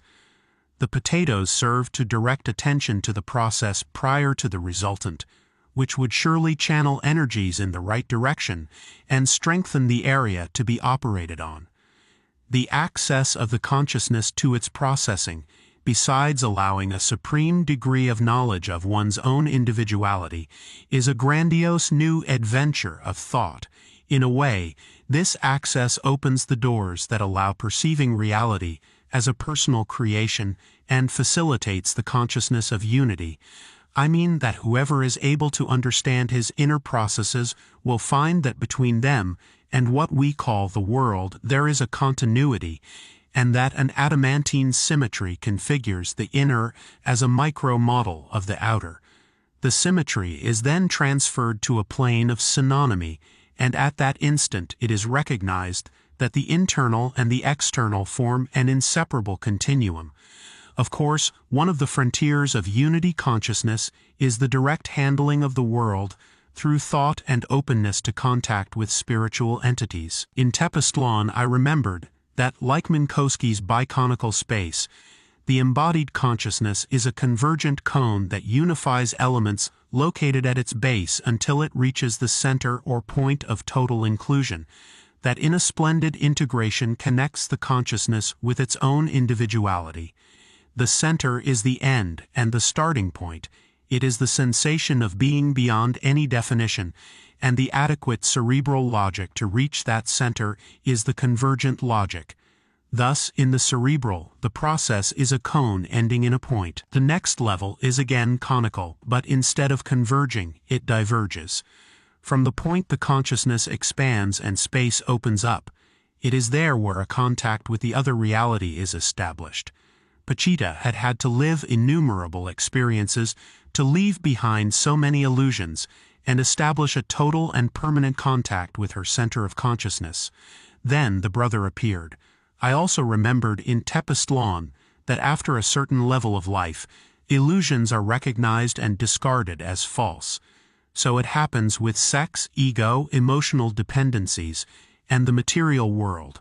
One begins to accept only that which is permanently within all the changes, that which unifies the apparently dispersed, and the only motive for survival is to maintain that rediscovered essence and keep it free of structures, temptations, and illusions of ephemeral pleasure and enjoyment. The first patient was a baby just a few months old. Her delicate little body was embraced by the brother and then placed on the operating bed. Her flesh was delicate and fragile, and she suffered from general weakness and intense motor retardation. The brother commented on the fragility of the creatures, and having me hold the tiny head in my hands, introduced the bush knife into the nape of the baby's neck. He turned the knife several times, and convinced that he had organized something inside the brain mass, he pulled it out and closed the wound. We bandaged the baby, and I handed it to its mother, who was grateful for the intervention. Immediately, the parents of the over-anesthetized child and herself in her wheelchair passed by. The brother took the child's arm and asked her to get up from her wheelchair. I saw the amazement and excitement on her parents' faces and rushed to help the beautiful invalid. She seemed to have understood the brother's order, and with a titanic effort and emotion she got up from the chair and remained standing for a moment. Her face reflected the effort, and her mute eyes reflected a newly acquired knowledge.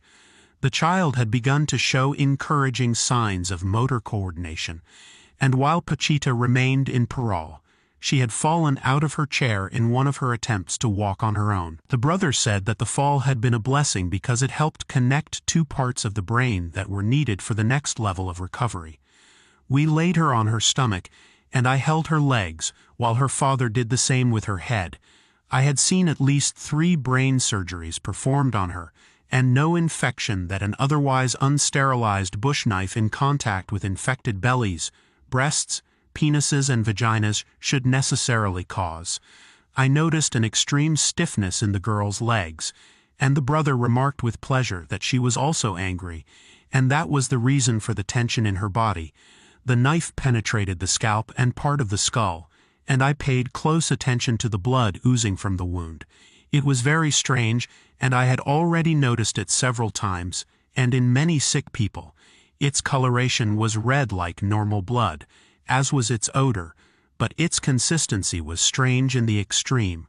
The only way I can think of to describe it is a paste made up of gelatinous spheres of approximately 5 millimeters in diameter, covered with an elastic membrane, that sprouted from the girl's head, and as the brother worked with the knife, he talked about the need to connect and reconnect nerves and brain structures. At last he finished, closed the wound, and commented that there would soon be a colossal recovery. When I told Rita about this case, I suddenly remembered that I had seen how the brother grafted pieces of brain into the brain mass of patients to replace damaged ones, and a tremendous shiver ran through my body. To place pieces of brain as grafts was to transfer part of the consciousness of several people to another, so the recovery of the latter must necessarily be different from that expected without the foreign parts. What happens to the consciousness thus grafted?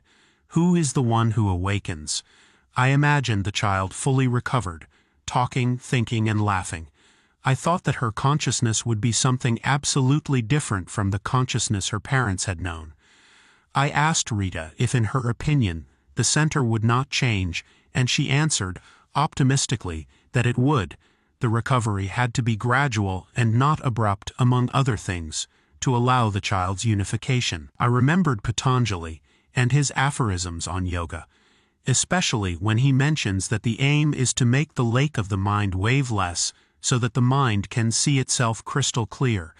I prayed for the girl's recovery to a level of crystallinity and peace, and was startled to see the next patient. She was a frighteningly swollen lady. Brother had operated on her liver and kidneys weeks before, and I had assisted her on that occasion. I remembered the woman's prayers, and wondered why she had returned. The brother explained that the graft he had made had not stuck, and that meant there was a powerful and non-random reason for the contingency. As I held the sick woman's hand, he punctured the abdomen, and her swelling seemed to come out of the incision in the form of a hot stream of blood that soaked my face and clothes. Blinded by the blood and dripping from my beard, I asked C&E for an alcohol swab. I scrubbed myself, and figured there must also be a reason for that baptism in blood, but I couldn't come up with the answer as to why. I saturated the wound, and after seeing the tremendous incision close and not recognizing any scars from the first time, I bandaged. An American lady of adult age occupied the table. Her left leg was in pain. The brother had detected that the femur was out of place, and prepared to open the leg and put it back in place. He explained that I should pull the leg to assist in the placement, and I prepared to do so. I took the lady's hand and asked her to squeeze it to ease her pain. One of the conditions for the operation was that the patient's legs had to be relaxed and completely straight. But pain and fear prevented this. The patient squeezed my right arm, while my left arm prepared to help give the necessary pull to place the femur. The brother opened the leg and maneuvered directly over the femur as the lady screamed in pain. I felt I had to use both my hands to pull, and tried to let go of my right, but the woman would not let go. "Pull, Jacobo, pull." "I can't. She won't let go of my hand." The brother laughed at my situation, and in an acrobatic maneuver I had to climb on the bed so Enrique could pull my leg. "He doesn't want to let go, does he, Jacobo?" brother asked jokingly, as we all heard the thundering of one bone snapping against another. Finally, the femur had taken its place, and the sick woman felt that the pain was diminishing, and that she had completely recovered the movement of her leg. We asked her to move it in all directions, and she did so cheerfully, and without pain. Afterwards, I was told that the cries of the operated woman and my own, ordering her to relax, had been heard all over the block. The last sick man was a musician from New York who was completely deaf in his right ear. Rita had brought him in and curiously attended the operation. We greeted each other inside the enclosure, and the brother, after making a field around the ear, inserted almost the entire knife through it. He was going to, in his terms, open the snail to restore function to the ear. The operation took long minutes and was not concluded until Stan indicated that he was hearing slightly. I bandaged my head and remembered that Enrique had scolded me several times, and rightly so, for leaving the bandages loose. In Tepoztlan, I saw Stan at Rita's house. The bandage gave him the appearance of a diminished Van Gogh, worried about his recovery. When I saw him, the image of the baby operated on his head came to my mind. I remembered that the brother had injected her with cerebrospinal fluid and had ordered a plastic probe. He had inserted the latter into her brain, while the other end was placed in her mouth to suck or perhaps inject a reddish liquid that looked like blood. I had never seen that maneuver, and in my amazement I never knew if the blood was coming from the creature's brain or from Pachita's mouth. I don't know why Stan's sight reminded me of the probe, but it did. I talked to Stan and told him about my book, and he was very excited. "I want to make a Pachita movie," he said intensely, "and I want to know if we can use your book as a script. I must ask Pachita and the brother about that. Without their authorization, I can't accept your proposal, but if they agree, I will agree too." I confess that the idea of making a movie frightened me, and I waited until Wednesday to ask the brother for his opinion. In Tepoztlan, I met wonderful vibrations and people interested in the development of consciousness. Pachita had flatly forbidden Memo to travel to Tepoztlan, and that made me doubly attentive to detect any negative vibrations. But the only thing I perceived was a limit in my meditations and storms whose thunder was answered by thousands of mountain ledges. Chapter 19: What You Mortals Call Ego. True reality transcends all logic, thought, and verbalization. Beyond thought and language is that which connects with the self and with life full of meaning. Each one of us is a feeling, and there is a state of consciousness from which we dialogue with the world, and everything acquires meaning. On Monday, in the meditation session with my group, we all saw a white light, and two of us connected with the dialogue with the world. A noise answered a wish and a question. The chirping of a bird answered an illusion, and the barking of a dog answered a bodily sensation. No language can describe it, and any language can reach total meaninglessness. The feeling of union with the world never. Thus I prepared for Wednesday's session. I was going to help operate on 3 friends, Stan, his girlfriend Mimi, and his ex-wife Simi, whom I had invited to recuperate at my house in Coyoacán, and I was going to ask the brother about the film Stan wanted to make. Wednesday morning, I was introduced again in the state of synchronicity, and again, I knew that there is a state of consciousness in which a dialogue is established with the world, in which every sound, gesture, movement, change of coloration, and texture of the clouds has a total meaning. As always, I had to be aware of the tests that the world imposes on me, and I arrived at Pachita's house with the sensation of having passed them satisfactorily. I met Rita and her friends, and entered the house. About 100 people were waiting in the courtyard, and I learned that that afternoon there would be 50 consultations and more than 20 operations. A new assistant was at the door, and the way he controlled the entrance of the people seemed to me to be very efficient. The brother welcomed the people with his usual tenderness, and again I became aware of his unlimited capacity to be completely and absolutely with each sick person. There were more than 40 consultations left before the operations began, and the curtain of the altars was drawn, and Pachita's body was sitting on a chair adjacent to the flowers, statues, and paintings of Cuauhtémoc. For some reason I did not dare to approach the brother, and when I did not dare to greet him either. Inside me, there was the greatest feeling of shyness I have ever experienced, and when I asked myself why I could not find an answer, finally I asked the lick, V for balsam, and after smearing the back of my neck, my arms and my hair with it, I greeted. In the name of the Father I greet you. In the same name I answer you, the brother answered me. How has my little boy been? Well, I am well, I answered. What new things have you found? The light is already with us again, I answered, feeling a bit superficial. In reality, what I had seen was the dialogue of the world with the consciousness, and my concern of the past days was to understand the level of consciousness at which synchronicity was stimulated. But that I did not say, and only spoke of the light. The latter I had seen coming for everyone, and not only for me. The brother stared at me, and answered something that left me sad and unsure. What is the light coming and going? What are we playing at? I thought that the brother had not understood that I was referring to the victory of the light for everyone, and not only for me, but I also knew that his admonition was fair and necessary. I was impressed to observe that they all came with an egg, and that this was handed to the brother for a cleansing.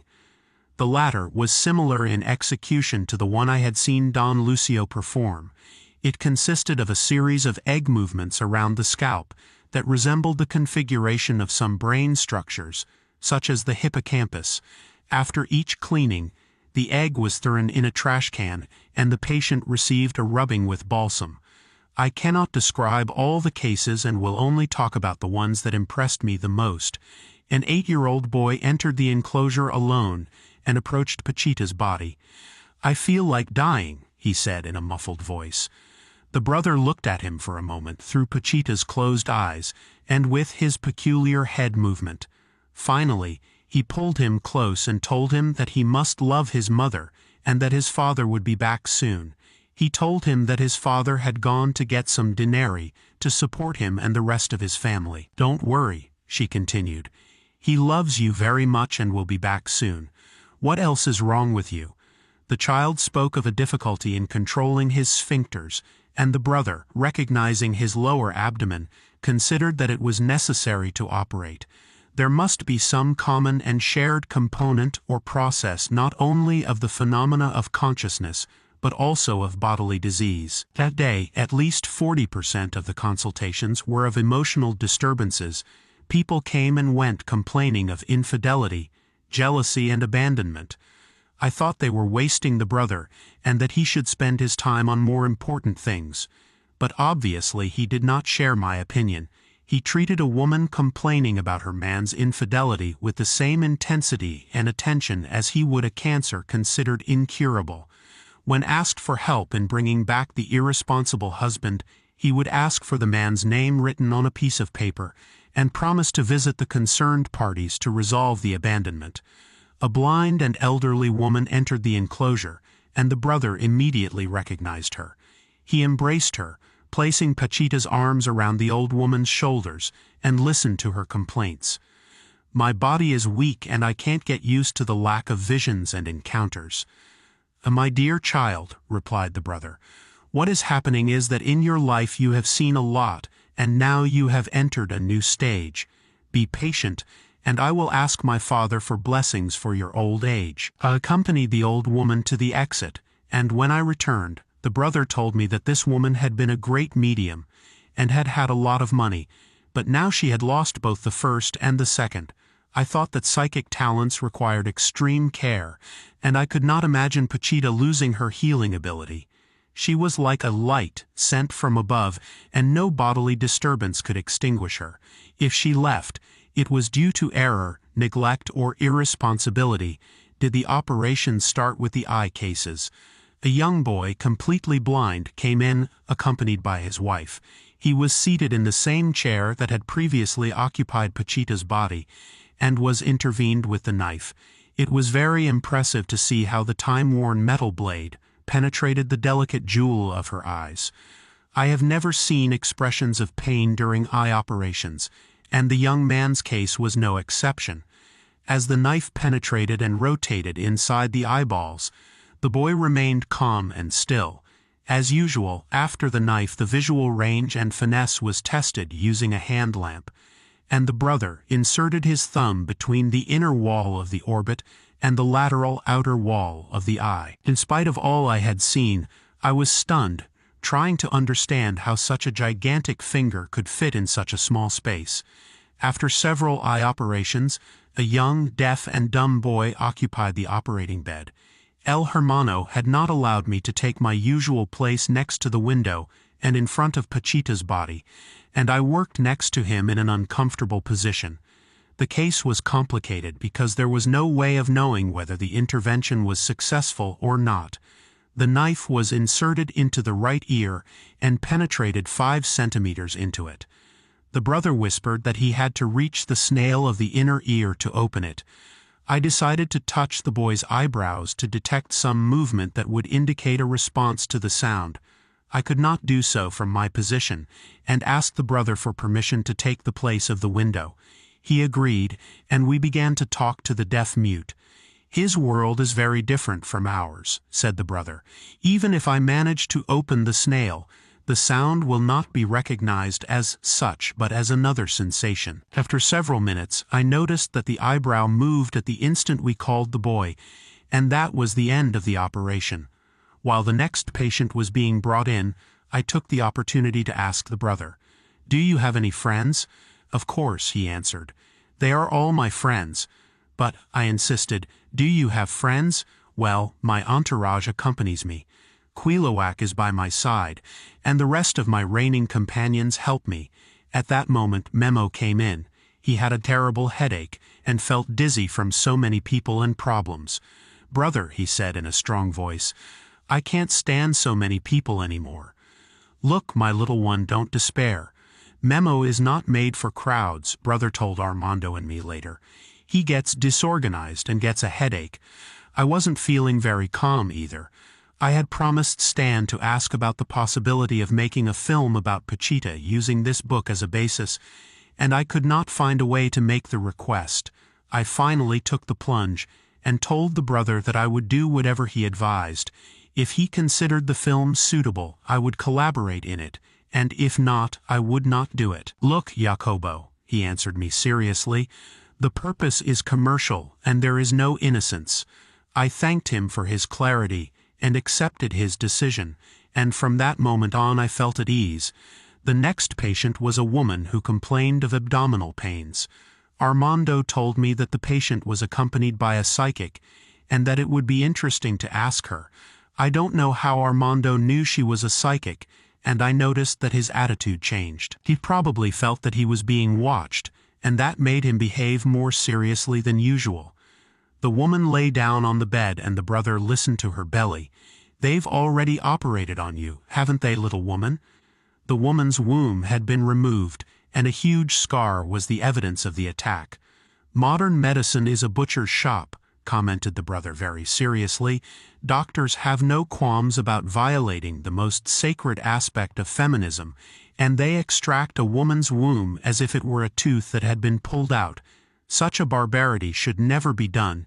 It is an attempt against life and the possibility of procreation." "She had cancer," the woman replied. "She had cancer," the woman replied. "Cancer is in fashion, and when doctors do not know something, they say it is cancer, and dare to do such barbarities. They have become specialized," she continued, "and they no longer remember that the body works as a unit. That's why they often don't know what they're doing." The woman complained as the knife opened her belly. I held her hand in the meantime and caressed her forehead, trying to diminish the pain. Armando, very serious, was passing cotton balls to the brother. From the wound, Pachita's hand extracted a tumor, after which she asked me to suture. As usual, I placed a cotton ball soaked in alcohol over the wound, and my hands on top. The opening closed almost instantly, and Armando hurried to bandage the woman. Curious, I asked the seer what she had perceived, and she replied that a golden light had floated over the sick woman's body and surrounded Pachita, Armando, and me. After leaving, the brother confessed that the description had disappointed him. "A true seer," he told us with intensity, "says, 'In the name and by the grace of God I see.' And she describes what she sees and does not just say, 'a golden light.'" Again, memo came in, now more upset than before. "A lady," he said, "wants you to attend to her, and she is not signed in, and she insists too much, and she has exhausted my patience." "Oh, my dear little one, when will you learn to forgive and be patient? Remember Jesus. When he was carrying the cross on his way to his death, a man came up to him, and without caring about his suffering, asked him for help to calm his own. Jesus looked at him through his own blood and tears, and said to him, 'Healed you are.' Do you understand me? In spite of his own suffering, and at the last moment of his life, Jesus was able to give, and that is what he did." The brother's description impressed me, and I thought I saw images of a remote past. Jesus was able to go out of his own body and heal another even in the worst personal conditions. Where did he get the ability to concentrate, or what immense power did he have over energy and over entities dedicated to healing? The level of the brother and Jesus himself was unlimited, and the interface between them and matter was like a membrane capable of executing the most inconceivable maneuvers. The next patient had a brain tumor that produced a constant trembling of arms and hands. A surgeon by profession, a man in his 60s, occupied the bed. "Look, Jacob," said the brother, "this man is a magnificent doctor, and today we are going to pray to return control to his hands." "My sweet little boy," said the brother to the doctor, "we are going to help you so that you can operate again. Where is your disease?" "In the right parietal lobe," answered the doctor. "You are going to tell us what we do?" asked the brother. I took the man's hand and heard the most extraordinary description. "You just trephined my skull. Now you're pulling my meninges apart. Now you are penetrating my brain. Now you are closing the trepanation and the wound in my scalp." Armando bandaged the doctor's head, and the doctor asked if he could operate. "Of course, my little one, you can do it, and there will always be a brother to accompany you." "Let's hope he gets over his fear," the brother told us later. "Organically, his problem is solved. Only the emotional part is missing." Suddenly he turned to look at me and said a very strange, loud word. "Jacob, when you have a solid gold stethoscope, you will know what God is." The next patient was an old man who had a prostate problem. I helped him lie on his back, and my body was run through with a shudder when I realized what the knife was doing. Pachita's left hand was holding the man's penis, and with her right hand she was inserting the knife through the man's urinary orifice. The blade of the knife is about 15 centimeters long, and I could only see 3 or 4 outside the penis. The rest had penetrated it impossibly. The man was not complaining, and seemed to be in no pain. With the utmost attention, I watched the twists, turns, movements and translations of the metal object inside the penis, and Sweaty prayed that he would never have a prostate problem. The brother seemed to hear my thoughts and gave me the remedy to maintain a perfectly healthy prostate. The next patient was CH, a Jewish boy from Canada. He had poliomyelitis and total paralysis from the waist down. He had suffered from it at an early age, and his shoulders, chest and arms were hypertrophied by the use of crutches. We laid him on his stomach, and I uncovered his back by lifting his shirt. Brother had me feel his spine, and I noticed that it was deviated along with a scar. Jacob, ask him when he was operated on. I translated that when he was a child, and that the purpose had been to allow him to sit comfortably in a wheelchair. The brother opened his back, and while grafting bones to the spine, CH squeezed my right hand. I almost screamed louder than he did, feeling an imminent fracture of my fingers. The power of She's hand, together with his desperation, made him squeeze so hard that even now when I write I feel pain. Next, a thin, very short, old woman occupied the bed. Her full silver hair and diminutive build made brother let out exclamations of tenderness. As I held the old woman's hand and he opened her abdomen, I heard him ask for the absence of pain.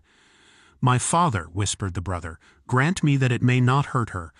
I beg you that it may not hurt her." He took my hand and put it into my abdomen. "Feel, Jacob, feel." There was a small throbbing ball. It looked like a tiny heart located in an impossible part of the body. "It's beating," I said, unable to contain myself. "That's what malignant tumors are like," replied the brother. "They are alive and throbbing." "Brother," I said at the end of the operation, "I would like to see everything you do, but I can only see a knife and the hand of your matter. How can I see more?" "If I asked my father," he answered, "you would see, but you would not be able to sleep at night. You are doing very well, Jacob, be patient. Your book is corrected and your vision will also be corrected, but you must go little by little." The next patient was Simi. We laid her on her back, and the brother opened her lower abdomen. The woman shrieked in pain and almost howled when the brother pulled out a dark sphere that had grown next to her sex. "This is the price to pay for inordinate pleasure," brother replied. I translated the remark to Simi, and she seemed to understand his meaning. The next day, recovering at my house, she told me about her life, and I also understood. She had lived in Tepoztlan, and after some months, strange visions and strange messages she began to receive. She saw goblins and floating machines, UFOs and extraterrestrials. Absolutely confused, she had looked for someone who could help her, and in California, she met AP. He invited her to live in his institute in New York, and for 2 years, Simi participated in a series of psychic experiments aimed at establishing direct communication with extraterrestrial beings. AP subjected her to hundreds of hypnotic trances and convinced her that her mission in this life was to help him prepare for the mass landing of extraterrestrials. Little by little, Simi penetrated into AP's mind, and AP placed her in a state of total dependence. Simi's mind ceased to belong to her, and began to be considered AP's exclusive property. After 2 years of experimentation, Simi ceased to understand the reason for her apparent mission and became suspicious of everything that would happen. Finally, one day she ran away. Simi turned to pleasure in a desperate effort to find herself, and the tumor in her lower abdomen was the result. Then they moved on to Mimi and Stan. Mimi was in severe back pain, and brother grafted several small bones in an attempt to create a bone structure to strengthen her spine. Stan, her boyfriend, had had surgery on his right ear, but his deafness continued. He was attending the operation, and the brother had him come over to see the bone graft. Mimi bravely endured the operation, and Stan learned that his deafness was continuing through a mixture of faithlessness and impatience. After finishing with Mimi, brother invited Stan to have another procedure, but he fearfully declined. When we were alone, brother told me he would tell me about Pachita's life. "Someday I will, and you will know what mortals like you call ego. Here on Earth, mortals need air, water, food, and they must be provided. The next sick woman interrupted the monologue. The operation that was going to be performed on her left me astonished, and managed to surprise even Memo, who witnessed it next to Armando. A kind woman entered the room accompanied by her daughter. The doctors had detected a malignant tumor in one of her breasts and had amputated it. Now the brother saw that a lung had to be grafted, and we all prepared for the operation. It was the last operation because it was the most complex and the longest. I took the woman's hand and stroked her forehead while the bush knife opened a gigantic incision in her right side. There was a sound similar to an air escape, and immediately Pachita's hand extracted a membranous and purplish tissue and took from the table adjacent to her chair a package of aluminum foil. Again, I did not know who had brought the package or how it appeared on the table. It contained a lung rolled up on itself. The brother placed one end of it in the incision and asked me to hold the free end. Its consistency was soft and spongy. I held it with difficulty, fearing it would slip from my fingers, and approached the wound. The knife was placed in it, and Pachita's hand was holding it. There was no other instrument, and yet something began to pull on the lung. I could see it sliding into the body, and my hand followed the movement. Suddenly, the tissue disappeared inside the body, and the wound closed in front of my eyes, leaving no apparent visible trace. I told the woman that it was all over, but I was wrong. Pachita's hand took the knife and brought it closer to the woman's throat. With a sure movement, she inserted it 5 centimeters below the throat. There was a snapping sound, and the brother asked me if I heard it. Of course I did, I replied. What was it? He asked. The lung, the brother laughed out loud. The lung is not in front, Jacob, the windpipe, I corrected with embarrassment. Of course, he answered. That was the trachea. Later I learned that the woman had great breathing difficulties, and the maneuver on the trachea had been used to solve them. I no longer dared to say that it was all over, and I watched the next maneuver. I rather smelled it. Suddenly a putrid odor invaded my nostrils. I looked for its source, and as I did so, I heard a strange noise. It was as if a water faucet had been turned on and the dripping liquid had been discharged onto the floor of the room. I peered over the bed and saw that blood was gushing from the woman's right arm, but it was not normal blood. It was much thinner and lighter than that, and the smell was awful. I watched her drip for several minutes. It was unbelievable that someone could have so much liquid. Suddenly, I understood that the woman was undergoing a total transfusion. I had seen how Pachita's mouth held one end of a catheter while the other was placed inside her belly, and how a thin liquid passed from one end to the other.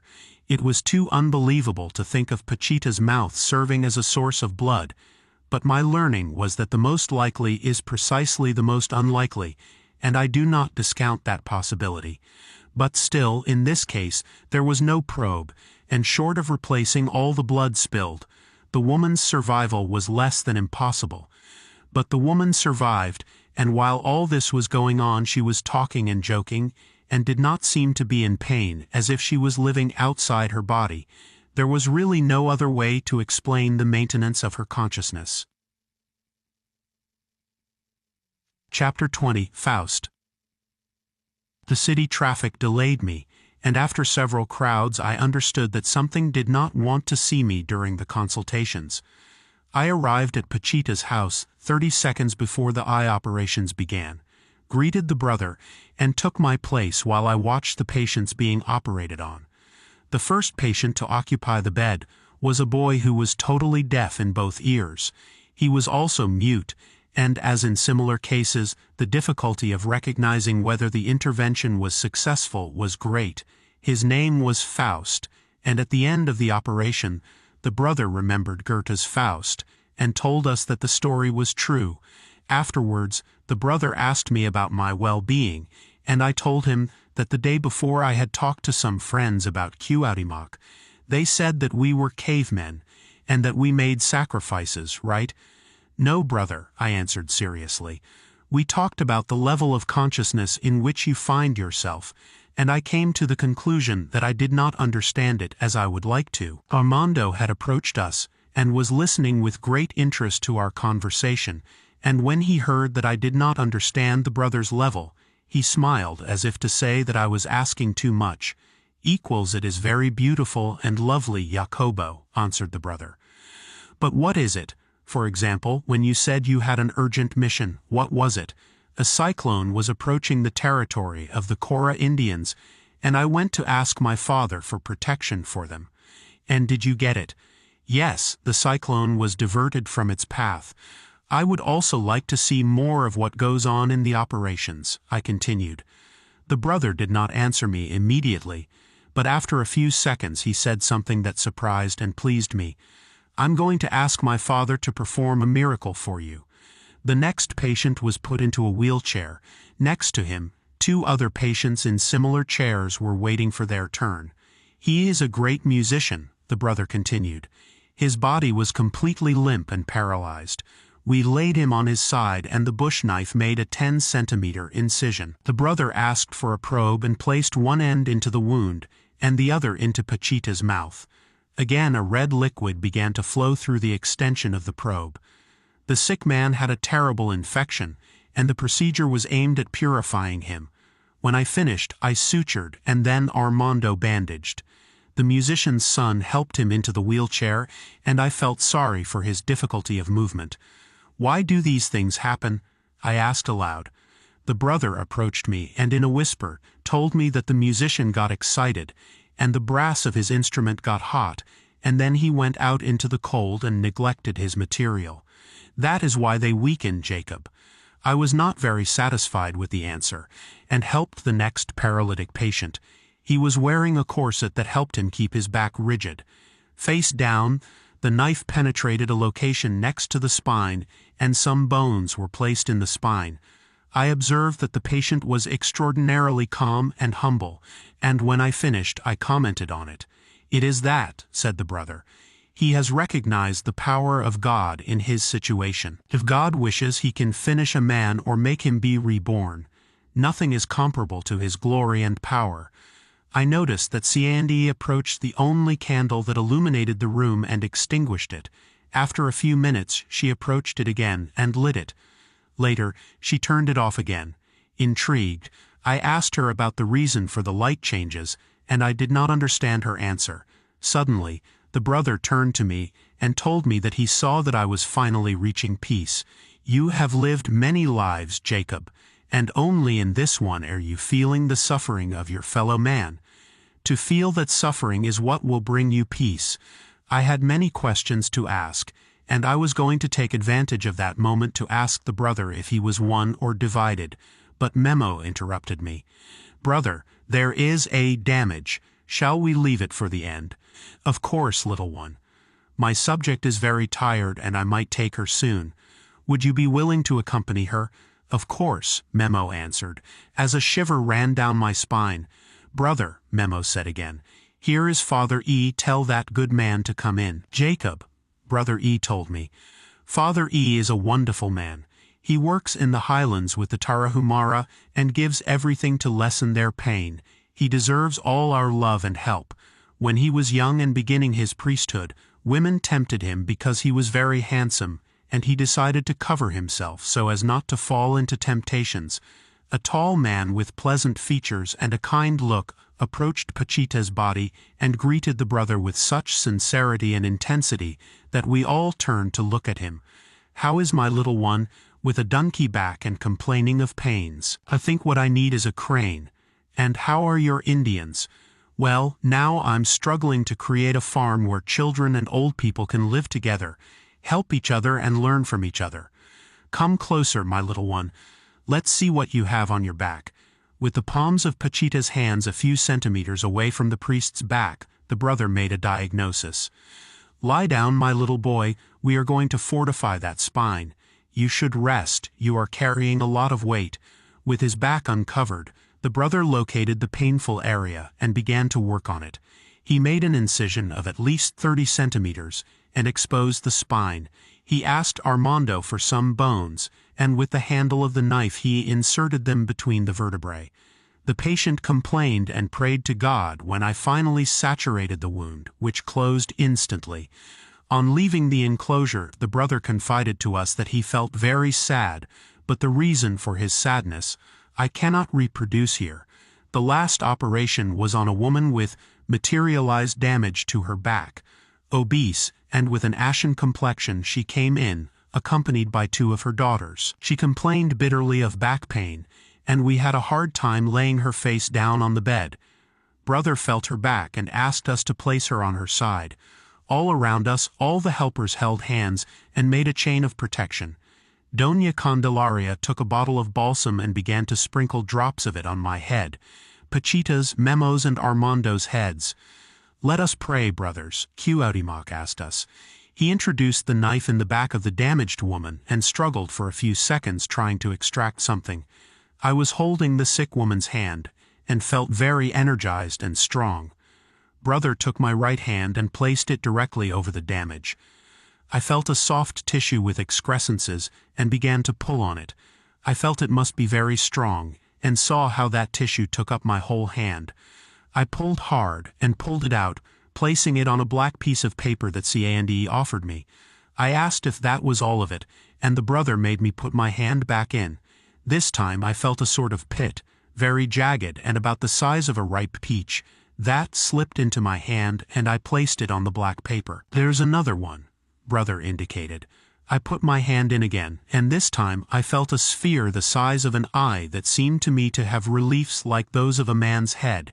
I took it out and placed it on the black paper. I felt very strange, and I noticed that all the helpers looked at me with a kind of new respect and admiration. Satare and Armando bandaged, they took the woman away, and Pachita took the chair next to the altar. Memo stood in front of her, and I remembered that Armando had prevented visitors from approaching the altar during the operations. The brother said goodbye to everyone, and his body convulsed, but Pachita did not return.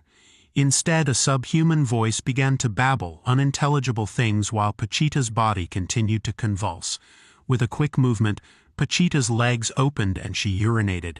Cande approached Pachita's face and placed her hands in front of her eyes.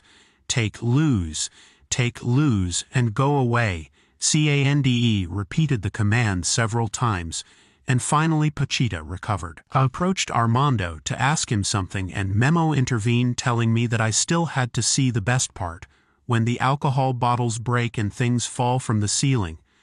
To me, Armando told me, "A damage destroyed my testicle when I once tried to give him light. It's very dangerous." The daughters of the woman of the damage asked for me, and I told them what I had taken out of their mother's body. Memo asked them to sleep until after 1 o'clock in the morning. When I finished placing the damages on the black paper, I saw that the brother took a kind of palm. I did not know how or from where it appeared on the operating bed, and wrapped the paper containing the damages with it. He squeezed the package tightly as if he wanted to hang the damages, and then offered it to Memo. "Before the cock crows," said the brother to Memo, "they will come to claim it, and you will have to make the deal." Father E had no one to take him home, and I lent myself to drive him. On the way he told me about his own work, and I found it extraordinary. "Pachita looks very finished," he suddenly said to me.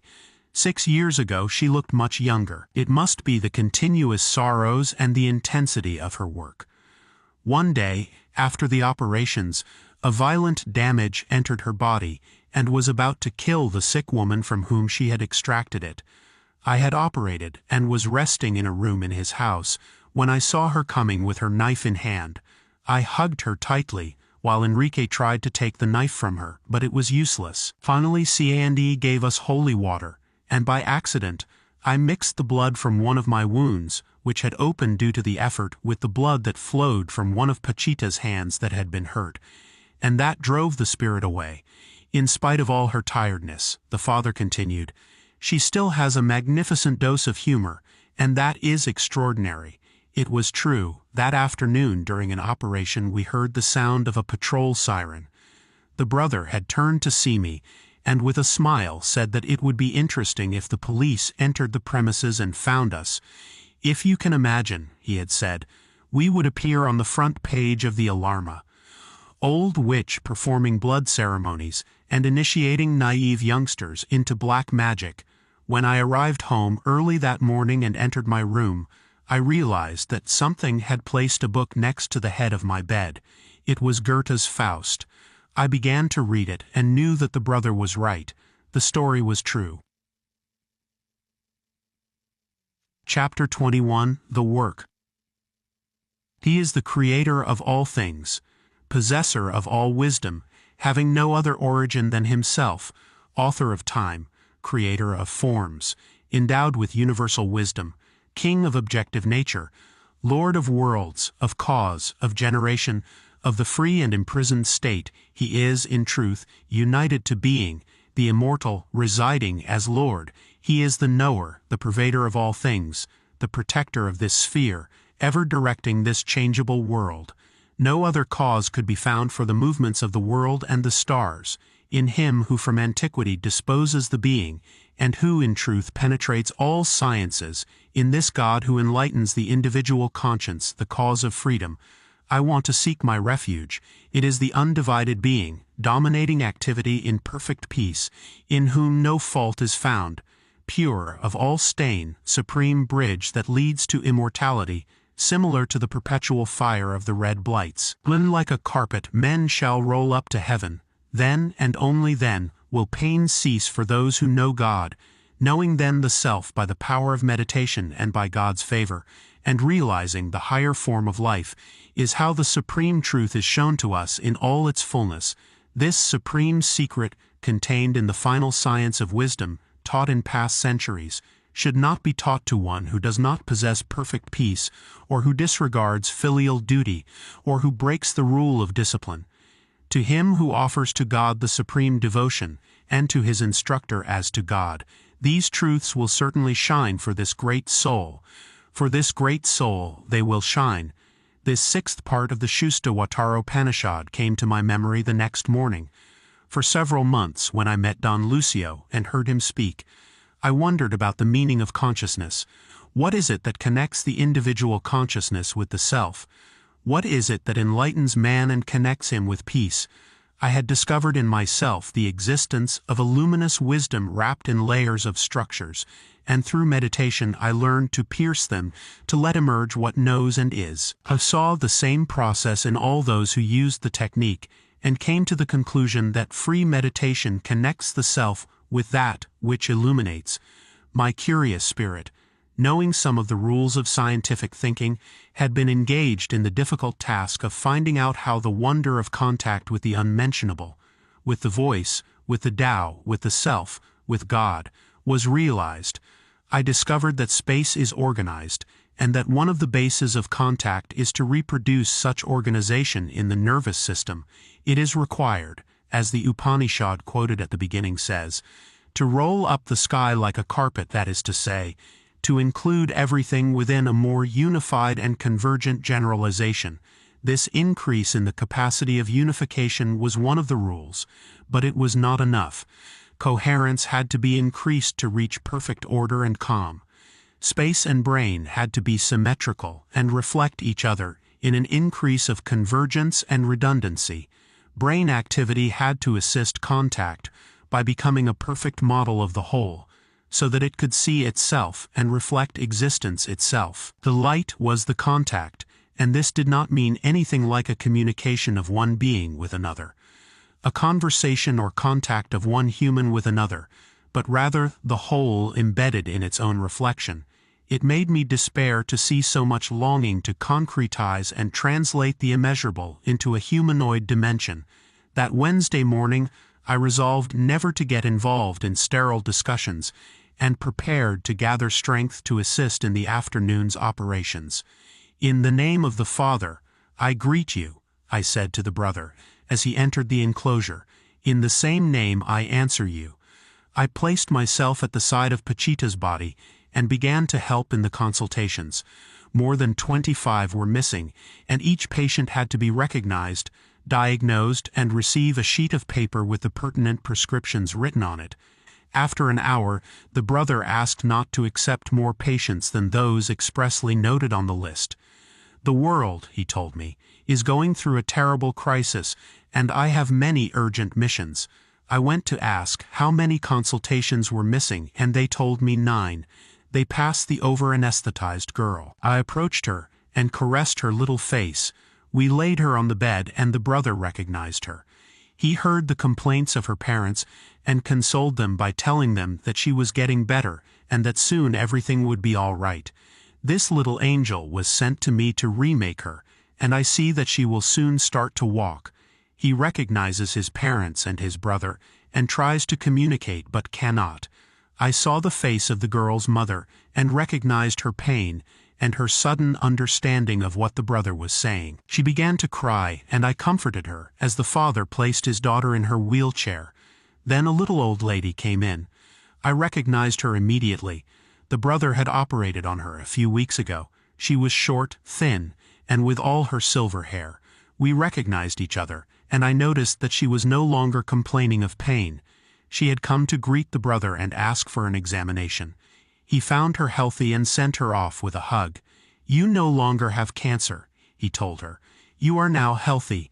People came with an egg that the brother used to clean them. A man dressed in a suit approached and offered the egg to Cuauhtémoc.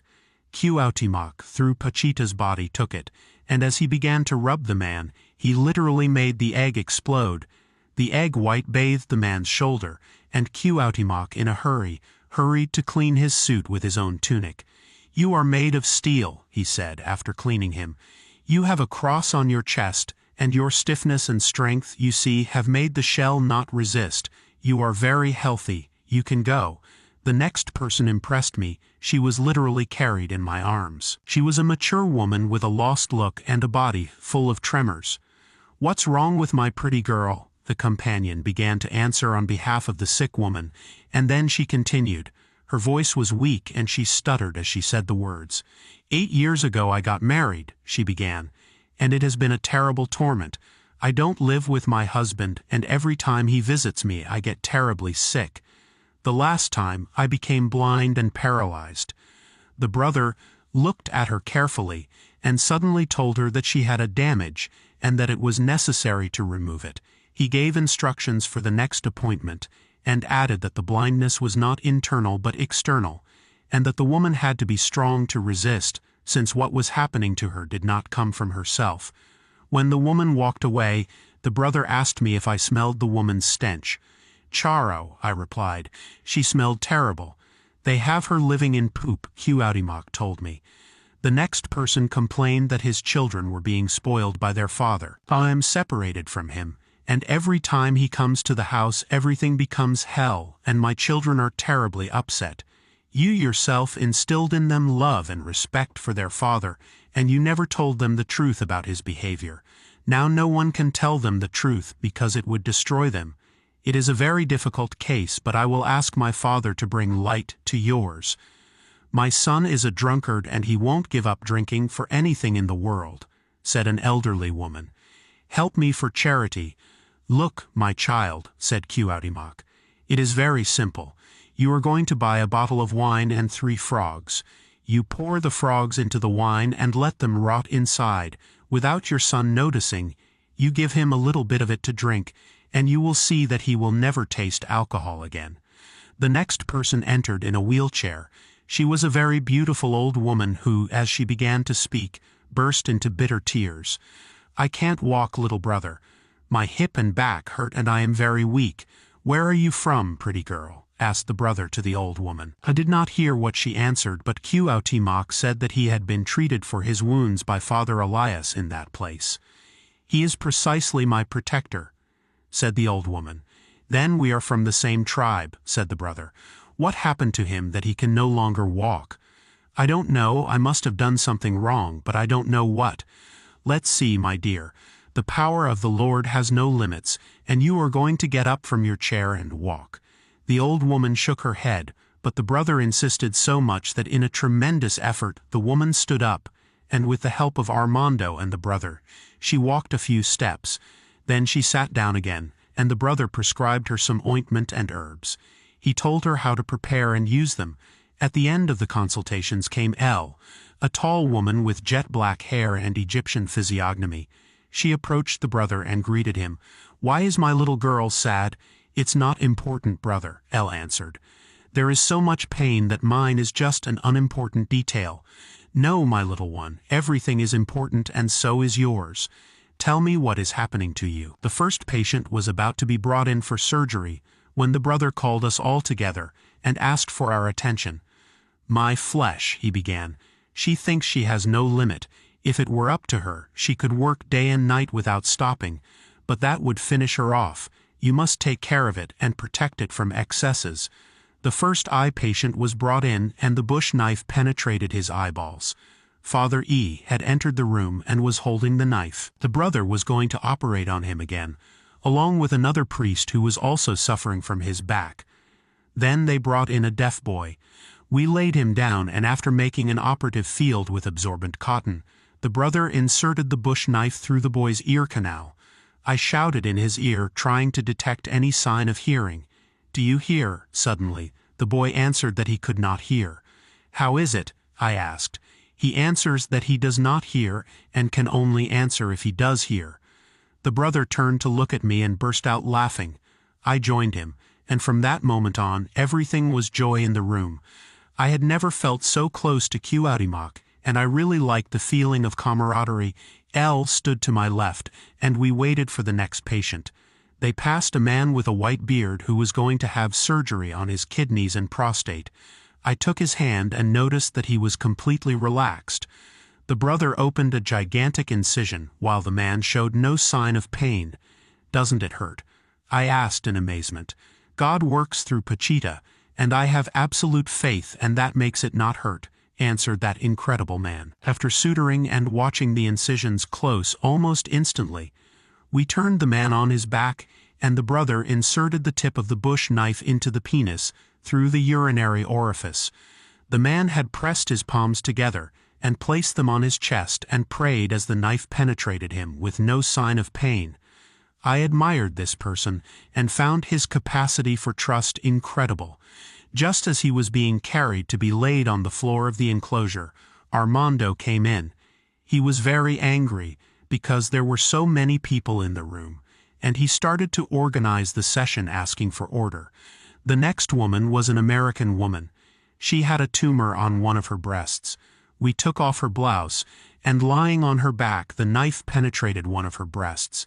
The incision he made was tremendous, and blood gushed uncontainably from it.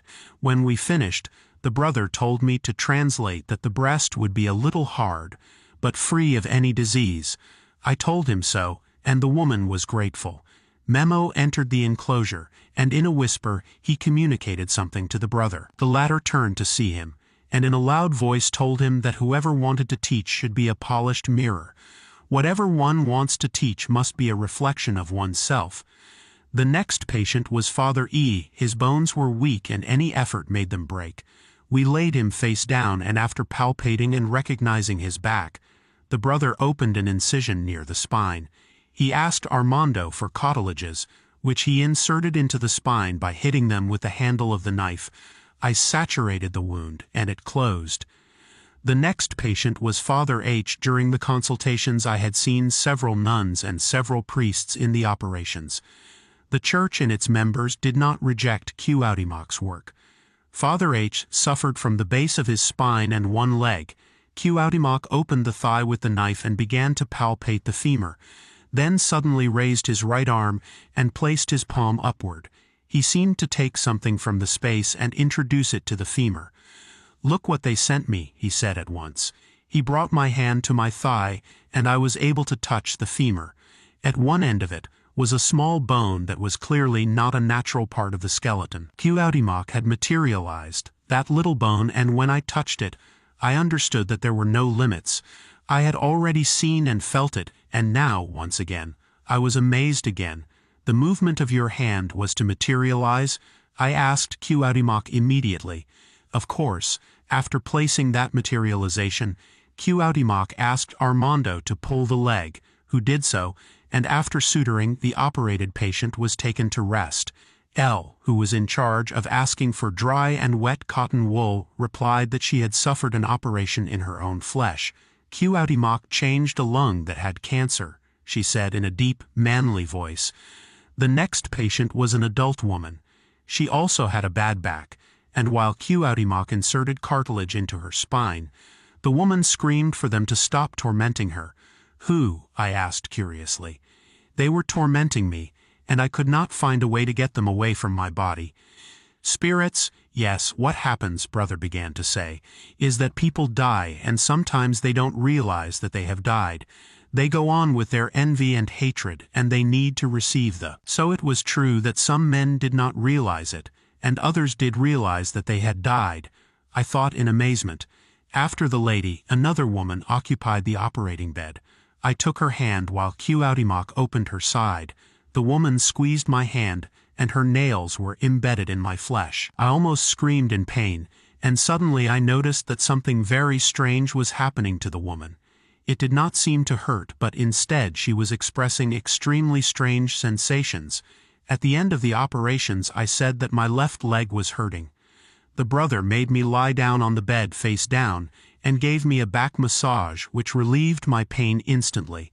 Brother had told me that I would receive a lesson every day, and I knew it was true. Chapter 22. The Warriors. Pachita is completely blind and only eats from time to time. In the operations she is brought a glass of tea, and in it, the brother puts an elixir that gives her energy for the whole week. In a monologue that lasted several hours, Armando gave me his particular vision of the play. Plus it is a road full of tremendous trials, 24 hours a day, and what you must understand is that around Pachita coexist the extremes of the human condition.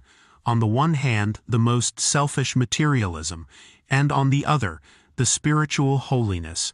Here you see everything that can be seen, and that is a magnificent gift.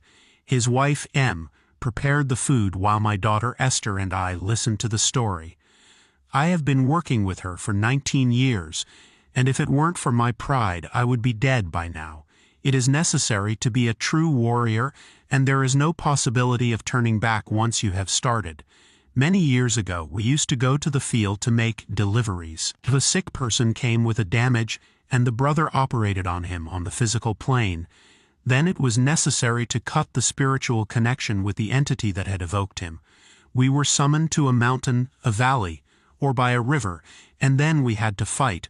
Almost always they asked us for a virgin maiden in exchange for the damage, and of course we refused. One day Pachita was hit by an arrow that penetrated her head. Her encephalic mass came out through the cranial orifice, and here on my right forearm she fell dead. But the brother saved her, although I know that from that moment on she has remained dead.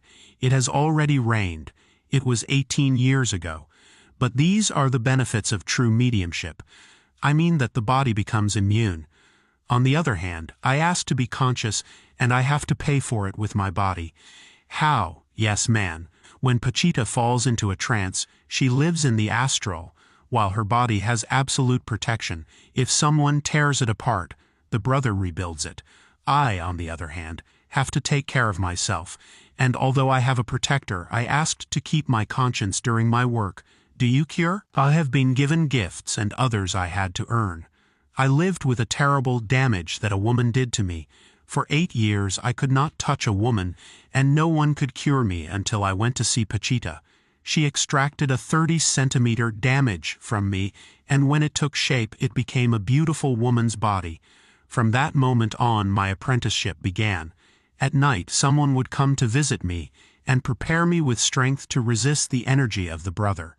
Imagine, I would lie down on my bed and suddenly someone would take my leg and bend it and massage it, then my arm and my back and my neck. For a year and a half between 12 and 2 in the morning they would come to prepare me physically. Then something would appear in the corner of my room and shoot arrows at me. I would just watch as the string of a bow began to tighten, and an arrow was placed in it, and then shot. They would point in the direction of my head, and the arrows would penetrate between my brain and my cerebellum. What for? That was a procedure to teach me to resist attacks. I had to survive, and they were testing my strength. One day after 2 years of throwing arrows at me, someone handed me my weapons. They placed me with my arms outstretched, and loaded my forearms with machetes, arrows, bows. I had to guard my weapons for 24 hours without blinking an eye.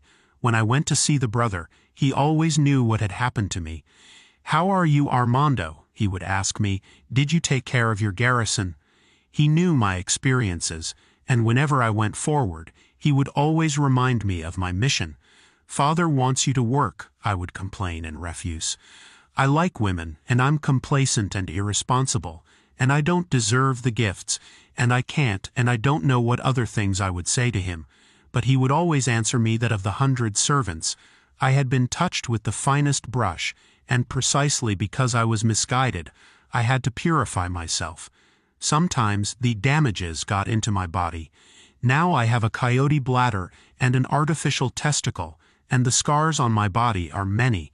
But instead, I have seen what no human being has ever glimpsed. I have come to know the devil himself and know of his names and actions. One day we went on a very dangerous delivery. We were to enter a house guarded by an iron fence. No one could enter through it, and we had no way to open it. Pachita relaxed and got out of the car and put her body through the fence as if the bars were light. At that time we lived in poverty. Pachita sold lottery tickets on the streets, and I was learning from the brother and from herself. One night she told me that next to a tree in the yard of my house, something amazing would happen to me. I arrived home, and as I walked out into the yard, I felt someone watching me from the roof. I was terribly afraid and did not even dare to look up. For more than a month I would go out into the yard and always felt the presence watching me. One day I dared and caught a glimpse of a gigantic body. "Who are you?" I asked him after summoning up my courage. "I was waiting for you," he answered. "I was waiting for you, for I am your protector." I climbed the ladder, and when I reached the roof I saw him. He was more than 3 meters tall, and he placed his robe on me. From that day on I met my protector, and he takes care of me.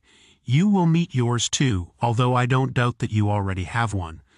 Little by little I acquired gifts. When I got home, it was enough for me to look at an armchair to know who had been sitting in it, and I began to see the doctors who operate there. Cuauhtémoc has an impressive bearing. When he was 13 years old, an epidemic struck the Aztec people. A voice instructed him to make a vaccine, and he presented it to the council of elders in his village. He was then 6 feet tall. The council was amazed at the young man's wisdom, and from that moment on they spied on him to find out the origin of it. Cuauhtémoc told them that the messages came from the sun god, and they believed him. When his uncle died, they made him king. Chapter 23, Quetzalcoatl. I began to read biographies about Cuauhtémoc, and although I found in them inconsistencies and doubts about their veracity, I was moved and admired the evident bravery of the brother, an example of resistance and vitality, a luminous spirit in spite of all the darkness that surrounded him during the conquest and the siege of Tenochtitlan.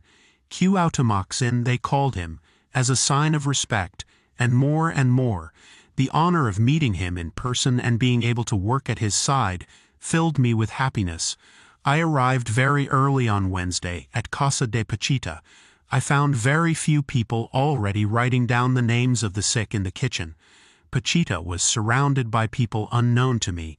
I recognized and greeted Father E and the others with a good afternoon. No one answered me. They were so engrossed in what they were doing. What are the names of those people who want to do research? The scientists. Oh yes, those people, as if my mind was worthless. They took me to a house where there were stripes of all colors. Red, blue, green, black. An ugly man told me that I was in the black one. Go over there. He told me I was in the black one. Go over there, you bastard. He just wanted me to get into business. They told me to look for a sick person with my energy. I don't know what I was going to look for or what the fuck for. What for?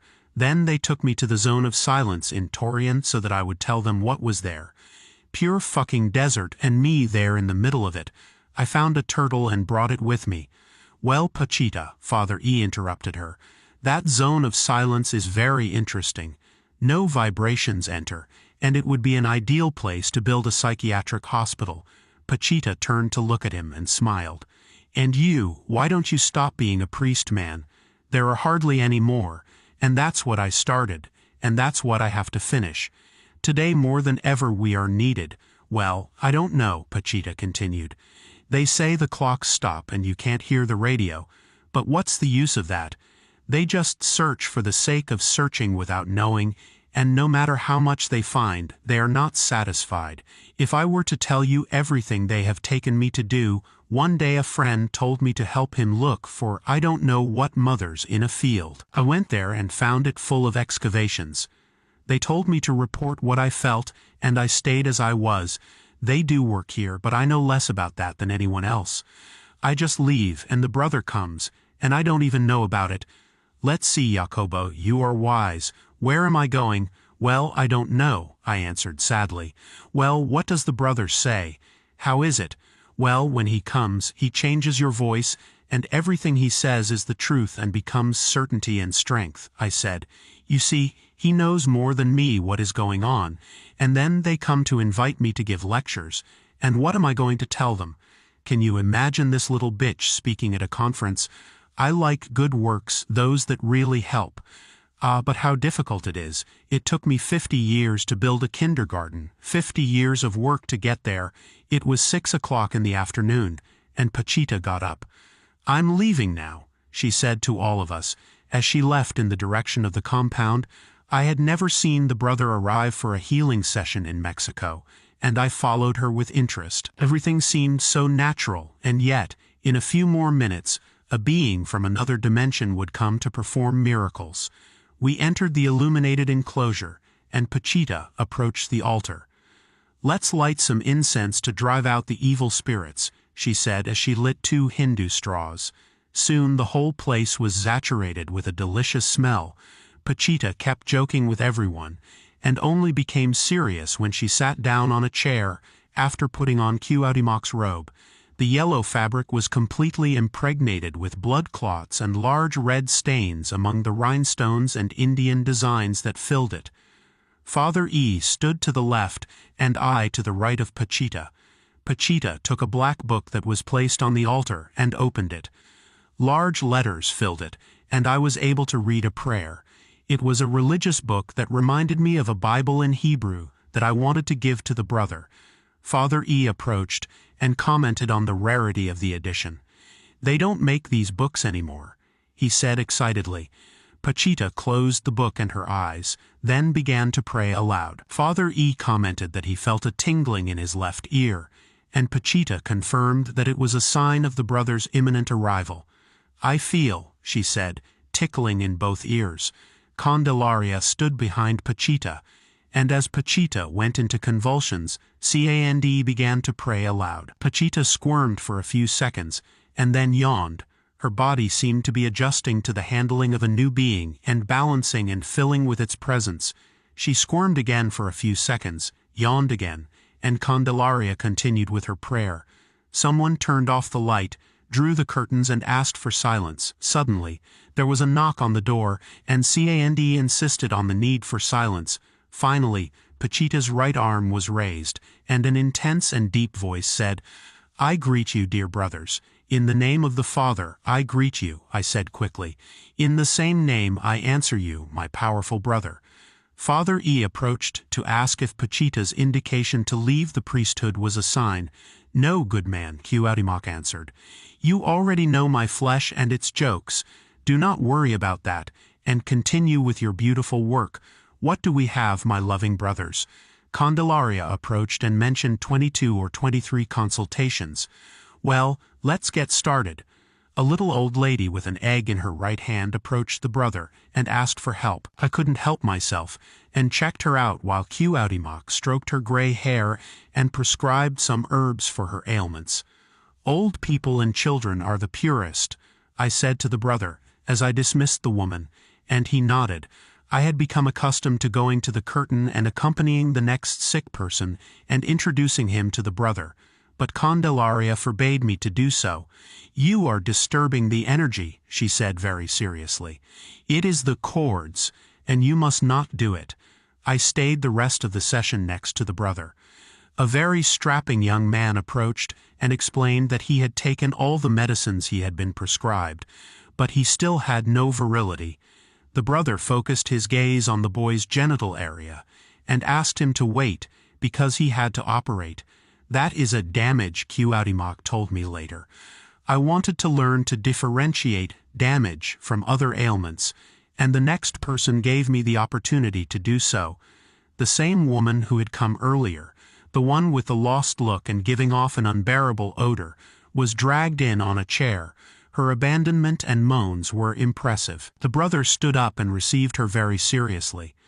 "Let her stand up for herself," he ordered his companions. "Let her defend herself, and know that what she has comes from outside." The woman turned her eyes and head and did not respond. "Take it off. It is not from inside but from outside.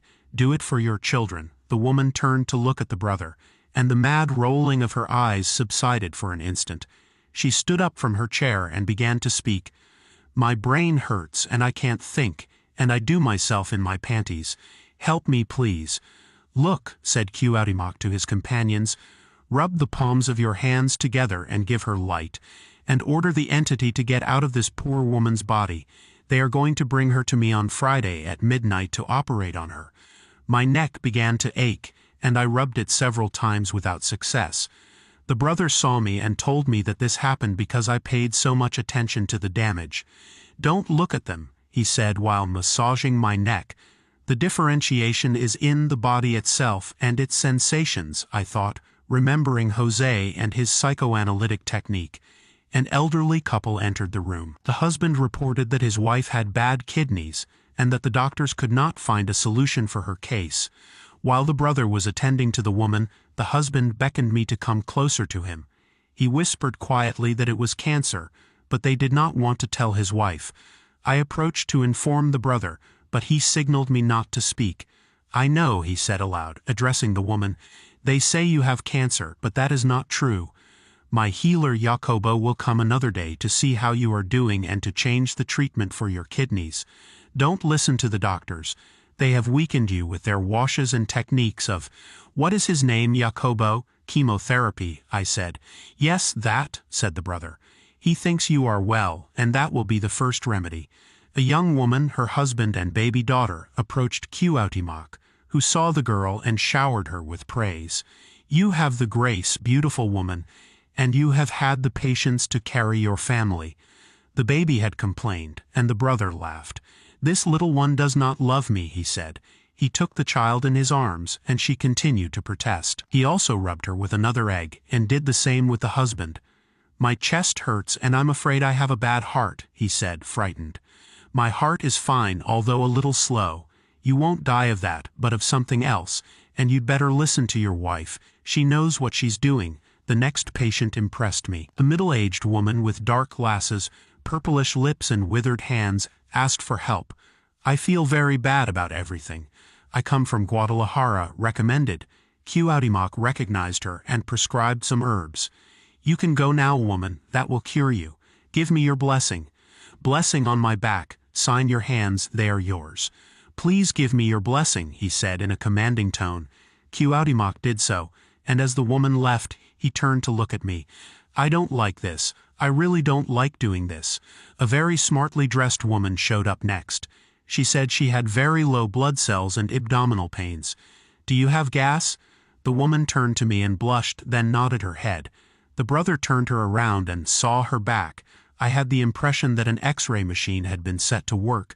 "You have some very dangerous plaques in your lungs," said Cuauhtémoc. "You must stop smoking and come on Friday for surgery." "What about my red blood cells?" The brother took one of the woman's hands and with a gesture seemed to throw something on the palm. "They are a little low, but not that low," he said. A young girl with thin, aristocratic lips whispered her ailments. She didn't seem to want to say what she had, and after leaving, she came back in accompanied by Memo, who told us she was embarrassed to talk in front of me. I stepped aside, and the girl spoke of problems with her menstruation. The brother gave her a remedy, and as I went out and approached him, he joked with me. "Wow," he said, "it's not like it was something new." A mother was bringing her child. She said she could not speak. The brother asked her name, and the child mumbled something unintelligible. Next to us was a guest, who was curiously observing the consultations. He interrupted the consultations and told the mother that he knew of a special school that could help her daughter. The brother turned to look at him in astonishment, and would not let him continue. I noticed the man's confusion, as the brother prescribed some birds' tongues for the girl. The consultations were over, and we were preparing for the operations. I took advantage of the interval to tell Cuauhtémoc that I was reading his biography in several books, and expressed my great admiration for his courage. No one is truthful. They get their data from dubious sources and do not tell the truth. You tell the truth because you describe what you experience, and that is very good. Look, he continued, we never made sacrifices, we did what you have seen. Behind every symbol we had a God. You are not like that, but we are. That you, I did not understand. My Jewish upbringing had taught me the existence of only God, and I didn't know if he was referring to Judaism or to our time. I didn't die by hanging either, he continued. What the Spaniards did has no name. They took babies and threw them in the air, and then skewered them with their spears. I remembered World War II and the atrocities of the Nazis. It seems, I said aloud, that there are times when the darkness grows and a terrible struggle sets in where the baser motives of the flesh manifest themselves. That's right, Cuauhtémoc confirmed. For me, it was inconceivable what the Spaniards were doing, but they were not the first to come to our land. Long before, some Vikings came led by a friar. Forgive me, he said to Father E. A certain Jonah discovered our continent. He came on a raft and got the bubonic plague. He was able to return and told Columbus of his discovery, which is why he was so confident in his voyage. Nobody knows what I am telling you because the writings were lost. I had a girlfriend, but I never married. She got excited about the Barbados and betrayed us. She told them everything she knew, including the location of our secret tunnels. That struck a chord with me. I too had felt the woman's betrayal and knew the pain it caused. I imagined what Cuauhtémoc must have felt, and it pained me for his feeling of seeing his wife in the hands of the conquistadors and offering herself to them. I was also imprisoned because of her, Cuauhtémoc continued. Brother, I said to him, one day I asked you about Quetzalcoatl, and you answered me that he was a traitor. That's right, confirmed Cuauhtémoc. He knew that we should not mix with the whites, and in spite of that, he brought them to our shores. I did not agree to receive the Spaniards as gods, but they forced me because of his prophecy. At that moment, Memo entered the enclosure with great concern. Brother, we did not find the notebook, and we do not know who you have to operate on. Armando was shocked, and said that the notebook was a state secret, and that it was not possible that they had neglected it. Cuauhtémoc said that if the notebook was not found he would not operate. I observed Memo, and noticed a series of contemptuous movements. He seemed to be enjoying the situation, and mocking the brother. I thought perhaps he resented his mother being occupied by another being, and I had no doubt that if what I thought was true, it was unconscious for Memo. When Memo came out, the brother continued his story. I have many missions to accomplish.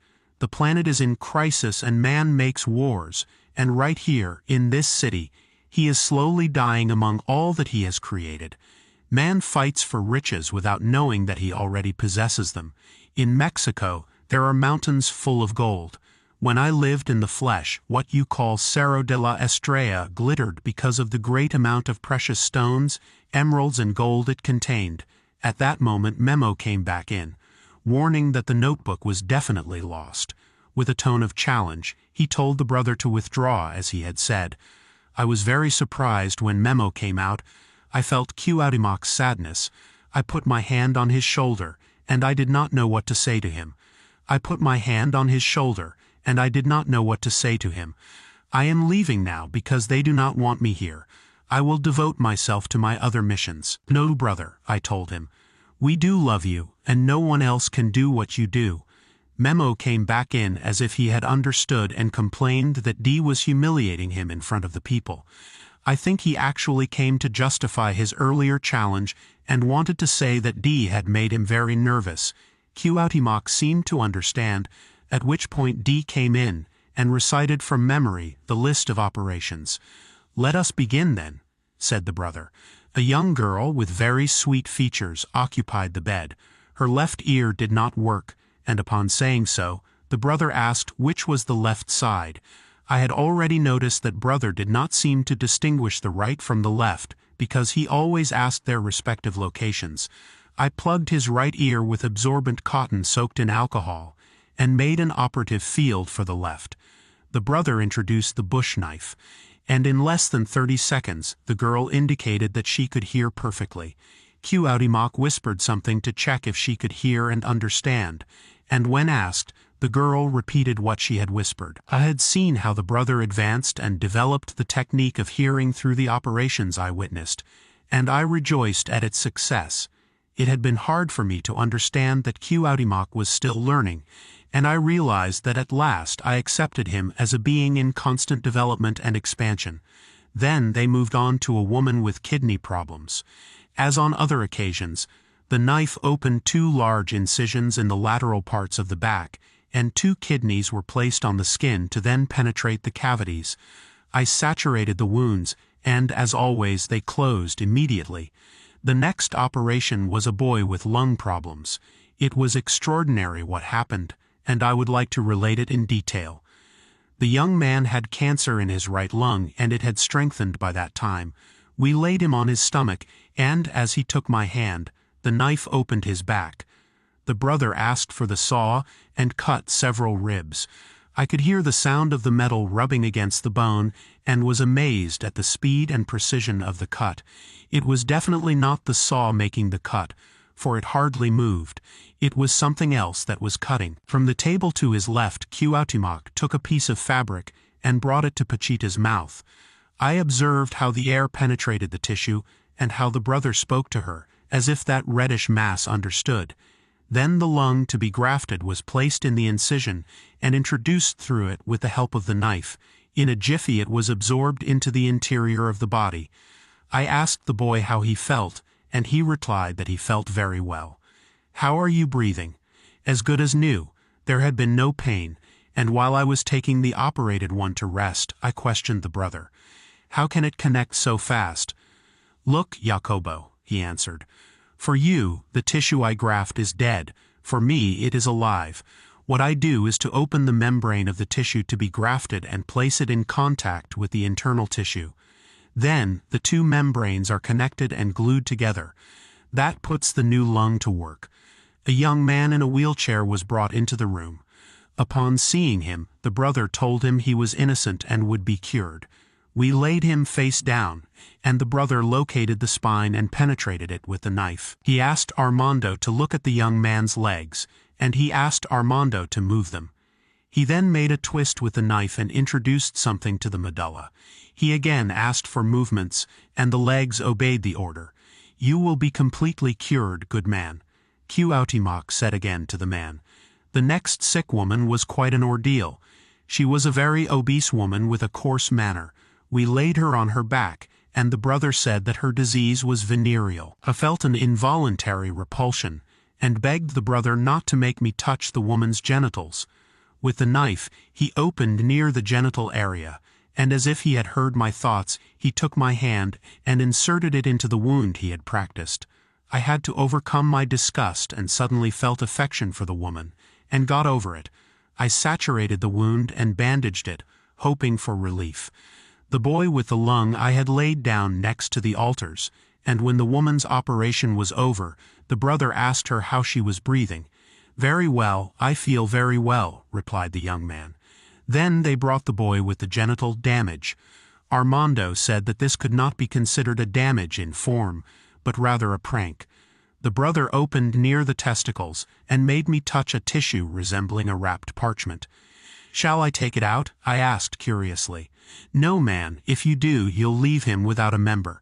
Armando placed an open black piece of paper, and the brother put "damage" on it. "Careful," he advised him. "Be careful with it because it won't be long before it comes to life." I began to bandage the boy, and the brother got up from his chair and sat down on another one placed near the altar. "I take my leave of you," he said, "because I must fulfill other missions. A hurricane is approaching Mexico, and hurricanes bring earthquakes." I continued bandaging and noticed something strange. Pachita was not coming back, and suddenly, her body got up from the chair and began to scream, "Fuck you all because I'm going to kill you." I saw how Pachita's hand reached for the knife and approached the sick man I had not yet finished bandaging. I protected him with my body, while Armando and Father E embraced Pachita's body and gave him light. Finally Pachita came back, and I wrapped the operated patient with the sheet. Z began to joke along with Armando.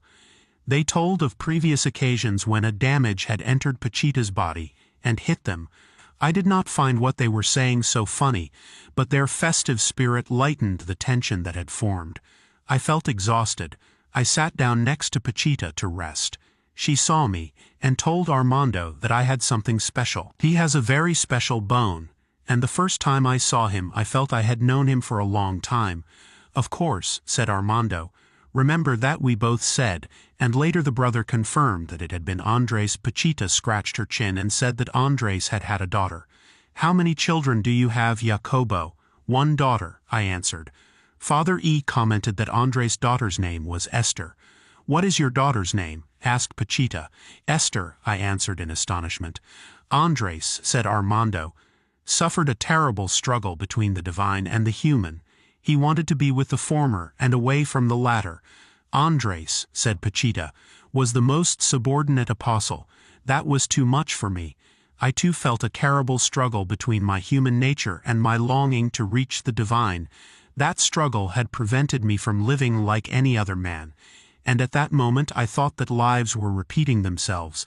Andres," I said, drowning in sensations. I was suffering from great tension and anxiety. It was as if he carried a heavy weight in his heart.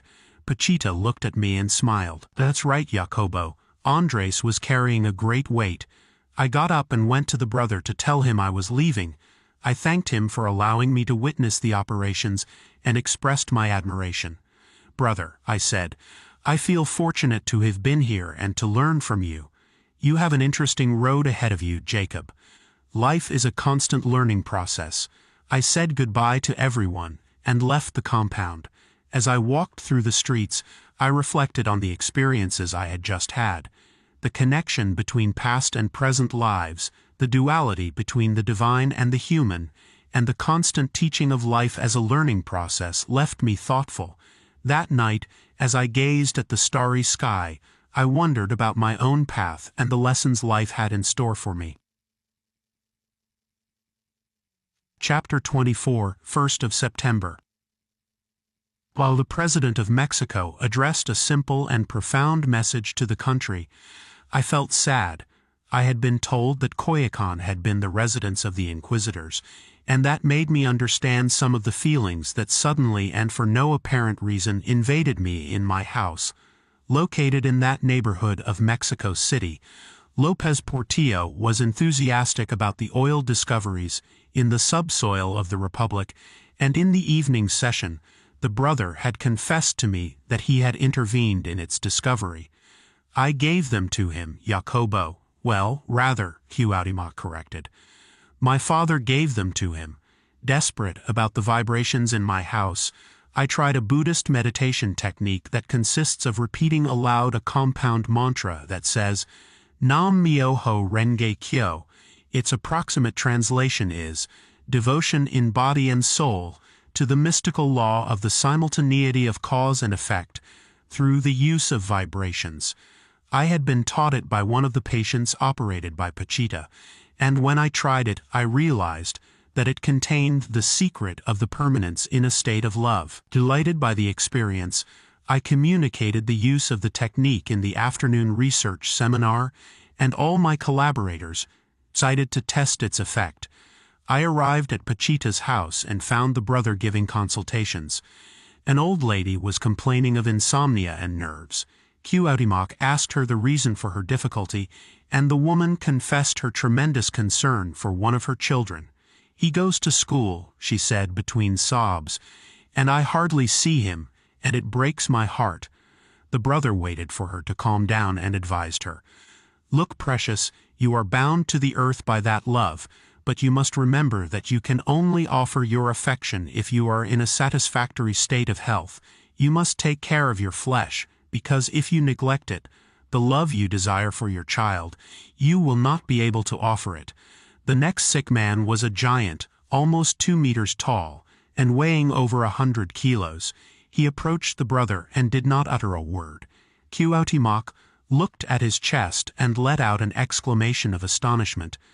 "My little one," he said, "wait in the courtyard. Today we are going to operate on that thing you have in your chest." The first operation was for a brain tumor located in the thalamus of a beautiful young woman. Her shiny hair framed her face and spread out in a fan as she lay face up on the operating bed. Brother asked me to hold the young woman's head while he penetrated the brain through her forehead. The operation was very impressive, and I justified the girl's screams of pain.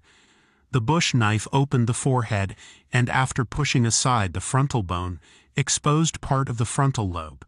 It was strange that despite the pain, the young girl's head remained immobile. I had observed the same immobility in almost every operation. The patients could scream, tremble, and sweat with pain but did not move despite the obvious stimulation of involuntary reflexes. Candelaria had told me that each operative was placed in a special apparatus, and upon seeing the girl's operation, I understood that there was no other possibility to explain the absence of intense and involuntary movements.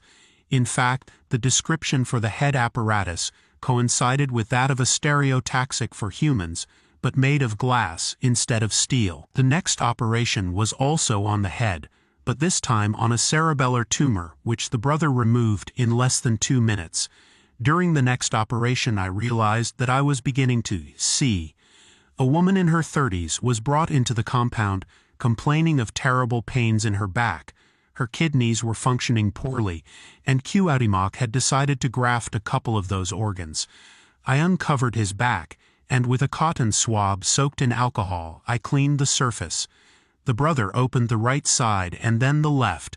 The wounds were gigantic, and blood was gushing from them. From the table attached to his chair, the brother took 2 reddish masses that I identified as kidneys. He placed one over the incision on the left, and the other on the right. Something sucked on the 2 kidneys, and little by little they penetrated through the wounds. I, standing 10 centimeters from the right kidney, observed its slow and steady movement away from the outer surface of the skin and into the body cavity. A sound similar to SSS accompanied the movement, and my astonishment was completed seeing how the wounds closed by themselves. I could not repress myself, and I began to say that this was incredible, fantastic, extraordinary. I felt that in spite of having seen so much, I would never cease to be amazed, and I thanked God for the wonders I was witnessing. I placed cotton wool over the marks of the wound, and with Armando's help I bandaged the woman. Suddenly Cuauhtémoc said something unintelligible to me, and I asked him to repeat it. Finally I understood that he was telling me that the next patient was a damage. A burly man occupied the bed while we prepared for the operation. Memo went so far as to say that a patient who was about to undergo neck surgery was nervous and had secretly taken a painkiller for his nerves. "He is going to weaken," said the brother. "I want to see what he took, because it could be dangerous to operate with a drug in his body." The man's damage was located in his abdomen.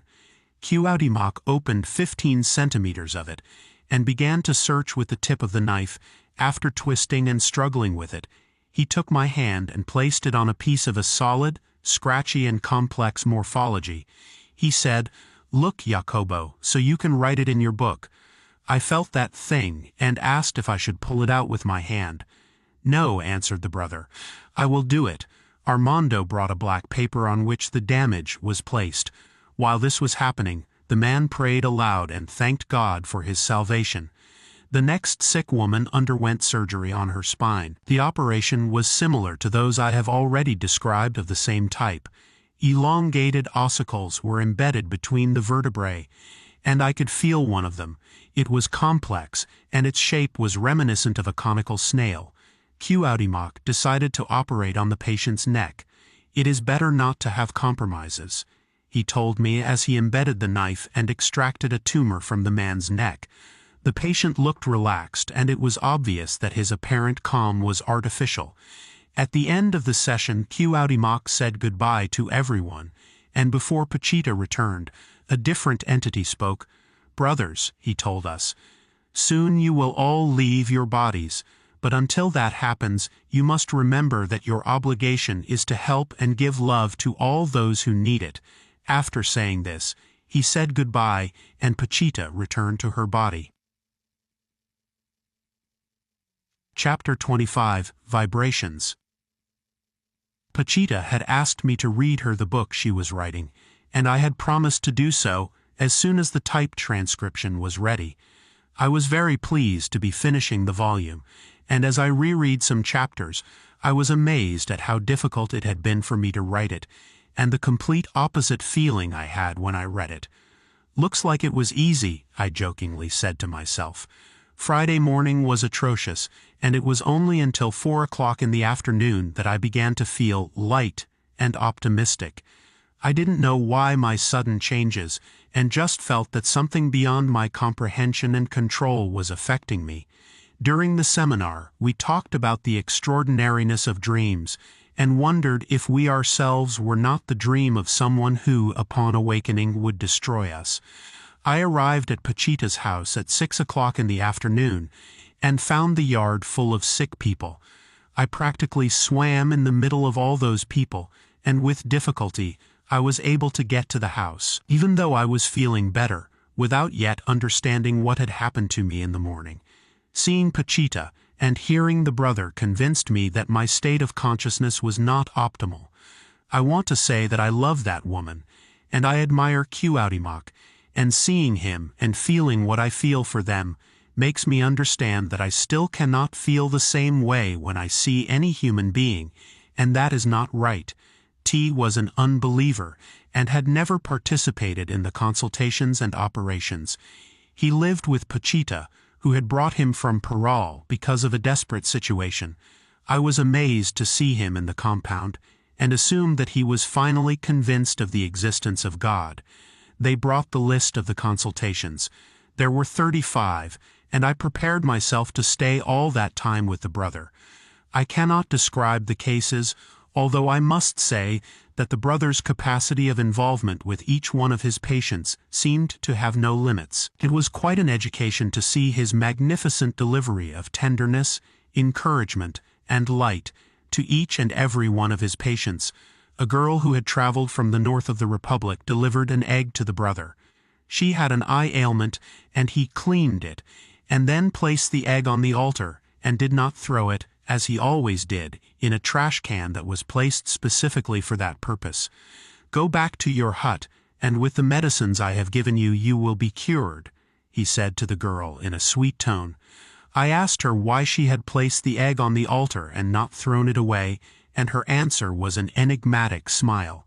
Surely she wants to take a sight, I thought, remembering the procedure Don Lucio used to diagnose, and that consisted of pouring the contents of the egg in a glass of water, to see the formations and signs of yolk and white. An elderly gentleman, with an innocent smile and sweet gait, was brought into the presence of the brother. 2 of the sick man's sons spoke for him, while he asked for a chair to sit on. "Our father was born in Damascus, and we want him to live." Cuauhtémoc looked at the sick man's head, and then touched his vertex. "He does not have water but a tumor. If you wish, bring him here in 8 days, and we will take it out." The next person was a dark-haired woman with a proud demeanor and a deep gaze. Upon seeing her, the brother let out an exclamation of surprise, and I felt that I recognized someone from the past in her. I asked him, and for some reason his answer stimulated in me an image in which I thought I recognized his beloved when he was king. A woman was accompanying her husband, who did not stop trembling for a moment. "He has Parkinson's disease," said the woman. The brother sat back in his chair and began to observe the involuntary movements of the man. "His Achilles tendon is connected with his trembling parts." If that was a metaphor, I did not understand it. As the patient left, I commented that the lenticular nuclei of his brain must be discharging uncontrollably, and Cuauhtémoc nodded with an affirmative movement. The next patient was an old friend of mine from Tepoztlán, Her bright, awake eyes shone with an inner life of the highest intensity. She complained of sadness, and the brother spoke to her of her beauty and the splendor of the world. Every day is a miracle and is all that is needed to find happiness. You are the chosen one, and you must know that you contain the seed of awakening. I know, said the woman, as tears welled up in her magnificent eyes. I have had signs, but now I am confused. Remember what I tell you, and you will return to the path. As I left, she turned to look at me, and I felt the impact of the words I had heard and a greeting. At that moment Enrique entered and greeted the brother. The latter scolded him strongly. I have given orders, he said, that the list of patients be respected, and you have allowed the disorder. He was referring to the first consultations, the ones that were not on the lists. Enrique went out crestfallen, and went back in accompanied by Memo. The cricket, that was Enrique's nickname, said that his mother no longer loves him, and that the brother only scolds him. As Memo said this, he hugged his brother as if to protect him. It's true, said Enrique with a cracked voice. I only came to say hello, and you scold me. Look, my little boy, order is order, and you must set the example. He had finished the consultations when P, an assistant, approached the brother. A couple from Nicaragua has come for consultation. They have very strong problems and want to see you. Tell them to come in, my dear. A tall, and very beautiful blonde woman, accompanied by her husband, approached the brother. The man spoke on her behalf. My wife, he said, is afraid that they did a job on her when she visited Brazil. We have very serious problems, and we can no longer stand what is happening between us. We love each other, but every time we have marital life, she feels very bad, and I feel like attacking her. We were going to have a child, but she couldn't stand it, and hid herself in the womb until she miscarried. Woman, called the brother to the woman, do you dream of water or that you fly? Sometimes, she answered. Do you feel as if something takes hold of you and gets out of control? Yes, that's how I feel. I began to understand and remembered that when I entered the enclosure, the woman's head had hit a crucifix that was at the entrance. That had astonished me, and now I began to understand. Suddenly Cuauhtémoc asked for his knife. It was a quick and sharp order. I turned to see him and noticed that he was looking in the direction of the entrance of the enclosure. I fixed my attention in that direction, and suddenly I saw how the curtains parted. Everyone saw the same thing, and in a jiffy we placed ourselves at the sides of the brother, waiting for the entrance of something, the same thing that possessed the woman. In absolute silence, with our muscles tense, our eyes fixed on the curtain and the brother holding his knife, we remained motionless and expectant. Suddenly, the brother began to whistle a very strange tune, and then said that the dark spirit had not dared to confront him. He knew he couldn't take me, so he left. You, woman, he called out to the blonde. What did you feel? A shiver. Look, they did a terrible job on you, and they are very powerful. I'm going to tell P what to do, and that will save you and your partner. The couple left, and Cuauhtémoc called P. I want to know if you can commit yourself to do the job. You must go to a mountain and do some things that I will tell you later. We need 6 rigorous limpias. The entity possesses the woman and killed her child. I know that your wife is pregnant, and you must prevent this woman from approaching her.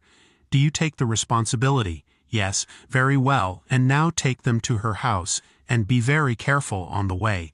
Cuauhtémoc called Memo and also gave him instructions.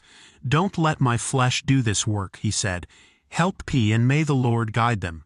Do you understand? Yes. They were about to start the operations, and the brother asked to speak with Gemma, Pachita's daughter. He asked us to leave, and I heard a very emotional dialogue. Then I came in and asked Cuauhtémoc about my feelings of the morning. Is it that maybe I have something wrong with my body, or am I making some serious mistake? What is happening to you? He answered, after sweeping my body with his look. What is happening to you is that every day you are becoming more sensitive, and now you are detecting the signs of the next hecatomb.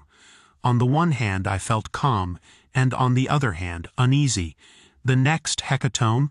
The brother had already mentioned this one, and seemed to be convinced that something terrible would happen soon. The first operation was on a girl who was blind in her left eye. Lateralization was handled in a very special way by the brother. If the evil was on one side, he worked on the other, and this particular case was no exception. It reminded me of the first operations on epileptic foci, in which the researchers were surprised by the appearance of mirror foci transferred from the healthy cerebral hemisphere to the diseased one. I took the girl's head and immediately felt immersed in a very pleasant sensation. Was it her or the energy that the brother was sending her? And I was in the middle feeling a very special happiness. The young girl did not complain as the knife and the thumb of Pachita's hand penetrated her healthy eye. Armando turned on a flashlight, and the girl announced that she could see clearly. A couple entered next.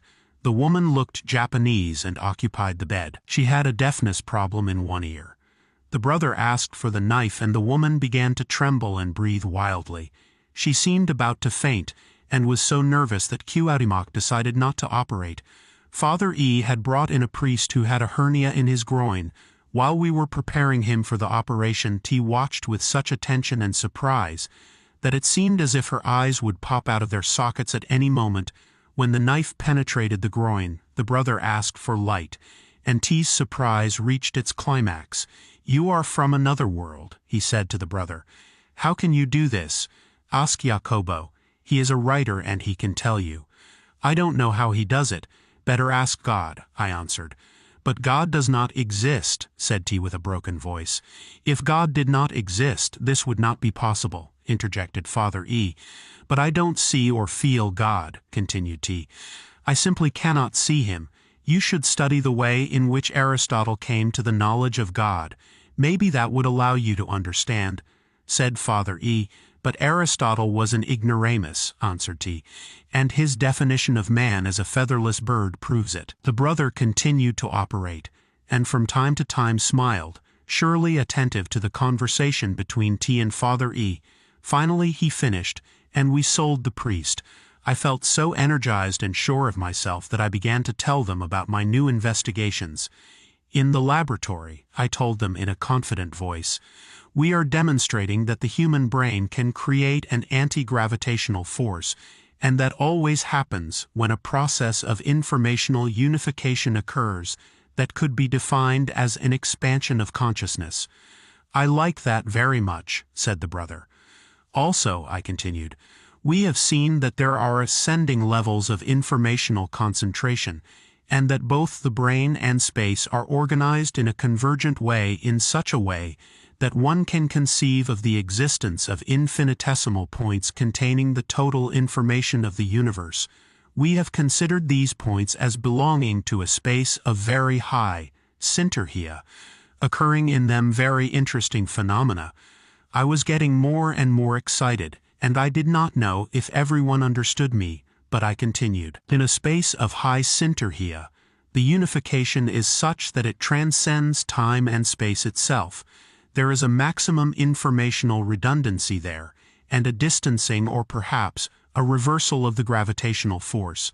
When a brain reaches states of elevated consciousness, it also transcends space and time, and gravitation affects the surrounding space, creating an anti-gravitational force. At least that is what our experimental results indicate." "That would be," Father E interrupted me, "evidence of a contact with God." "Exactly," I said. "I like that very much," said the brother again. "I do not remember the following operations. I only know that at the end there was an extraction of a damage, and when the brother said goodbye to us, an entity entered Pachita's body and assaulted Armando by breaking some bills that he had given him. Finally Pachita returned, and T wanted to find out if the person who had torn the bills and Pachita were conscious of each other. "Pachita," he called her, "do you remember what you did?" "What did I do, Pachita, please?" T continued. "You tore up some bills. I didn't break anything. You're off the hook." Chapter 26. Between Justice and the Wheel of Fortune. When I understood the difference between good and evil, and realized that there were human beings who live without recognizing it, I knew that the world of consciousness can be separated from the self, even though the latter is the true decision-maker. My theoretical conceptions led me to the consideration that in the same way that in a space of maximum syntagee, redundancy is optimal, so, in the last step, the self loses its individuality and is the same for all. Consciousness, on the other hand, is individual. Between the wheel of fortune, i.e. the ignorance of good and evil, and justice, i.e. the knowledge of the difference between good and evil, lies the force. From immaturity to knowledge, energy is required. Whoever wishes to penetrate to the reality of certainties and conscious synchronicity must acquire strength. Otherwise, confusion, sadness, and forgetfulness ensue. It is said that the adult state implies the acceptance of intrapsychic division and the coexistence of various levels of consciousness. I think that the coexistence and division referred to above are part of a process, but not the true identity. This is indivisible and does not accept weaknesses as essential parts of its true nature. I know that Cuauhtémoc and Pachita are two separate entities at the level of consciousness, but united at the level of the self, and that the true identity is the self, and as long as this is not achieved, it is necessary to love the process. The acceptance of the coexistence of various levels of consciousness, or in Buddhist terms, of the 10 worlds as essential, leads to dispersion and forgetfulness. The acceptance of its reality as a process, without forgetting the true identity, leads to development without the danger of getting lost in dispersion. However, this does not solve the problem of individuality, nor does it address it in such a way that its development leads to clarification of the moment in which it appears. An example of the difficulty of establishing the threshold of the creation of one's own life is the birth of a baby, when two human beings fall in love and combine their energies. Soon in their interaction, a third emergent element begins to be created. At a certain level of their relationship, the created emergent property begins to interact with the original dumbbell, and if the process continues, a new being materializes. Individuality was surely achieved before materialization, but when? With these questions, I arrived at Pachita's house. From the first day I saw her, I was very impressed by the young woman with beautiful features, who had been over-anesthetized and brainless in a conventional operation. Wheelchair-bound, immobile, deaf, mute, blind, and without motor control, she had been taken to Pachita's home after a dozen neurologists and a dozen other specialists in other areas had given her up.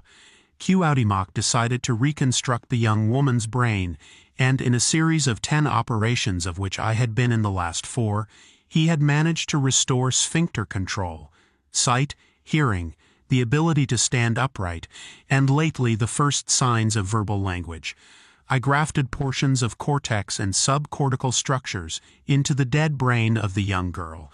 To my amazement, and the happiness of the parents who day by day watched her grow, recover, and become herself again. The latter, however, worried me greatly, and on this occasion, seeing that the parents of the young girl were entering the enclosure with their daughter, I decided to ask the brother. "Brother," I said curiously, "brother, when the girl recovers, what will her conscience be like?" "The same as before, my affectionate brother," he answered me. "Oh, but then," I insisted, "consciousness does not emerge, but connects." "Of course," said Cuauhtémoc. "The brain is only a means to establish the connection.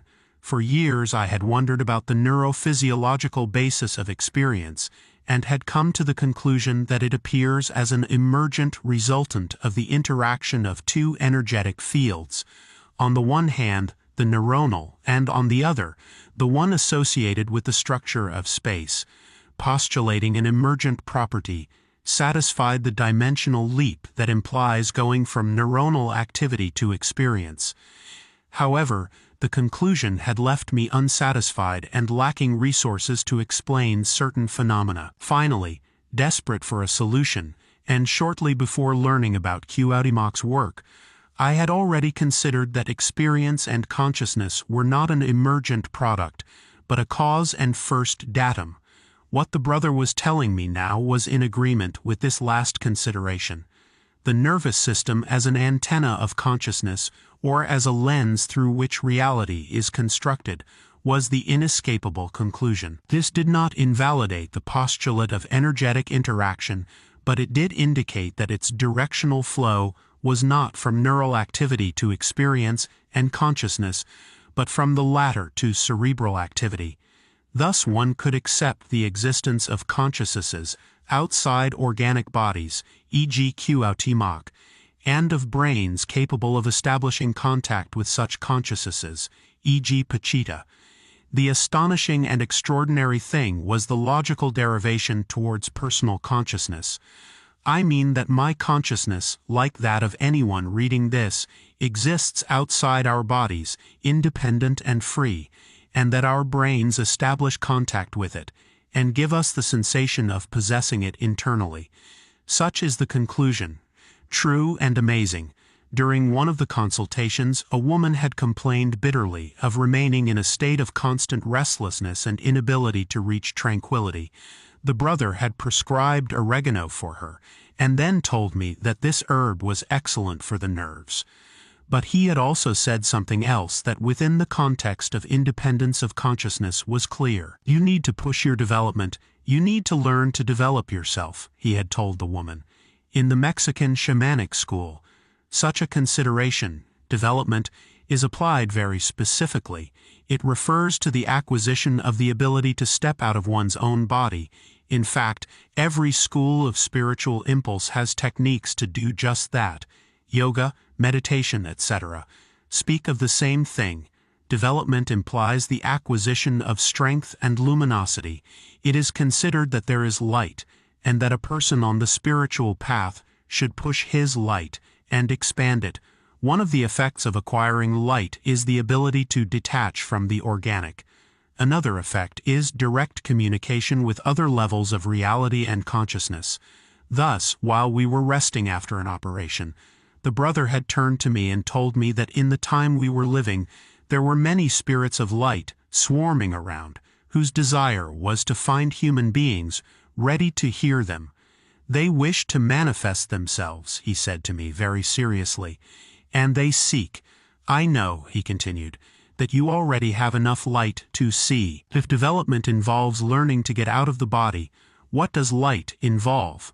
Or, of course, like everything else, light is a feeling. I recognize very clearly when I have light and when I don't have it. I feel the same way about other people. I mean that when someone talks to me or simply approaches me, I know if they have light or if they are in the dark. At first I could not differentiate whether it was me or the other person, whether it was light or dark or anything else. But now I know for sure. Knowing and feeling the light, however, says nothing about what it truly is. Listen now to this other consideration of Cuauhtémoc. Sometimes, he said to me in the middle of a kidney operation, the spirit is still near a body that seems dead. It is there, and if one is able to see, one can ask it. And if on asking it answers that it still wishes the body to live, one can give it light and help, the subject will be restored. This last he told me after seeing the over-anesthetized girl. Tell me what you will, said the brother. But to me, this child was dead. However, he continued, her spirit did not want to leave, and so she will recover. The boy Reuben had 2 bad kidneys and a testicle. The brother grafted him 2 new kidneys and cured his testicle. In the middle of the operation he said to him, "Oh, Reuben, remember that you told me that you wanted to live. You was the real Reuben, and the operation was light for the body. We all have light," Cuauhtémoc had said to a woman. The light is concentrated in the palms of the hands, and when one rubs one palm with the other, the light appears and can even be distributed. What then is the light? The downward palms placed at the level of the knees signify a contact with the earth, the light and the water. Look for a quiet place, Cuauhtémoc told me, and sit as I tell you, and you will see that they will come to give you knowledge. You already have enough light to connect, and at a certain moment you will feel that your mouth speaks superhuman words. You will feel that there is a new being within you. I know that you already have enough light to move from the wheel of fortune to justice, enough light to see. Chapter 27, The Absolute and the Relative.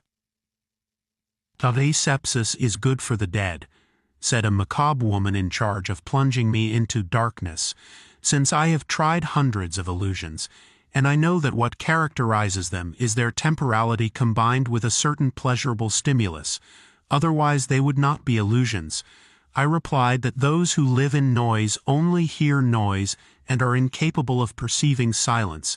He did not understand me, and I remembered some words of the brother. It is necessary to give light, but those who do not know how to hear, and who respond with darkness when the light is offered to them it is necessary to let them go their way, and prevent them from interfering with ours. Another woman confessed to me that she hated having to fight and become a warrior. I turned to her and asked her if she could decide.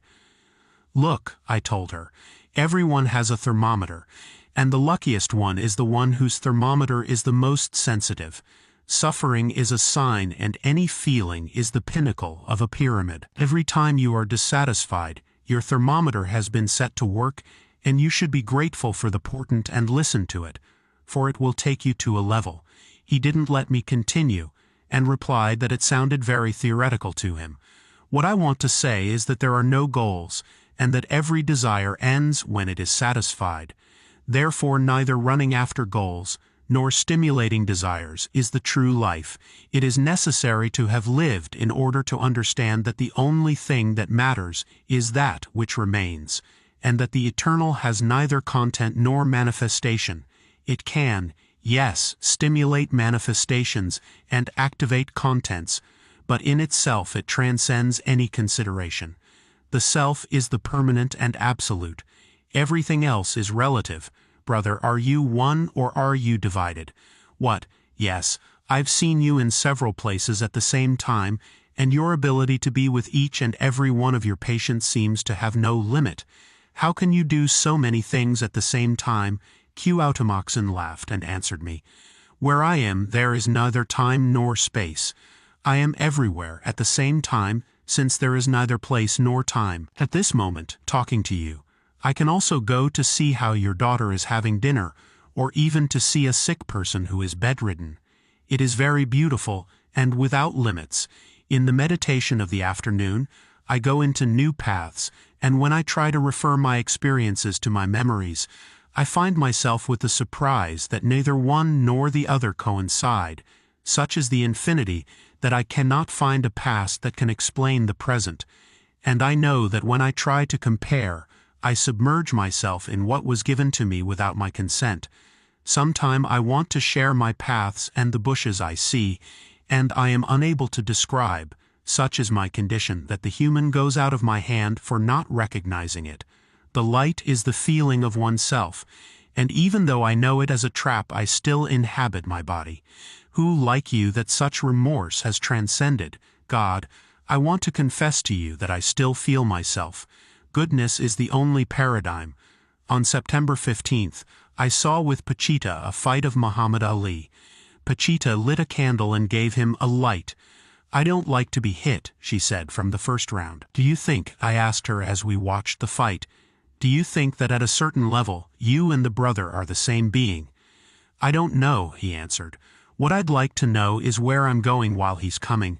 I feel that I go down like on a wheel of fortune in the afternoon, and when I least realize it, it's already night. Meanwhile, my body operates and does 1,000 wonders, and I don't even know about it. Where am I going? It must be something to do with time, I said uncertainly. Our consciousness believes it lives in time, when in reality the present is timeless. Between two instants of consciousness, time does not exist for you. Obviously, that didn't explain anything. I felt like telling him my ideas about the interaction of energy fields and their connection with the brother. But I realized that I couldn't explain what was really going on either. Consciousness is an entity, I thought later, and it travels and appears and disappears and connects and disconnects and, who knows, who knows? In everything is the absolute, and its perception only depends on the level of consciousness of the one who sees. Any object, for example, is the result of such a complex process that the mere thought of what it implies produces the greatest admiration. When we see a stone, what we really perceive is our own neuronal activity. What observes this activity is the self. Thus, even in the most concrete perception, the absolute is involved. I laugh when someone forgets the above and considers that we are in a fall just because we live among precepts. The only thing that truly works is the self. Everything else is temporary and therefore dependent on the observer. Of course, there are those who manage to maintain an illusion long enough to involve others in its maintenance. Beware of such dark entities, incarnate or fleshed out. The only thing they lead to is death. Human beings tend to use units of analysis and build conceptual worlds from them. When he has the bad luck to handle as elementary units what are, in reality, final results, the perspective that awaits him is the suffocating and total boredom of a night of boredom in the reflection of another night of boredom. Let us say what the Bible says about it. Wisdom cries in the streets, lifts up her voice in the squares. She cries in the chief places of assembly. At the entrances of the city gates she speaks her reasons. How long, O simple ones, will you love simplicity, and scoffers desire to scoff, and fools abhor knowledge? Turn ye to my rebuke, behold, I will pour out my spirit upon you, and make my words known to you. Because I called, and ye would not hear, and I stretched forth my hand, and there was none to hearken. But ye rejected all my counsel, and my restraint ye would not. I will also laugh at your calamity, and will mock when that which ye fear cometh upon you. When that which ye fear cometh as destruction, and your calamity cometh as a whirlwind, when tribulation and distress come upon you, then shall they call upon me, and I will not answer. They shall seek me in the morning, and shall not find me. For they hate wisdom, they do not choose the fear of the Lord. They do not desire my counsel, they despise all my rebuke. Thou shalt eat of the fruit of their way, they shall be weary of their own counsels. For the waywardness of the ignorant shall slay them, the prosperity of fools shall destroy them. But he that heareth me shall dwell safely, he shall be quiet, and shall not be afraid of evil. The fear of Jehovah is the noise for the one who knows and dwells in silence. Jehovah is the self, the absolute, the self, the estranged and transcended from all that is relative consciousness itself. If only we would remember that behind any decision is the one who can see all the alternatives. The heart. I arrived late, exhausted and hungry at Pachita's house. In the morning I had moved out of the house and felt sad. As you grow older, places become more important, and perhaps in old age a change of house is dangerous, I thought as I touched the yellow gate of Pachita's house. It is true that true development is learning to externalize without this meaning abandonment or lack of access to the inner world. The consciousness contacts the world by expanding its radius of action. Here, in any process of growth, differentiation is basic. Without it, what happens is madness, and with it, discernment. The problem is that one does not find guides until one has passed sufficient tests to strengthen one's own identity. What I was to see that day taught me that in addition to the above, the true world transcends any conventional logical process, and that clinging to humanoid understanding prevents one from living at the level where there are no limits. The brother was giving consultations, and after greeting him I stood to his left. I noticed that my tiredness was generalized. For some reason, all of us around Cuauhtémoc did not have enough energy. I had moved house, and my listlessness was explainable. Later I found out that Armando was going to have surgery for an injury, and that Memo had an emotional problem. Obviously, we were connected, and although each one for different reasons, in all of us something prevented us from being strong enough. The only exception was brother. He seemed to have no limits, and even though he had seen 65 patients, he was fresh and inspired at the end of the consultations. Soon, he said to me in a soft voice, all the signs will be gathered in Orion. The signs? Yes, what you call zodiacal signs. Each one, he continued, represents a different part of the body, and those who attend the event will learn the meaning of the relationships between the stars and the organic. Will different beings come together? I asked. No, they are not beings, but galaxies. But from the city it will not be possible to see them. There is too much smoke here. It would be wonderful if 100 or 200 men could attend. But I know that there is hardly anyone who is in harmony with nature. Only 2 or 3 are able to recognize the patterns and understand the movement of nature. Only in harmony can we understand and live what will happen. In San Jose del Pacifico, I had lived that harmony. It is the dialogue with the world. I thought at that moment. At its most direct level, it is the knowledge of the reason for the movements of the clouds, the rains, the winds, the growth of the plants, the changes in the illumination of the sun and the singing of the birds. It is the connection between all the events of nature and one's own consciousness in unity of contact with them. We were preparing for the operations, and after several interventions that I will not describe, they passed a woman who had come from New York complaining of continuous headaches. It is a case of trigeminal irritation, the brother told me when he saw the woman. I will have to connect the trigeminal with the neutral zone and thus divert the exaggerated excitation of the nerve. We laid the woman down, and I held her head while the bush knife penetrated her forehead and with a lateral movement opened a huge incision that reached the back of her ear. I felt a warm liquid dripping onto my left hand, and then a piece of flesh that I recognized as part of the scalp separated from the bone. I was very impressed and watched as the knife spun around trying to fix the nerve. Finally, the knife was pulled away and the wound was closed. The woman had complained during the operation, although her pain had been minimal compared to what she might have felt in conventional surgery, but without anesthesia. Between Armando and myself, we bandaged the head, and the brother dismissed the woman. I was feeling very tired and had my back starting to ache and prevent me from continuing to help. I took a deep breath and gave myself a massage. Brother turned to see me and whispered something to me that I did not understand. I asked him, and in a whisper, he said, "I will give you a chance to see something extraordinary." At that moment they passed a young man about 25 years old, thin and very nervous. The brother received him very warmly and told him that he had nothing to fear. We laid him on his back, and with absorbent cotton soaked in alcohol, the brother cleaned his chest. I asked about the ailment, and Raphael, that was the patient's name, said that his left arm and shoulder hurt a lot. Obviously it was the heart, and the operation would try to relieve the organ. I held Raphael's hand and suggested that he relax and breathe deeply. He did so as the knife penetrated his chest and the saw cut into his ribs. It was pitch dark and I could not see clearly when the brother asked me to turn on my flashlight. I shone my light on his chest and my breath caught. On Raphael's skin his heart was beating freely and clearly.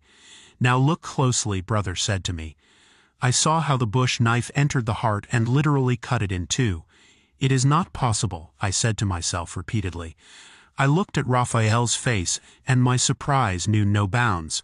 While his heart was being cut in two, the boy smiled and remained with his eyes open. "Where are you?" I asked Raphael. "Where are you?" He looked at me and laughed at every answer. I turned to look at the chest, and the heart was still there, inserted by a knife and beating. Suddenly that throbbing mass began to penetrate the chest, and in a jiffy it was in its original position, and the wound closed quickly, elegantly, and placidly in front of my wild eyes. I asked Raphael again. "Where were you?" I asked again, and he said no more. "My God, my God, my God, my God," I repeated aloud, looking at the brother, Raphael, and then Armando. The brother turned in my direction, and then called Armando, whispered something in his ear, and I thought he was referring to my reaction. I could hear him telling him that I was not like them. At the end of the session, I asked Armando what Cuauhtémoc had told him. He told me that you are still not leaving your human investiture, and that you are still trying to understand what is happening using a restricted logic. It was true. Despite having seen so many miracles, I had been amazed and had tried to understand that operation using conventional notions. I did not understand Raphael's survival, and it seemed logical to me that Cuauhtémoc was surprised by my lack of faith. However, something had dawned on me.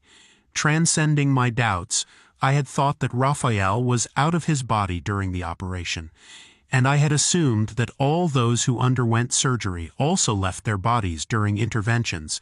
It was not possible to understand the absence of pain and the survival and maintenance of consciousness in any other way. At the end of the session, the brother mentioned something very strange. "Have I disobeyed my father?" he said very seriously. "How did you disobey her?" I asked in astonishment. "My father gives the order for someone to disembody, to abandon his life, and that someone comes to me, and I operate on him because it hurts me to see his suffering. That is what I have done, my beloved, and thus I have disobeyed." Before saying goodbye, Armando told me that he understood my astonishment, but that this, the heart operation, was a trifle compared to what happened before, when they worked in the fields. "I wish you had been with us," he said. "Pachita looked like a tiger. She jumped and ran and crouched, and suddenly seemed to fly like an eagle. It was a delight to watch her, and I know you would have loved to witness that." Chapter 28. The Heart. I arrived late, exhausted and hungry at Pachita's house. In the morning I had moved house, and felt sad. As you get older, places take on importance, and perhaps in old age a change of house is dangerous.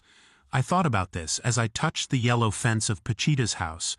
True development, I thought, is learning to externalize without this meaning abandonment or lack of access to the inner world. The consciousness contacts the world by expanding its radius of action. In any process of growth, differentiation is basic. Without it, what happens is madness, and with it, discernment. The problem is that one does not find guides until one has passed enough tests to strengthen one's own identity. What I was to see that day taught me that in addition to the above, the true world transcends any conventional logical process, and clinging to humanoid understanding prevents one from living at the level where there are no limits. The brother was giving consultations, and after greeting him, I stood to his left.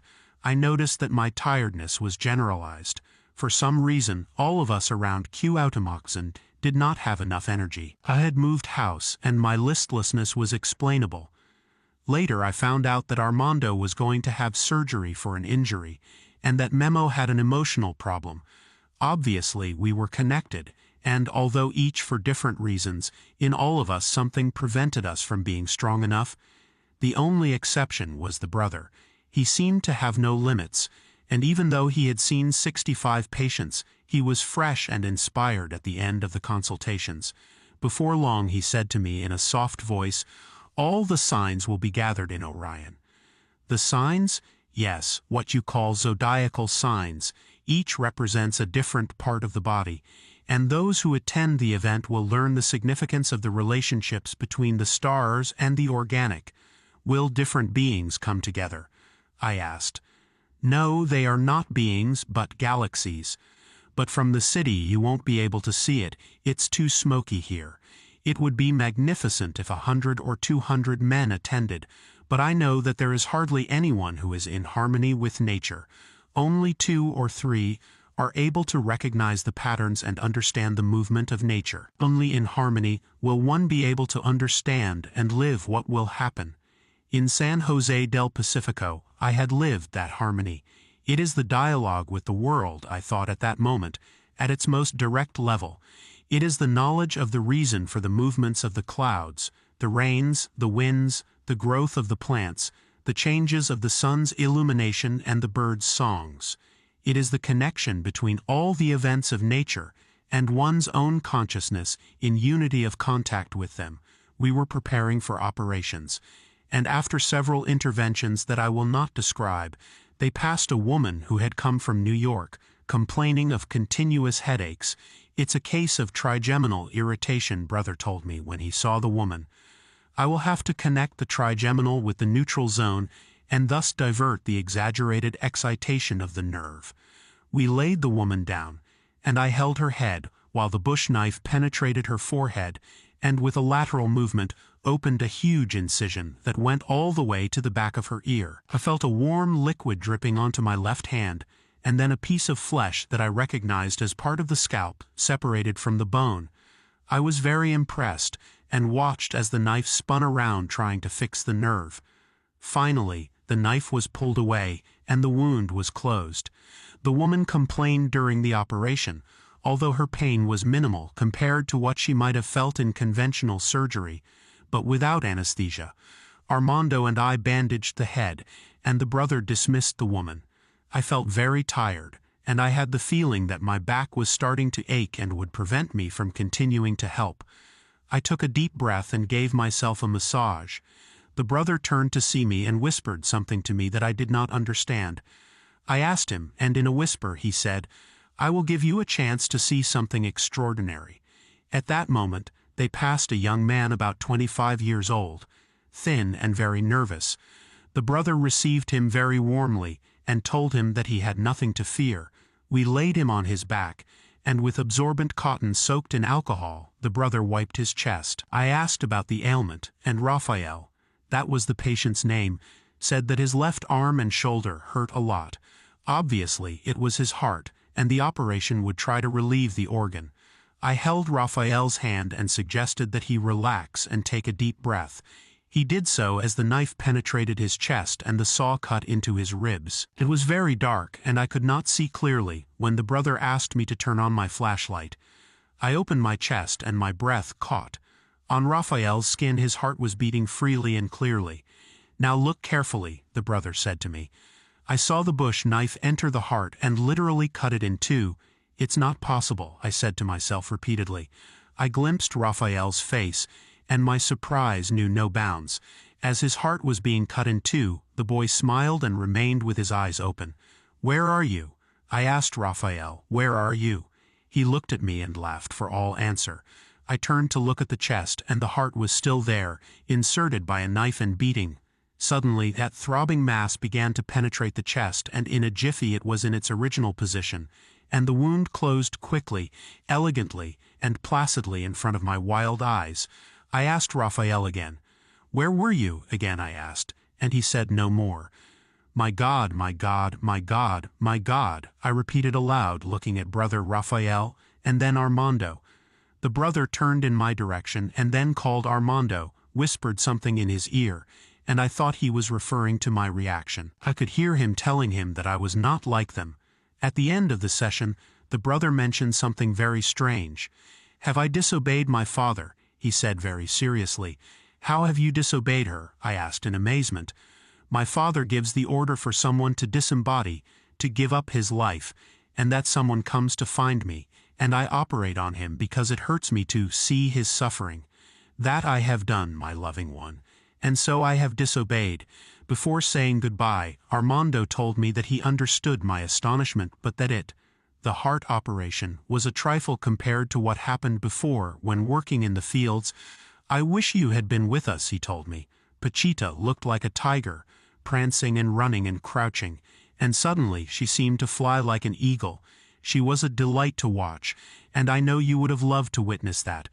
I arrived late, exhausted and hungry at Pachita's house. In the morning I had moved out of the house and was feeling sad. As you get older, places take on importance, and perhaps in old age, a change of house is dangerous, I thought, as I touched the yellow gate of Pachita's house. It is true that true development is learning to externalize without this meaning abandonment or lack of access to the inner world. The consciousness contacts the world and expands its radius of action. Here, in any process of growth, differentiation is basic. Without it, what happens is madness, and with it, discernment. The problem is that one does not find guides until one has passed enough tests to strengthen one's own identity. What I was to see that day taught me that in addition to the above, the true world transcends any conventional logical process, and that clinging to humanoid understanding prevents one from living at the level where there are no limits. The brother was giving consultations, and after greeting him, I stood to his left. I noticed that my tiredness was generalized. For some reason, all of us around Cuauhtémoc did not have enough energy. I had moved house, and my listlessness was explainable. Later I found out that Armando was going to have surgery for an injury, and that Memo had an emotional problem. Obviously we were connected, and although each for different reasons, in all of us something prevented us from being strong enough. The only exception was Brother. He seemed to have no limits, and even though he had seen 65 patients, he was fresh and inspired at the end of the consultations. Soon, he told me in a soft voice, all the signs will be gathered in Orion. The signs? I asked. Yes, what you call zodiacal signs. Each, he continued, represents a different part of the body, and those who attend the event will learn the significance of the relationships between the stars and the organic. Will different beings come together? I asked. No, they are not beings, but galaxies. But from the city you won't be able to see it, it's too smoky here. It would be magnificent if 100 or 200 men attended, but I know that there is hardly anyone who is in harmony with nature. Only 2 or 3 are able to recognize the patterns and understand the movement of nature. Only in harmony will one be able to understand and live what will happen. In San Jose del Pacifico, I had lived that harmony. It is the dialogue with the world, I thought at the time.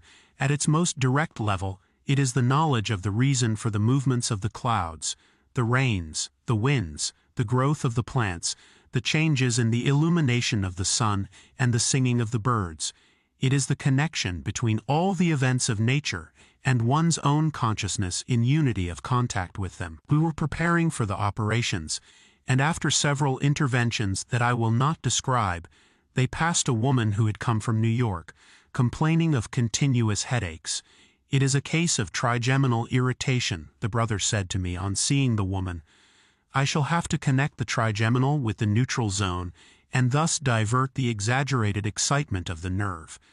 We laid the woman down, and I held her head while the bush knife penetrated her forehead, and with a lateral movement opened a huge incision that went all the way to the back of the ear. I felt a warm liquid dripping onto my left hand, and then a piece of flesh that I recognized as part of the scalp separated from the bone. I was very impressed and watched as the knife spun around trying to fix the nerve. Finally, the knife was pulled away and the wound was closed. The woman had complained during the operation, although her pain had been minimal compared to what she might have felt in conventional surgery, but without anesthesia. Between Armando and myself, we bandaged the head, and the brother dismissed the woman. I felt very tired, and I was afraid that my back would start to hurt and prevent me from continuing to help. I took a deep breath and gave myself a massage. The brother turned to see me and whispered something to me that I did not understand. I asked him, and in a whisper he said, "I will give you a chance to see something extraordinary." At that moment they passed a young man of about 25, thin and very nervous. The brother received him very warmly and told him that he had nothing to fear. We laid him on his back, and with absorbent cotton soaked in alcohol, the brother cleaned his chest. I asked about the ailment, and Raphael said that his left arm and shoulder hurt a lot. It was obviously his heart, and the operation would try to relieve the organ. I held Raphael's hand and suggested that he relax and take a deep breath. He did so as the knife penetrated his chest and the saw cut through his ribs. It was pitch dark, and I could not see clearly when brother asked me to turn on my flashlight. I shone my light on his chest, and my breath caught. On Raphael's skin his heart was beating freely and clearly. "Now look closely," brother said to me. I watched as the bush knife entered the heart and literally split it in two. "It's not possible," I said to myself repeatedly.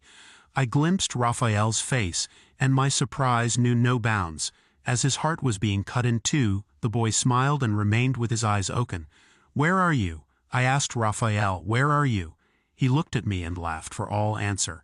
I turned to look at the chest, and the heart was still there, inserted by a knife and beating. Suddenly, that throbbing mass began to penetrate the chest, and in a jiffy it was in its original position, and the wound closed quickly, elegantly and placidly in front of my wild eyes. I asked Raphael again. "Where were you?" again I asked, and he said no more. "My God, my God, my God, my God," I repeated aloud, looking at brother Raphael, and then Armando. The brother turned in my direction and then called Armando, whispered something in his ear, and I thought he was referring to my reaction. I could hear him telling him that I was not like them. At the end of the session, the brother mentioned something very strange. "Have I disobeyed my father?" he said very seriously. "How have you disobeyed her?" I asked in amazement. "My father gives the order for someone to disembody, to give up his life, and that someone comes to find me, and I operate on him because it hurts me to see his suffering. That I have done, my loving one, and so I have disobeyed." Before saying goodbye, Armando told me that he understood my astonishment, but that it was a trifle compared to what happened before, when working in the fields. "I wish you had been with us," he told me. "Pachita looked like a tiger, prancing and running and crouching, and suddenly she seemed to fly like an eagle. She was a delight to watch, and I know you would have loved to witness that." Chapter 29. The Damaged Medium. I went to visit Pachita the next day. I had promised to read her the book. I met her in the kitchen of her house with Memo. They were preparing remedies, and Pachita showed me an adjoining room full of bottles, chairs, sacks full of herbs, files, test tubes, papers. "This is my laboratory," she said, smiling. "I make my medicines here. Right now we are preparing a special liquid. If you take a drink every morning and on an empty stomach, you don't get old." He gave me a taste and I coughed, overwhelmed by alcohol. "It's pure alcohol." "No man," he laughed. "It's herbs and rum and, yeah, a little bit of alcohol, but nothing more." They gave me a bottle, and after several days of taking my little drink, I noticed that my muscles were getting noticeably harder.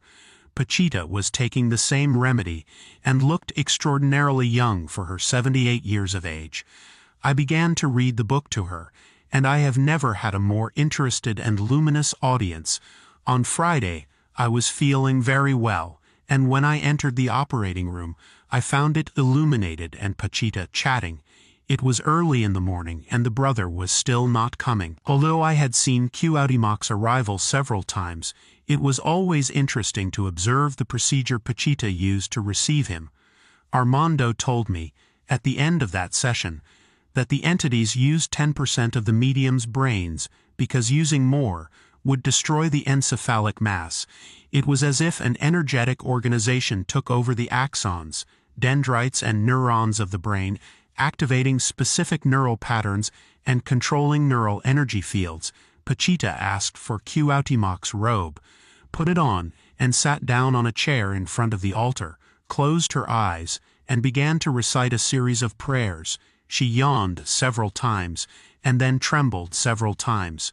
Finally, he raised his right arm and greeted us. "In the name of my father, I greet you." For some reason I remembered that when I lived in New York on 2 occasions I had entered a gigantic whirlpool, and when I felt my body begin to spin following the curves of the whirlpool, I had stopped the process, frightened by the mystery. At that moment, it seemed likely to me that the arrival of Cuauhtémoc implied similar sensations for Pachita. Halfway through the consultations, I began to feel very dizzy. It was as if a disorganized and intense energy was interacting with my brain, throwing it out of balance. I didn't want to say anything, and only until my sensations overcame my ability to control myself did I comment out loud, "Brother, I feel very strange, and I don't know if it is me or is it something I am detecting. It is the Incas, my affectionate one. Today we will have a confrontation, and they are already here. Besides," he continued, "you are receiving energy to be able to withstand the fight." As he finished his comment, I heard something very strange. It was a kind of wild growl.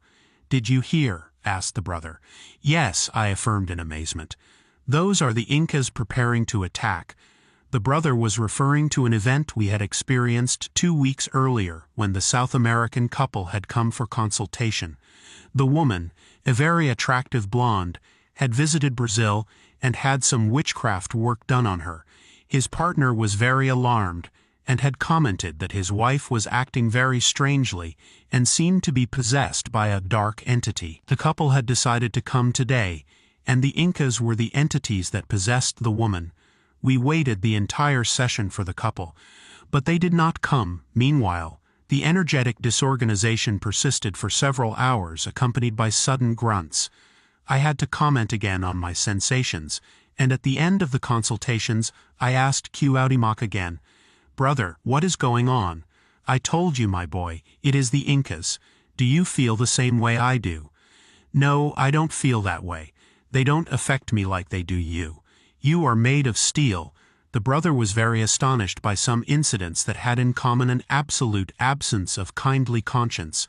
Whenever something like that happened, he always commented on the event, emphasizing that such a level was untenable. He seemed to penetrate human nature, and the whole stereotype with which he worked. A bush knife operations, a surgical bed, a dim light, stimulated in the human being who entered the room what it was not possible to control and hide. I learned at his side, and saw how there, between his hands, instincts, the unresolved, the animal portion of the conscience emerged. Thus, when an obese lady, accompanied by her son, lay face down on the bed to be operated on her spine, and in a continuous screaming and complaining, the brother commented that a mother should not frighten her son in such a way, and at least be aware of the consequences of her lack of control and absence of faith. Pachita's prestige was very wide, and every day she was visited by sick people from faraway regions. New York sent patients, and the last operation of the night was of a boy named Carrie, who, accompanied by his girlfriend, a young Puerto Rican girl, came from New York especially to see Pachita. I realized that the energy I had been receiving during the session had been intended to prepare me for this, the most difficult operation of the day. Armando was talking with the brother when they announced that Carrie and his girlfriend were waiting their turn. I had been told that Carrie had arthritis, and I had believed it. When I asked brother if he would operate on Carrie for his arthritis, he laughed along with Z in response. I still did not know damage from real disease, and brother's laughter made me understand that Carrie was damaged. When he entered the room with his girlfriend, I noticed that the latter gave off extremely sensual vibrations. Her body was that of a feline, and a black bag that she carelessly carried and kept hanging in the position of her genitals made her appear as a naked and inciting seductress. Both came dressed in white, and that highlighted even more the effect that I have described. The brother made Carrie sit on the edge of the bed and stared at him. He then rubbed the palms of his hands together, and with a quick motion and in Carrie's direction he threw light at him as he said, "I command you to present yourself. I demand that you appear, and if it is my Father's will that you take him completely, and if not that you leave his body." Carrie meanwhile began to sway his head and suddenly to stammer. From his mouth came strange sounds similar to those of some Indian dialect. Carrie's words further stimulated the brother. "That's no way to take a body. Take light, and leave him. I command you, receive my light, and change. Get away from him and leave him alone." At that instant I felt Carrie was going to faint. He swayed and nodded and stuttered, and his legs began to shake. His girlfriend, meanwhile, was breathing deeply and moaning. Brother again rubbed his palms together and gave light. "Get out of that body. I command you for the last time." It wasn't enough, and Candelaria started throwing bomb over our heads, and practically drenched Carrie and his girlfriend. Finally, the brother gave the order to make a chain of protection, and all of us except Armando held hands. The damage was located on Carrie's knees. He was a karate master and had always complained of severe pain in his legs. The brother took the bush knife and cut open the right knee, as Carrie did in pain, and his girlfriend let out nervous exclamations. I felt I should get off the chain and take Carrie's hands, but I could not. I told him to take my arm, and he squeezed it tightly. The operation continued, and the boy's moans indicated very intense pain. Candelaria was throwing salve at us, and the knife penetrated the left knee. I felt very energized, and remembered that after the consultations I had asked brother, "In what way can I help you?" Cuauhtémoc had asked me if I had ever seen a rough sea. When I answered in the affirmative, he had told me that the energy he gave during the operations was like a gigantic wave of a sea. Surely the brother detected my energetic level, because he suddenly called me and asked me to remove the damage. I moved away from the chain and asked the people who had held my hands to lean them against the wall so that the latter could serve as a protective continuity. I took my right hand to Carrie's left knee, and next to the tip of the knife I felt a kind of elongated small bone ending in a point. I took it between my fingers and tried to extract it. I couldn't at the first attempt, and I got angry. I started shouting at that bone, and with a tremendous effort I pulled it out of my knee. Armando approached me with a black paper, and I placed the damage inside it. Now I approached the other knee, and again I felt a small bone similar to the other one, and the moment I felt it, it moved away from my fingers. It seemed alive, and the brother inserted the knife again, and I felt the tip of the bone again. Again I got angry and yelled at him, and with a tremendous pull I pulled it out of its place. Carrie took a deep breath, and his moaning stopped. Armando bandaged both knees, and I stroked Carrie's forehead trying to soothe him. Cuauhtémoc turned to the girlfriend of the damaged one and told her that if she wanted he could cure her lung. The girl refused, saying that she was a santira and that she could heal herself. I was very surprised and felt that Carrie's damage was related to his girlfriend. Cuauhtémoc spoke to Carrie. "You are a good man and you are also a medium. You have healing capacity, and a physician from a time before Christ is going to enter your body and heal using your matter. You must learn to communicate with him, and let him pass through you." How do I do that?" Carrie asked. "You must learn to meditate." The bride interrupted the conversation and said that the day before the spirit had appeared, and for 4 hours had talked with her. Cuauhtémoc did not pay attention to her, and continued talking to Carrie. "You must place," he told her, "a white flower at the head of your bed, and you must purify yourself." While Armando continued bandaging, the brother said goodbye to everyone, and sat down next to the altar. For a short time no one spoke, and suddenly, after several convulsions, Pachita's body was occupied by a new entity. "Bad, bad, bad, bad," she said in a low, cracked voice. "Get out of here. Go away." Then she spoke in pure Mexican, and I felt she was making fun of Carrie's girlfriend. Finally, Pachita appeared, and I asked the girlfriend to leave the premises. I was sure she had something to do with the damage, and I asked Armando for his opinion. He agreed with me, as did Pachita. After I told him what had happened, I felt an obligation to tell Carrie, and I didn't know how. I approached him, and Armando accompanied me. "Tell him," Armando told me, "that his path is light, and his girlfriend's path does not match. She needs sex, drugs, and darkness. He, on the other hand, will be occupied by a light entity who will use 10% of his brain and teach him to heal." Carrie could not believe it, and showed me a necklace that his girlfriend had given him especially for the occasion. I took it, and almost lost consciousness. I passed it to Armando, and he felt the same. "This necklace is worked," he said firmly. Then Armando placed the necklace on the floor, and with a bottle of alcohol, he sprinkled the contents of the bottle around the necklace, and set it on fire. Then he made several crosses with alcohol, and set them on fire as well. Finally, he bathed the necklace with balsam, and gave it to me. The negative vibrations had disappeared. "Tell him," Armando told me, "to give it back to his girlfriend, and not to say anything about what we said about her, at the risk that if he does otherwise he will die." Carrie showed me another object, and asked my opinion about its vibrations. "It's very good," I said confidently. "That one was given to me by my karate teacher. He wants to teach me to meditate, and he is a magnificent spiritual being. How do you feel the difference in vibrations?" He asked me right away. "I don't know," I answered. "I just feel them." We dismissed Carrie and suggested that he not go to sleep until after midnight. The next morning Carrie telephoned me at home. "You know," he said, "I am realizing that my girlfriend has something very negative, but I love her so much that I am convincing her to be operated on by the brother." "I hope you can convince her," I replied. "That would solve the problem, and then you wouldn't have to separate. Thank you for everything." He said goodbye. "And I swear that when the doctor comes and I learn to heal, I will do something for you." Chapter 30. The Death of the Pope. To be in the creation of experience is to transcend all dichotomy.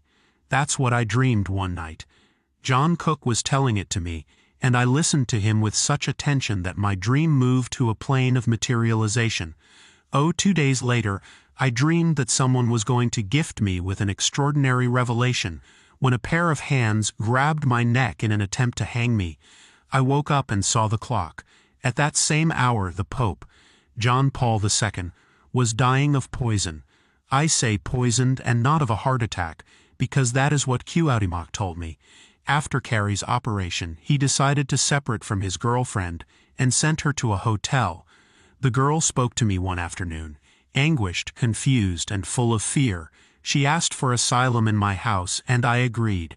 She told me about the Santeros and their ceremonies, full of animal sacrifices, drums, dancers, and exotic rituals. I convinced her to go for surgery with the brother for a series of ailments that were clear evidence of damage. During the days she lived in my house, I felt a fire burning in my chest, and waited expectantly for the day of the operation. Cuauhtémoc refused to operate on her. She is a great priestess of the Santeros and is dedicated for life, he told me very seriously. I cannot intervene in these matters, he added firmly. I told the girl, and she and her boyfriend decided to return to New York. 2 days later, the Pope died and my chest burned. Pachita was not feeling well either. She had gone to Toluca with her children, and on the way her blood pressure had risen to 240 millimeters of mercury. What is happening in the world that everything seems to be leading us to a crisis? I asked myself on Wednesday, as I entered the operating room. Pachita had decided to take a break from consultations, and few operations were scheduled for the evening. We prepared to operate, and the session passed without major mishap. The over-anesthetized girl occupied the operating room bed to be operated on. Once again, in her brain, she stood up on her own from her wheelchair, and I was amazed at her incredible growth and development. In a few weeks she had grown 10 centimeters in height and almost looked like a giant for her young age. The bush knife penetrated her skull. Chapter 31. Armando's Damage. When I turned 13, I had been sent a Bible from Jerusalem with silver coverings and beautiful calligraphy. I had decided to give it to Cuauhtémoc and Pachita. The following Friday I arrived early at Pachita's house. People were lined up, and then Memo told me that out of 76 consultations the brother had only accepted 20. My chest no longer burned, and I approached the brother to greet him. "In the name of my father, I greet you. In the same name I answer you," the brother answered me. "How are you, my dear one?" "Very worried about the death of the Pope. It is said that before the end, the patriarchs of the churches will perish. First it was the Orthodox, and now the Pope. I had not heard that the head of the Russian Orthodox Church died, but it was true. A month apart, 2 religious leaders had died, and that was no coincidence, as nothing is. Hopefully, I thought, the light would overcome the darkness. "I brought you a gift," I said, holding out the book. Cuauhtémoc opened it and remained looking at a page for a few moments. I wondered if he read it and understood Hebrew, and as if he had read my thoughts he answered me. "Here they speak as you and I do. Do you understand Hebrew?" He turned to look at me and smiled, and asked T to give the gift to his subject. "Thank you, Brother Jacob." I stood next to the brother and accompanied him during the consultations. As always, his kindness and love was amazing. The way in which the human being was transparent to him, and his ability to recognize illnesses, emotional problems, and attachments always left me with a sense of bewilderment, and at the same time confirmed to me that although we are confined inside a body, our thoughts affect space and are detectable by those who have acquired the ability to see. In my work as a psychophysiologist, I had come to the conclusion that the brain creates an energetic field that interacts with the organization of space, so that we all live imbued and are part of an energetic network that communicates and intertwines us in a unity conceivable, theoretically for me and experientially for Cuauhtémoc. Now I saw that not only the brain but the whole body creates and participates in that network. But I confess that such energetic issues are only a restricted logical approximation, and with that same capacity, they have power and ability to explain. What really happens transcends any human attempt at explanation, and what I was to see later would confirm this once again. Armando had a damage that manifested itself by very intense pains in his lower abdomen and in his right leg. It was the 17th since he had started in the brother's work, and today would be the 17th operation he would undergo. Cuauhtémoc had asked him to bring an eaglet, and after our conversation about religious leaders, brother asked him about the animal. "It is outside in a box," Armando replied. Cuauhtémoc in Pachita's body moved towards the eagle and pulled it out of its box. The animal's talons clung to his forearm and wounded him. When we were able to separate the bird from Pachita's body, I noticed several holes in Pachita's arm. "Look," she told me, "this eagle has inside it the being that is bothering Armando, and the proof is that no blood is flowing from the wounds it made in my body." It was true, in spite of the fact that the claws of the animal had entered the forearm, leaving terrible marks on it. No blood came out of them. "Remember, Brother Jacobo," Cuauhtémoc told me, "when an animal wounds and no blood flows from the wounds it produces, that means that the animal has a being inside." I remembered one of the procedures that Don Lucio uses to clean houses. He makes a mixture of herbs and lights them to fill the rooms with smoke, and in serious cases he uses what he calls insurance. These are usually roosters that bury themselves in the entrances of the house and swallow the damages. I also remembered what Carrie's girlfriend had described to me about the ceremonies of the Santeros.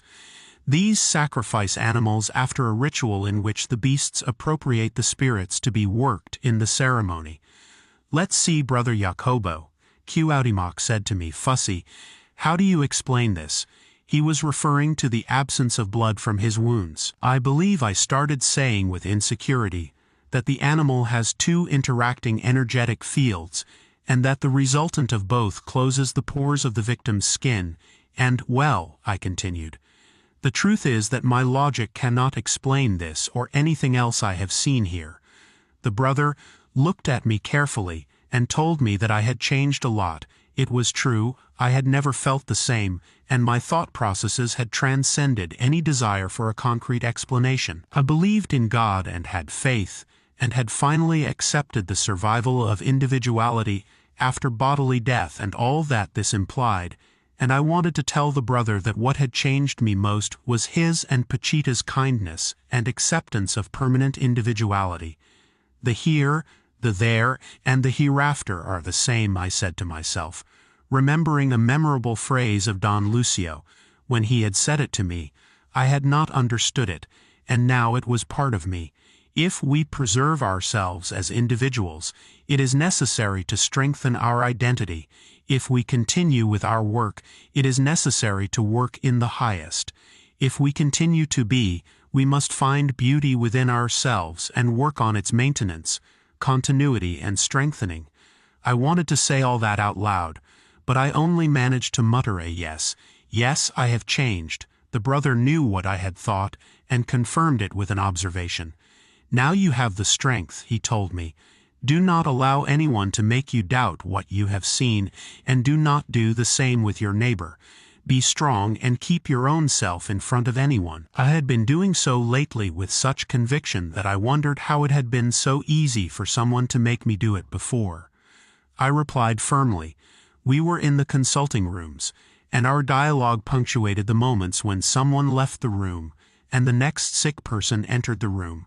It was becoming easier and easier for me to enter the timeless experience, and the room, and the consultations, and especially the operations, stimulated in me that state in which the only thing that exists is an eternal present. Knew a woman who had been operated on her eyes, approached Cuauhtémoc. He asked me for my flashlight and shone it into the lady's eyes. They were green and diffuse. The woman said she began to see after the operation, but still without details. The brother extended his right arm, and with the palm of his hand upward, seemed to expect a materialization. I did not notice anything concrete, but the hand moved in the direction of the eyes, and seemed to inject something into them. The woman reported an increase in light, and the brother told her that she would soon be able to see in detail. At that moment, and by a strange association, I remembered that brother was unable to distinguish the right side from the left. I had wondered the reason for this, and had gone from the consideration of an absolutely fluid interhemispheric communication in Pachita's brain with the consequent mixture of the spatial with the aspatial, of the fantastic with the logical, of the mathematical with the purely intuitive, to the consideration of the absence of space in the brother's dwelling, with the consequent absence of directional references. I did not doubt that Pachita's brain had absolute fluidity of transmission of interhemispheric callosal signals, and that the brother lived in a dimension transcending space, but both thoughts were not sufficient to explain the directional confusion. The next patient interrupted my thoughts. He was an adult male with a very worried expression. The brother had met him, and upon seeing him was moved and saddened. "Dear brother," he said to him, "why are you in this state? You must look up and come out of the hole they have put you in. I know it is because of a woman, and I know how much it hurts you. I myself was hurt by the Malinche. Remember her betrayal and my pain. But in spite of that I got up, and with a broken soul, Doña Pachita, but with iron will I faced the invader and defended my town. You are sad and do not see the future, but I tell you that it exists, and it is very beautiful, and you must get up and walk straight. You are very luminous, and nothing should make you fall. Put your will to the front and rise up, offer your chest to destiny, and do not let something like this bring you down." The next sick man had been abandoned by his wife, taking his 5 children with her. Cuauhtémoc offered to visit the female and bring her to her senses.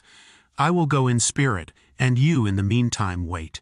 Before operations began, I asked Cuauhtémoc about the Malinche's betrayal. "She got excited with the bearded men," he told me. "That's how women are when they lack a center." D came to inform the brother about the list of operations, and the latter asked him to divide them into those of eyes, liquids, and blood.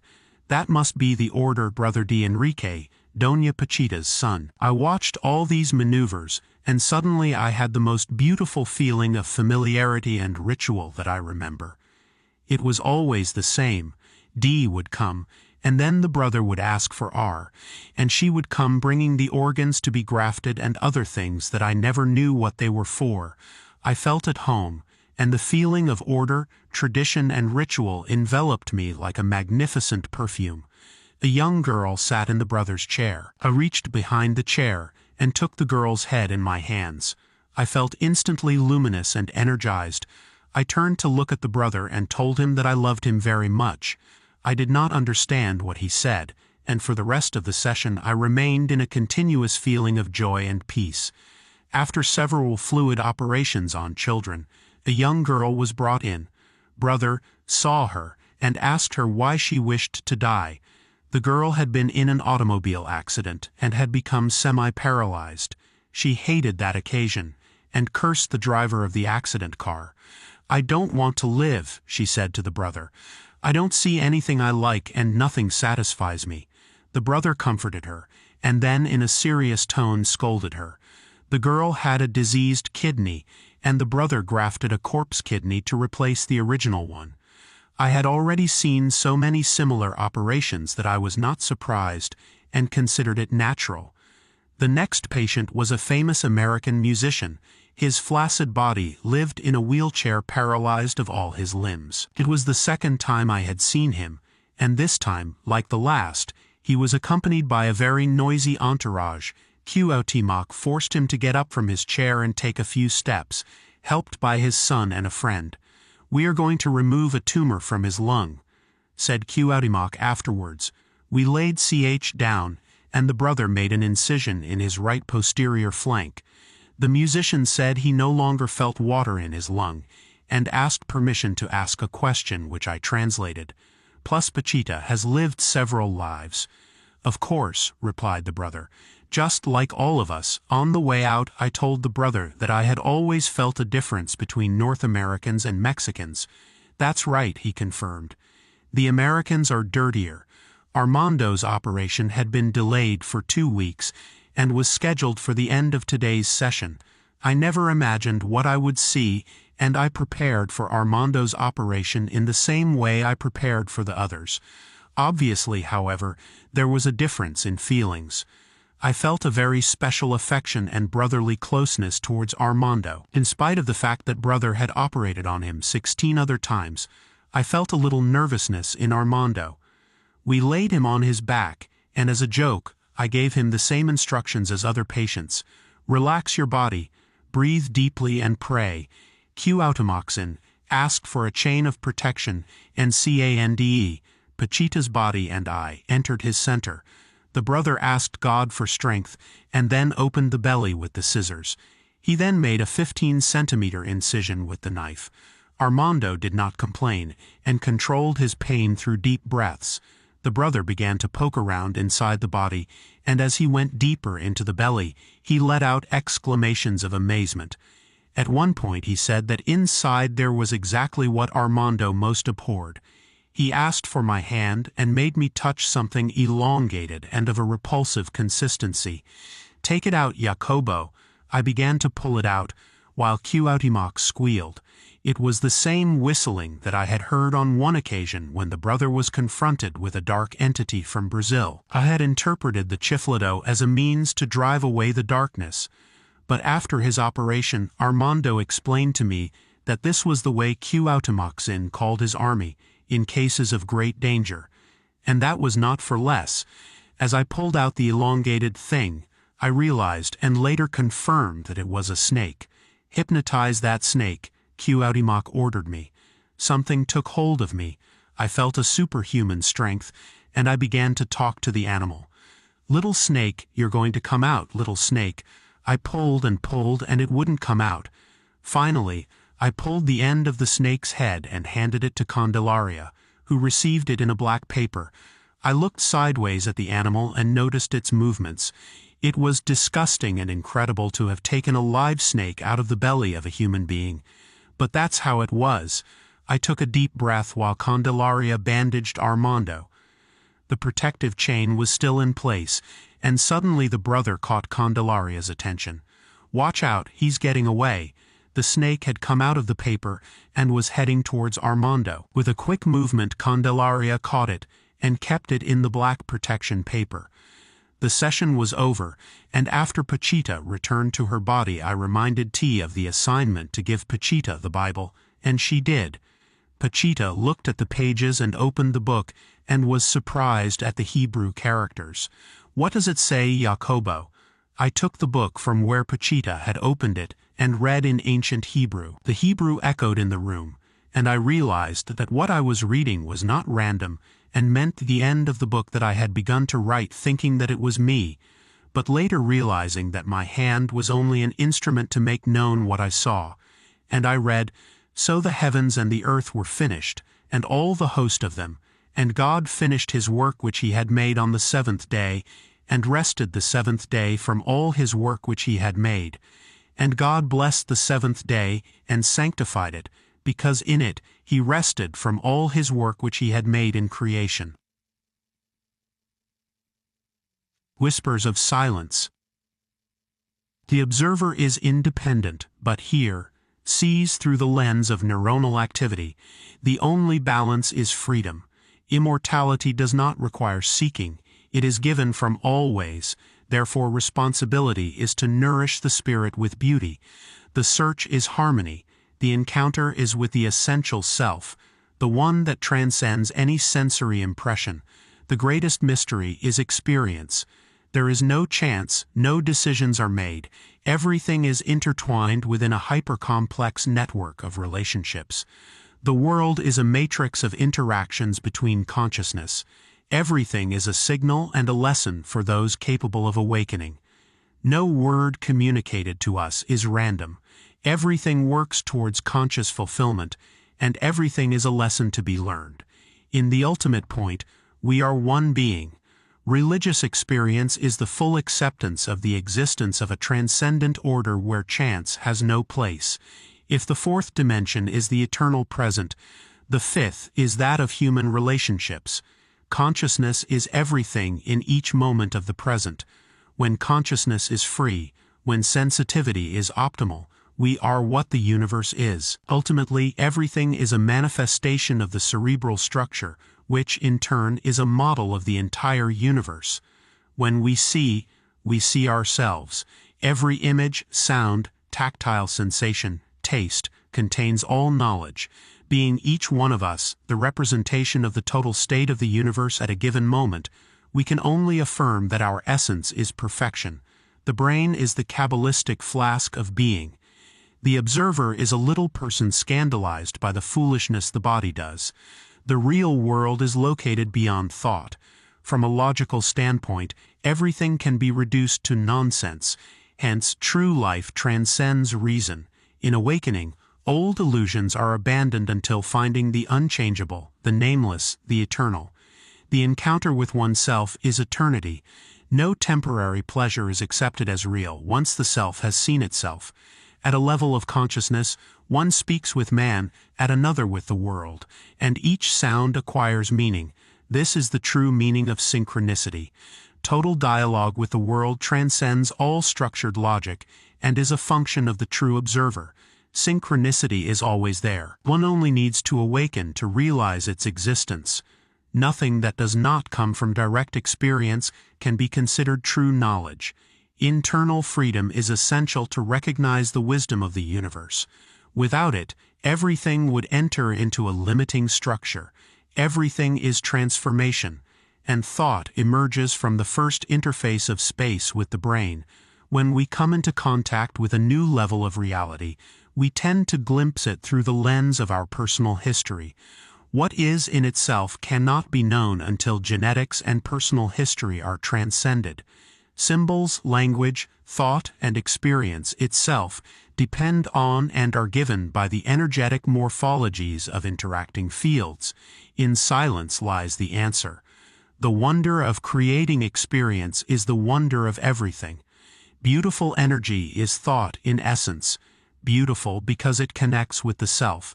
The consciousness of unity with everything can be acquired as bodily unity was acquired. The baby gives an order, and its arm responds. The shaman gives an order, and the clouds respond. Unity of the body and unity of everything. But unity is also acquired through thought. Any object is a process and a thought. Everything transforms through us and takes shape. Therefore, love is the most absolute creation. Feeling oneself being is the best of all feelings. As we walk, we step on ourselves. The end. If you liked this audiobook, share it with the people you love the most. Thank you for following the channel Bending Realities. Hugs and God bless you.